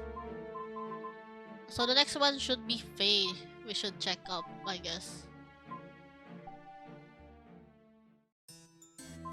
Huh. The final one. She didn't introduce herself. I guess there was something wrong with the translation. Hello. Good afternoon. And your position here is I'm a little nervous. What do you want me to say? Just answer my question normally. But I'm afraid I'll mess up. You can't mess up if you tell the truth. Okay, then I'll try my best. Could you tell me something to help me relax? Everyone gets nervous when they're talking to prosecutors, so don't have to worry. Thank you, that helped a lot. Don't mention it, making me feel comfortable is part of my job. Alright then, my name is Faye, the project manager here. I'm just in truth the prosecutor on this case. Okay, I'm ready to get started now. What's your relationship to Mr. C? Like a villain and a hero. Huh? Like Mr. C is an evil tyrant and I'm the hero that vanquishes him. I'm being serious. But aren't we supposed to stick it to the man down with the burgoys? So Mr. C is the burgers and you're the proletariat? Sure, you would say that. Can you tell me what you think of Mr. C? I think he's a narrow-minded. Oh, he's too old school, always shutting down my ideas. Oh! The VTuber industry is about creativity and newness. Shouldn't we be more progressive? Slay! He's always saying that's unprecedented, it's like it's a bad thing. He's just too lazy to take chances. But alas, the hero always vanquishes her foe in the end. Yeah. So could I say the two of you have a bad relationship? No, we have a great relationship. But you just said you don't see eye to eye at work. Sure, but that's work. He's a good person and we have a good relationship. That's it. I don't have anything else to say. Okay then. Where were you on the night? My friend's house. What's your friend's name and where do they live? I can't say. Excuse me? I'm being serious here. Well, that's reaching my friend's privacy and I can't do that. And it will also make or break your alibi. Do you not realize that? But I have a proof. I was really with him. Hold on. Him? Look at this. Look at this photo that night. Look, that's his hand. We were together. Miss Ward, that's a hand. It could be anybody's. It does not count as proof. But I have more. I'm serious. I was there. You just don't want to identify him, right? Right. Then what time were you together? From around 7 to 10 p.m. What were you doing? Watching a show? On TV? No, on the internet. Alright, I'll be alright. Sorry and thanks. Sleeping pills. Do you have any trouble sleeping? Trouble sleeping? No, I usually sleep pretty well. Usually? Sometimes I'm taking up a new project and then I get so into it I can't sleep. Then I won't sleep until the afternoon. Huh? What do you mean you don't sleep until the afternoon? I mean I can't get to sleep so I don't fall asleep until the afternoon. The next day, it's a long time to be awake. Wait a second, when do you usually go to bed? When the sun comes up? Night owl, got it. Doesn't that affect your work? Not really. I'll come into the office in the afternoon if I need to. Mr. C doesn't leave until late anyway, so it's fine. You guys have a very unique office culture here. So do you ever take sleeping pills? Nope. I don't like taking pills. Great, thank you. Okay, about the knife, if I remember correctly, she's one of the people who has a print in the knife. Do you ever use the paring knife in the office kitchen? Yeah, I pick it up sometimes. What do you mean you pick it up? I mean, I pick it up, but I don't use it. So why would you pick up a knife if you're not going to use it? You know, sometimes I get so stressed, I just like to hold it and fantasize about killing everyone in the Is that a confession? Confession? Oh, no way, I'm just kidding. You know, jokes like that just make you more suspicious, right? But your investigation should be based on facts, not jokes, right? Well, if that's the case, then how about you start telling me the facts? Well, anyway, don't laugh, but please don't tell me another joke. No, I'm serious this time. Okay, what is it then? Sometimes I like to take the knife and wave it around, pretending I'm an assassin or something. Heh. Hey, I told you not to laugh. Sorry. So that's why you picked up the knife. Yeah. Do you do that a lot? Maybe twice a week. Do people know you do that? No way! I never tell anybody that. Yeah, probably a good idea. Alright, that'll be all.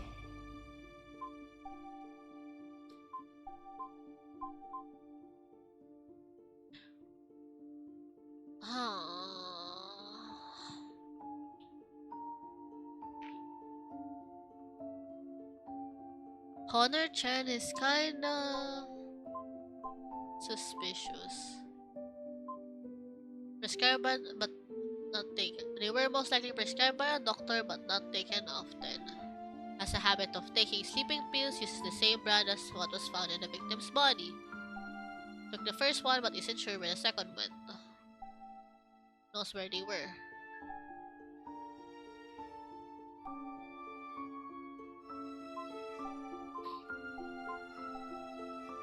Let's go back and check if we can talk to anyone again.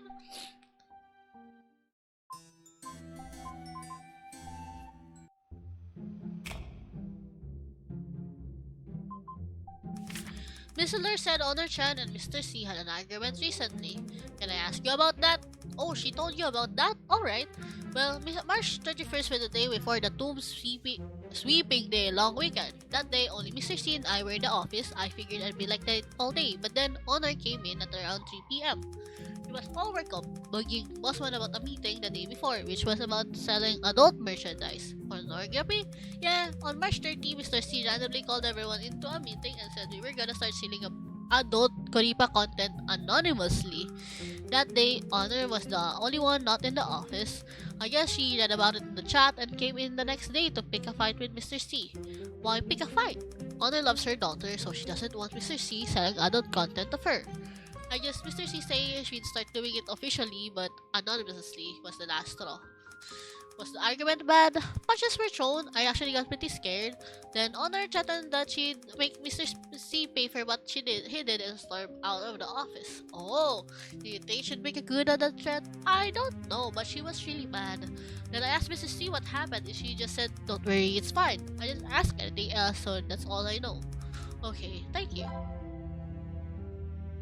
Okay. I should have enough evidence now. Do I know?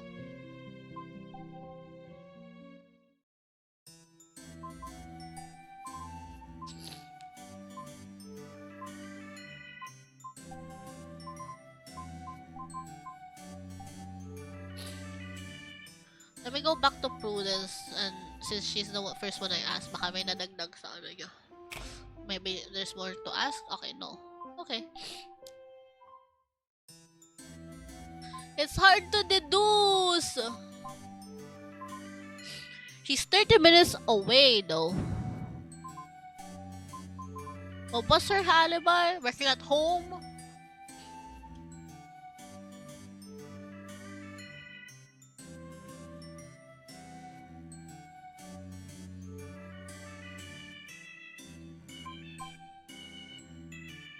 No one can confirm her presence. Solid alibi. This one also doesn't have a solid alibi, but she doesn't do sleeping pills. One of the sleeping pills of her is lost. Seems like leaning on her.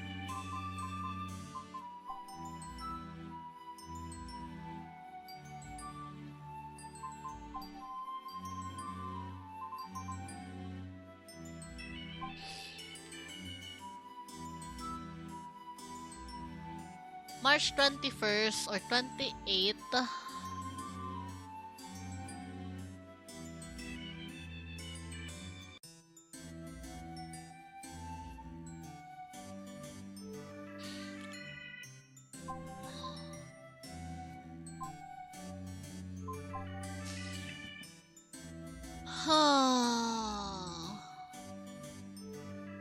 I feel like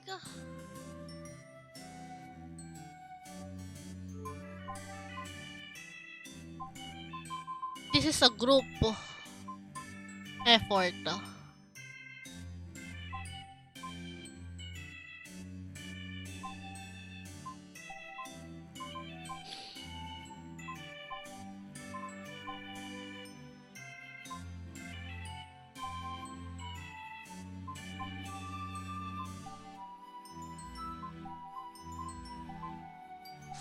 I mean, we can try, I guess. This is the only. There is only one person who has no alibi, has handled the fruit knife, and recently had a dispute with the victim. I wanna say him or her. She keeps telling she's the father. I'm using the wrong pronouns now. Okay, my guess is her.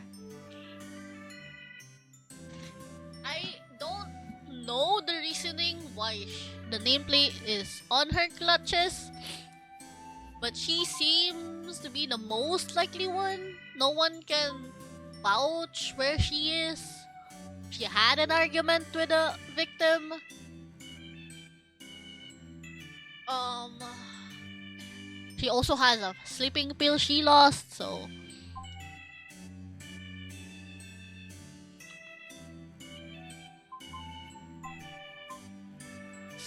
evidence.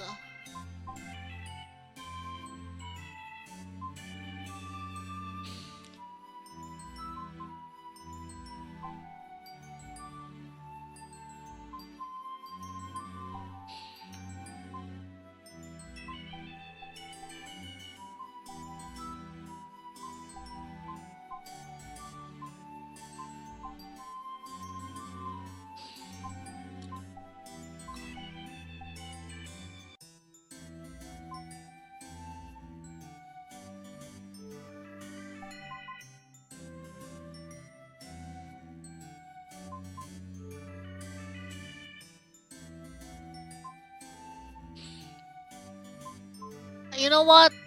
I I mean, I'm about to end, so they want to submit the evidence and proceed to the next stage. Yes.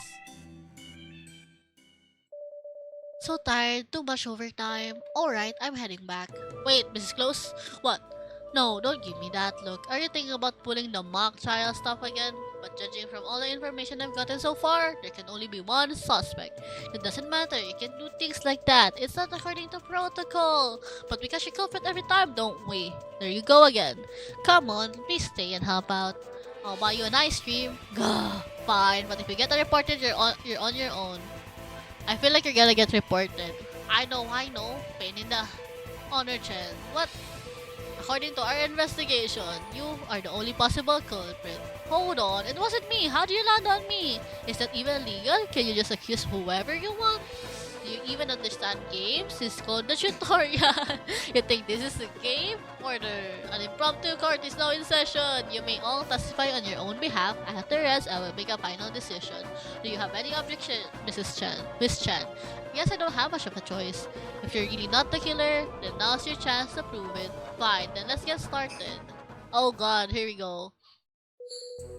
Since the office door was locked and the culprit didn't appear on any cameras, there's a high chance probability the killer is familiar with the office building. Of the 6 employees with the key, only one has no alibi, plus the means and motivation to murder Mr. C. Honor Chan, you are currently the only suspect. You're right, I can provide an alibi and everyone knows I didn't like Mr. C, but that doesn't mean I wanted him dead, and I don't know what means you're talking about. You're being way too presumptuous about all of this. I'm not the killer. I've taken account of both sides. Prosecutor Truth, please present any evidence you have. I'd like Mr. Rio to assist me there if possible. Huh? Me? Okay, how? Just answer my question. Okay. Oh! What were you during daytime of March 31st? That was the last work day before a 3-day weekend, so I was at the office like usual.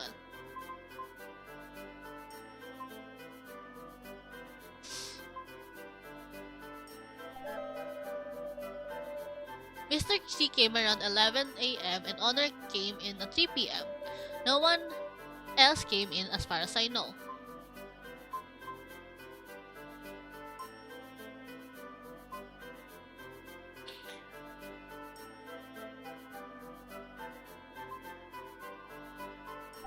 Why were you the only 3 people in the office that day? There are usually more people in the office before a long weekend. Even though I called it a free day, people generally have a couple of things to finish up before we can go on a break. But since I was doom sweeping day, some people took a day off early to catch the train home before it got too crowded. I see. But you chose to stay here up north. Does that mean you didn't want to go home and pay respects to your ancestors? Not, it means I'm from here, idiot. Idiot. Double idiot. Triple idiot. Fuck. What is happening? Alright, I forgot some people were from here. Can you please focus on the case? Gas, scary. Honor and Mr. C had an argument in the meeting room. It even got a little physical. Please describe the argument in more detail. Honor came into the office specifically to see Mr. C and was really upset when she arrived. They went in and talked for a little bit, and then I saw Honor grab Mr. C by the shirt collar. Mr. C swiped her hand away, and then Honor actually tried to hit him in the face. There was a little struggle, and they broke some stuff in the meeting room. I don't know how long it all lasted. They only stopped once I started to scream. It really scared me, since Honor is usually so chill. Mr. C wanted to start making adult Kuripa merch anonymously. That made Honor very angry.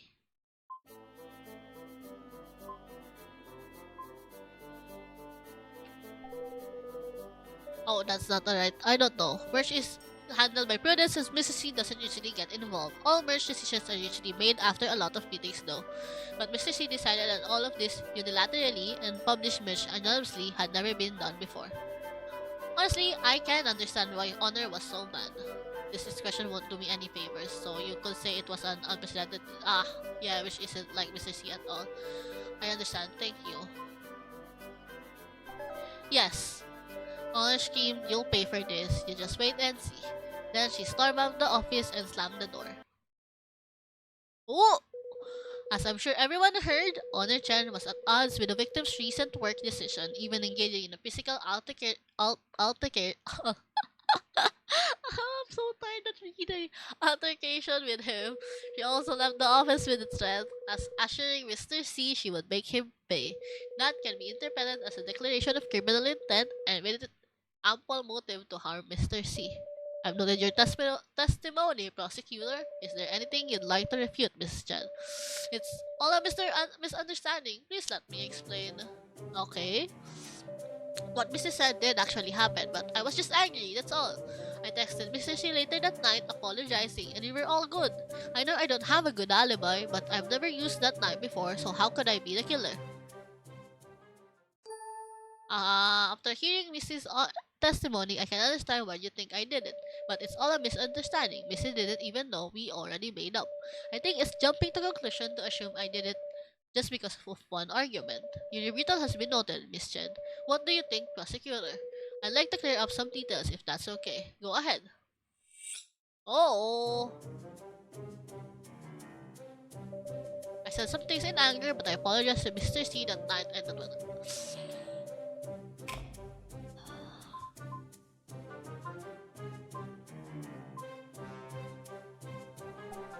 How does the fact that you've never used that firing knife before proves that you're not the killer? Well, from your question, I can assume you think that the knife is the murder weapon. As far as I know, Sophie's the only one who uses it, which I figured would make her more suspicious than me. So you haven't used it recently at all. Not just recently, I've never used it once. Can you prove that? Can I prove that I've never touched something before? No, but isn't that what fingerprints are for? Fingerprints, huh? Okay then. If there's an issue with her testimony, I can refute it with evidence.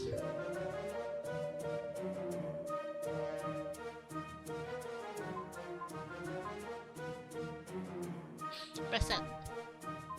The paring knife. Please turn your attention to Exhibit 001.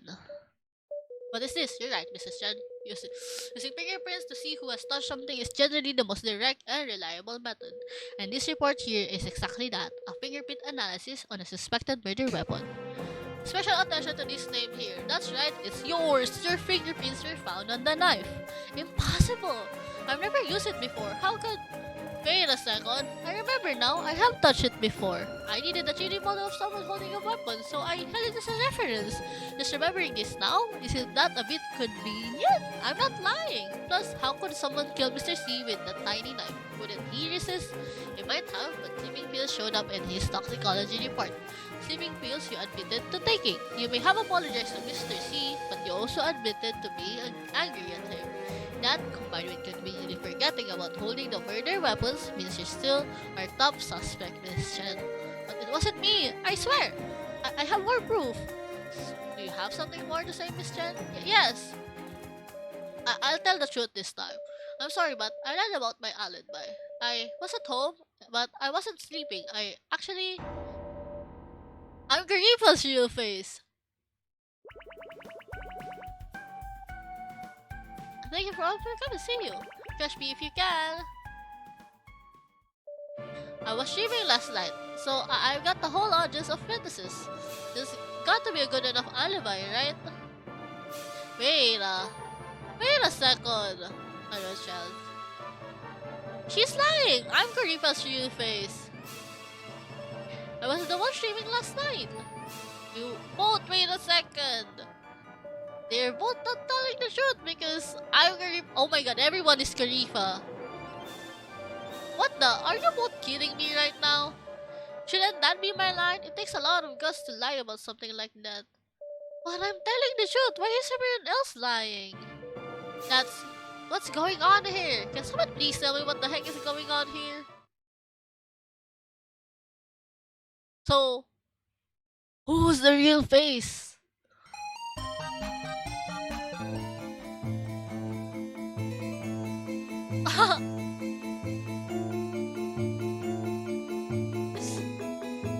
Who is lying? Reveal the VTuber's real face, not doxing though.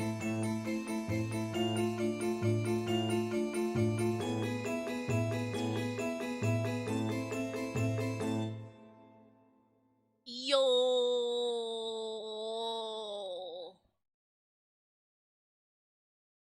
I'm so curious. I'm so curious. Oh, we are hosting a Who's the Culprit event. Participate for a chance to win a game key. Chat. They're doing a challenge. Please access the Google form via the QR code on top right corner. Actually, wait, let me scan that.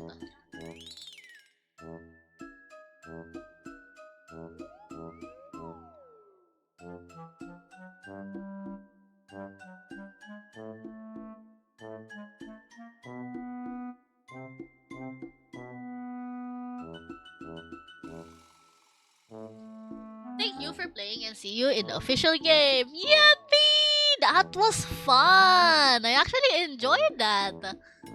I wonder, like, it's I guess it's good that I actually picked one of the allegedly faces. Question mark.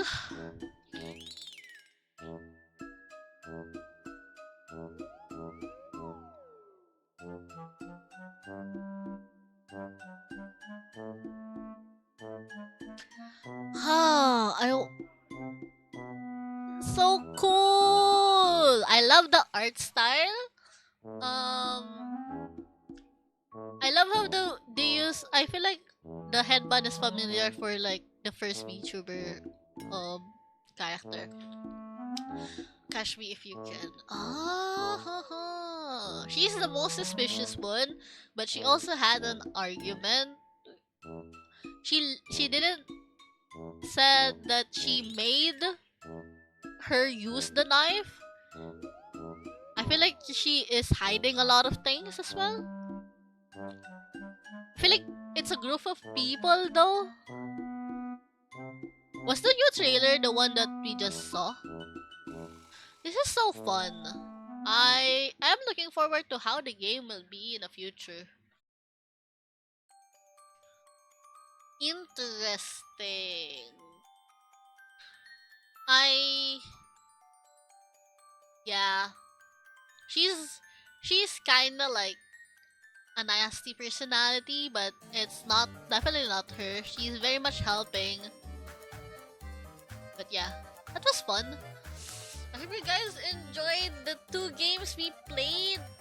Longer than expected stream though, since I started at 7 and I'm ending already because I still need to finish my dinner and I need to sleep early. But yeah, I hope you have had fun. Thank you so much everyone who stopped by, everyone who followed during this stream. Um, and a raid from chat, everyone who hanged out in chat. I hope to see you guys on my next stream. Wait, let me switch off to this. There we go. Okay.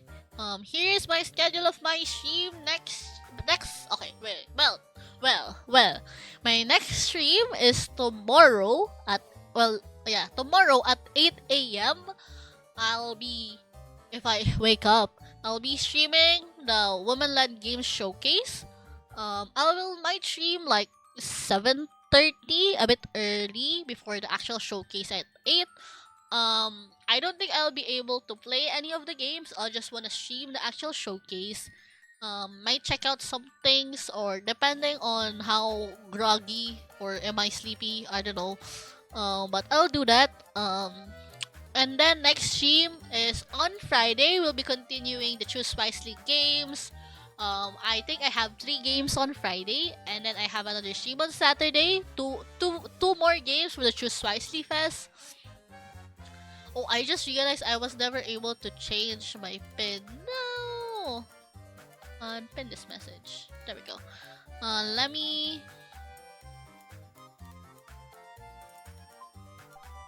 Yes. There we go. So it's not like banging on my ear. Let me open Discord. Copy text. Here is the demo of the Real Faces of VTuber, the game that I just played. If you guys want to check it out. Other than that, I have 3 games on Friday, 2 games on Saturday, and then two games on Monday, the last one. And then I will be going back to the Southeast Asian Games Onward stream on Wednesday and Friday.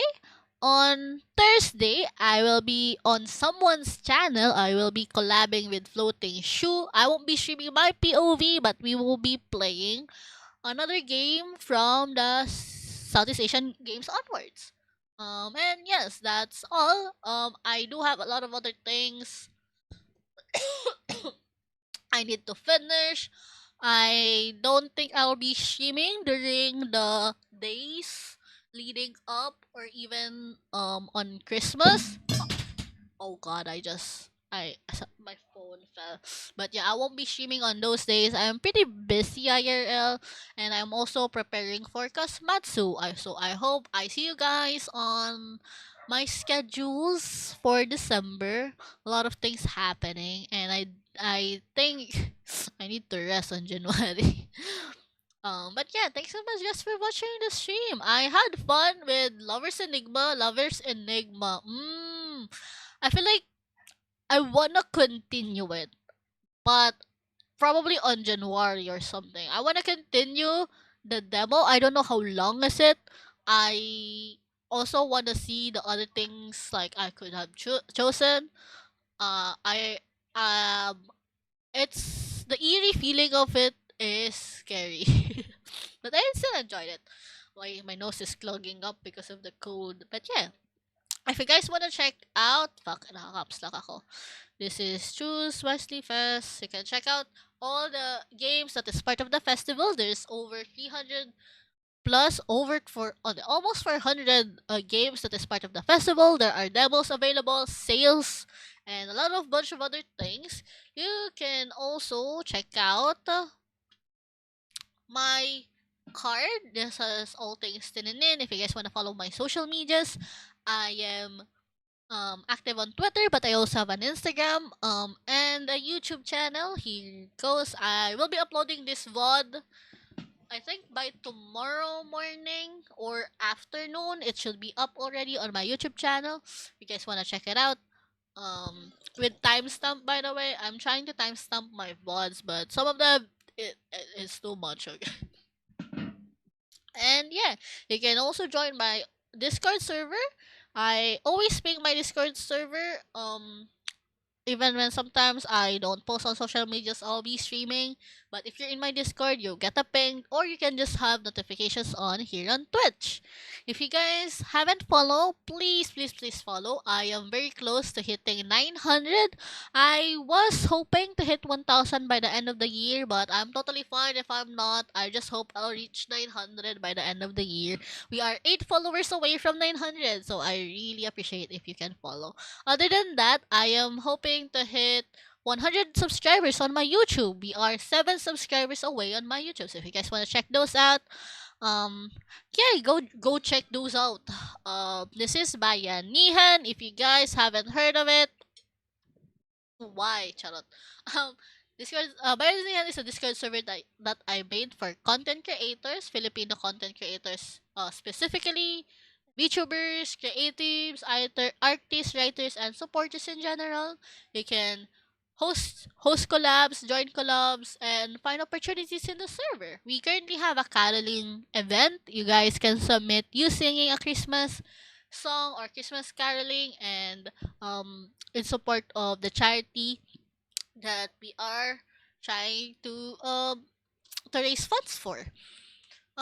Is there anything I forgot? Oh, if you guys wanna meet me in person, I will be tabling at Cosmatsuri this December 28 to 30. All 3 days, I'll be there. I'll be behind the table. Also, um we will be auctioning a mini standee of my character, Nicole Obsidian's character, and the mascot of our table. If you guys are interested in bidding for those, look forward to the announcement about it.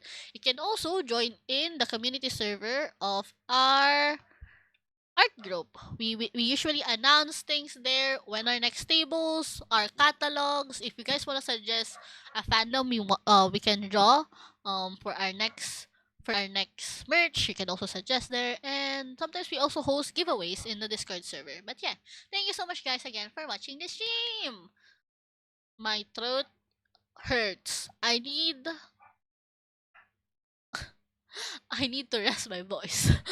I feel like I will not survive the entire Choose Wisely Fest. This is the raid message. I'll be sending you guys off somewhere, so please hang tight. Let me actually look for someone to raid. Thank you so much guys for hanging out. Everyone who's showed up. It was fun to see some 3-year followers. G and Hawk in chat earlier. Thank you so much for stopping by. It's so cool to see the same people from back then still in my chat. Let's see. Where can I send you guys off?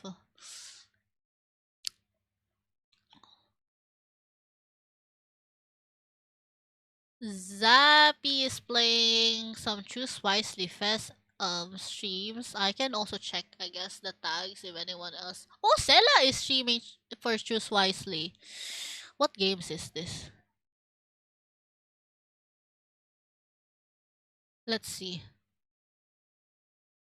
There's a lot of people live. I hope Sela is not ending yet. What game is this? Oh, she's playing Lovers Enigma as well.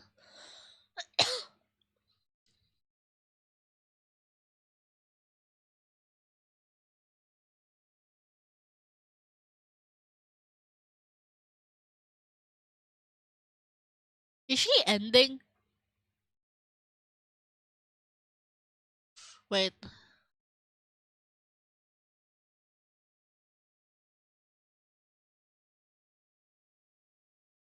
I might send you guys up to Sela.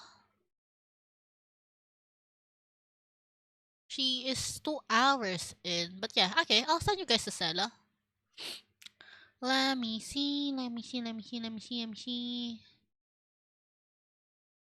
She's playing the same game, Lowers Enigma, so go support. I think, yeah, she just started, or well, like day 3 in or something. But yeah, thank you so much again for joining the stream. I hope you have fun. I'll see you guys tomorrow.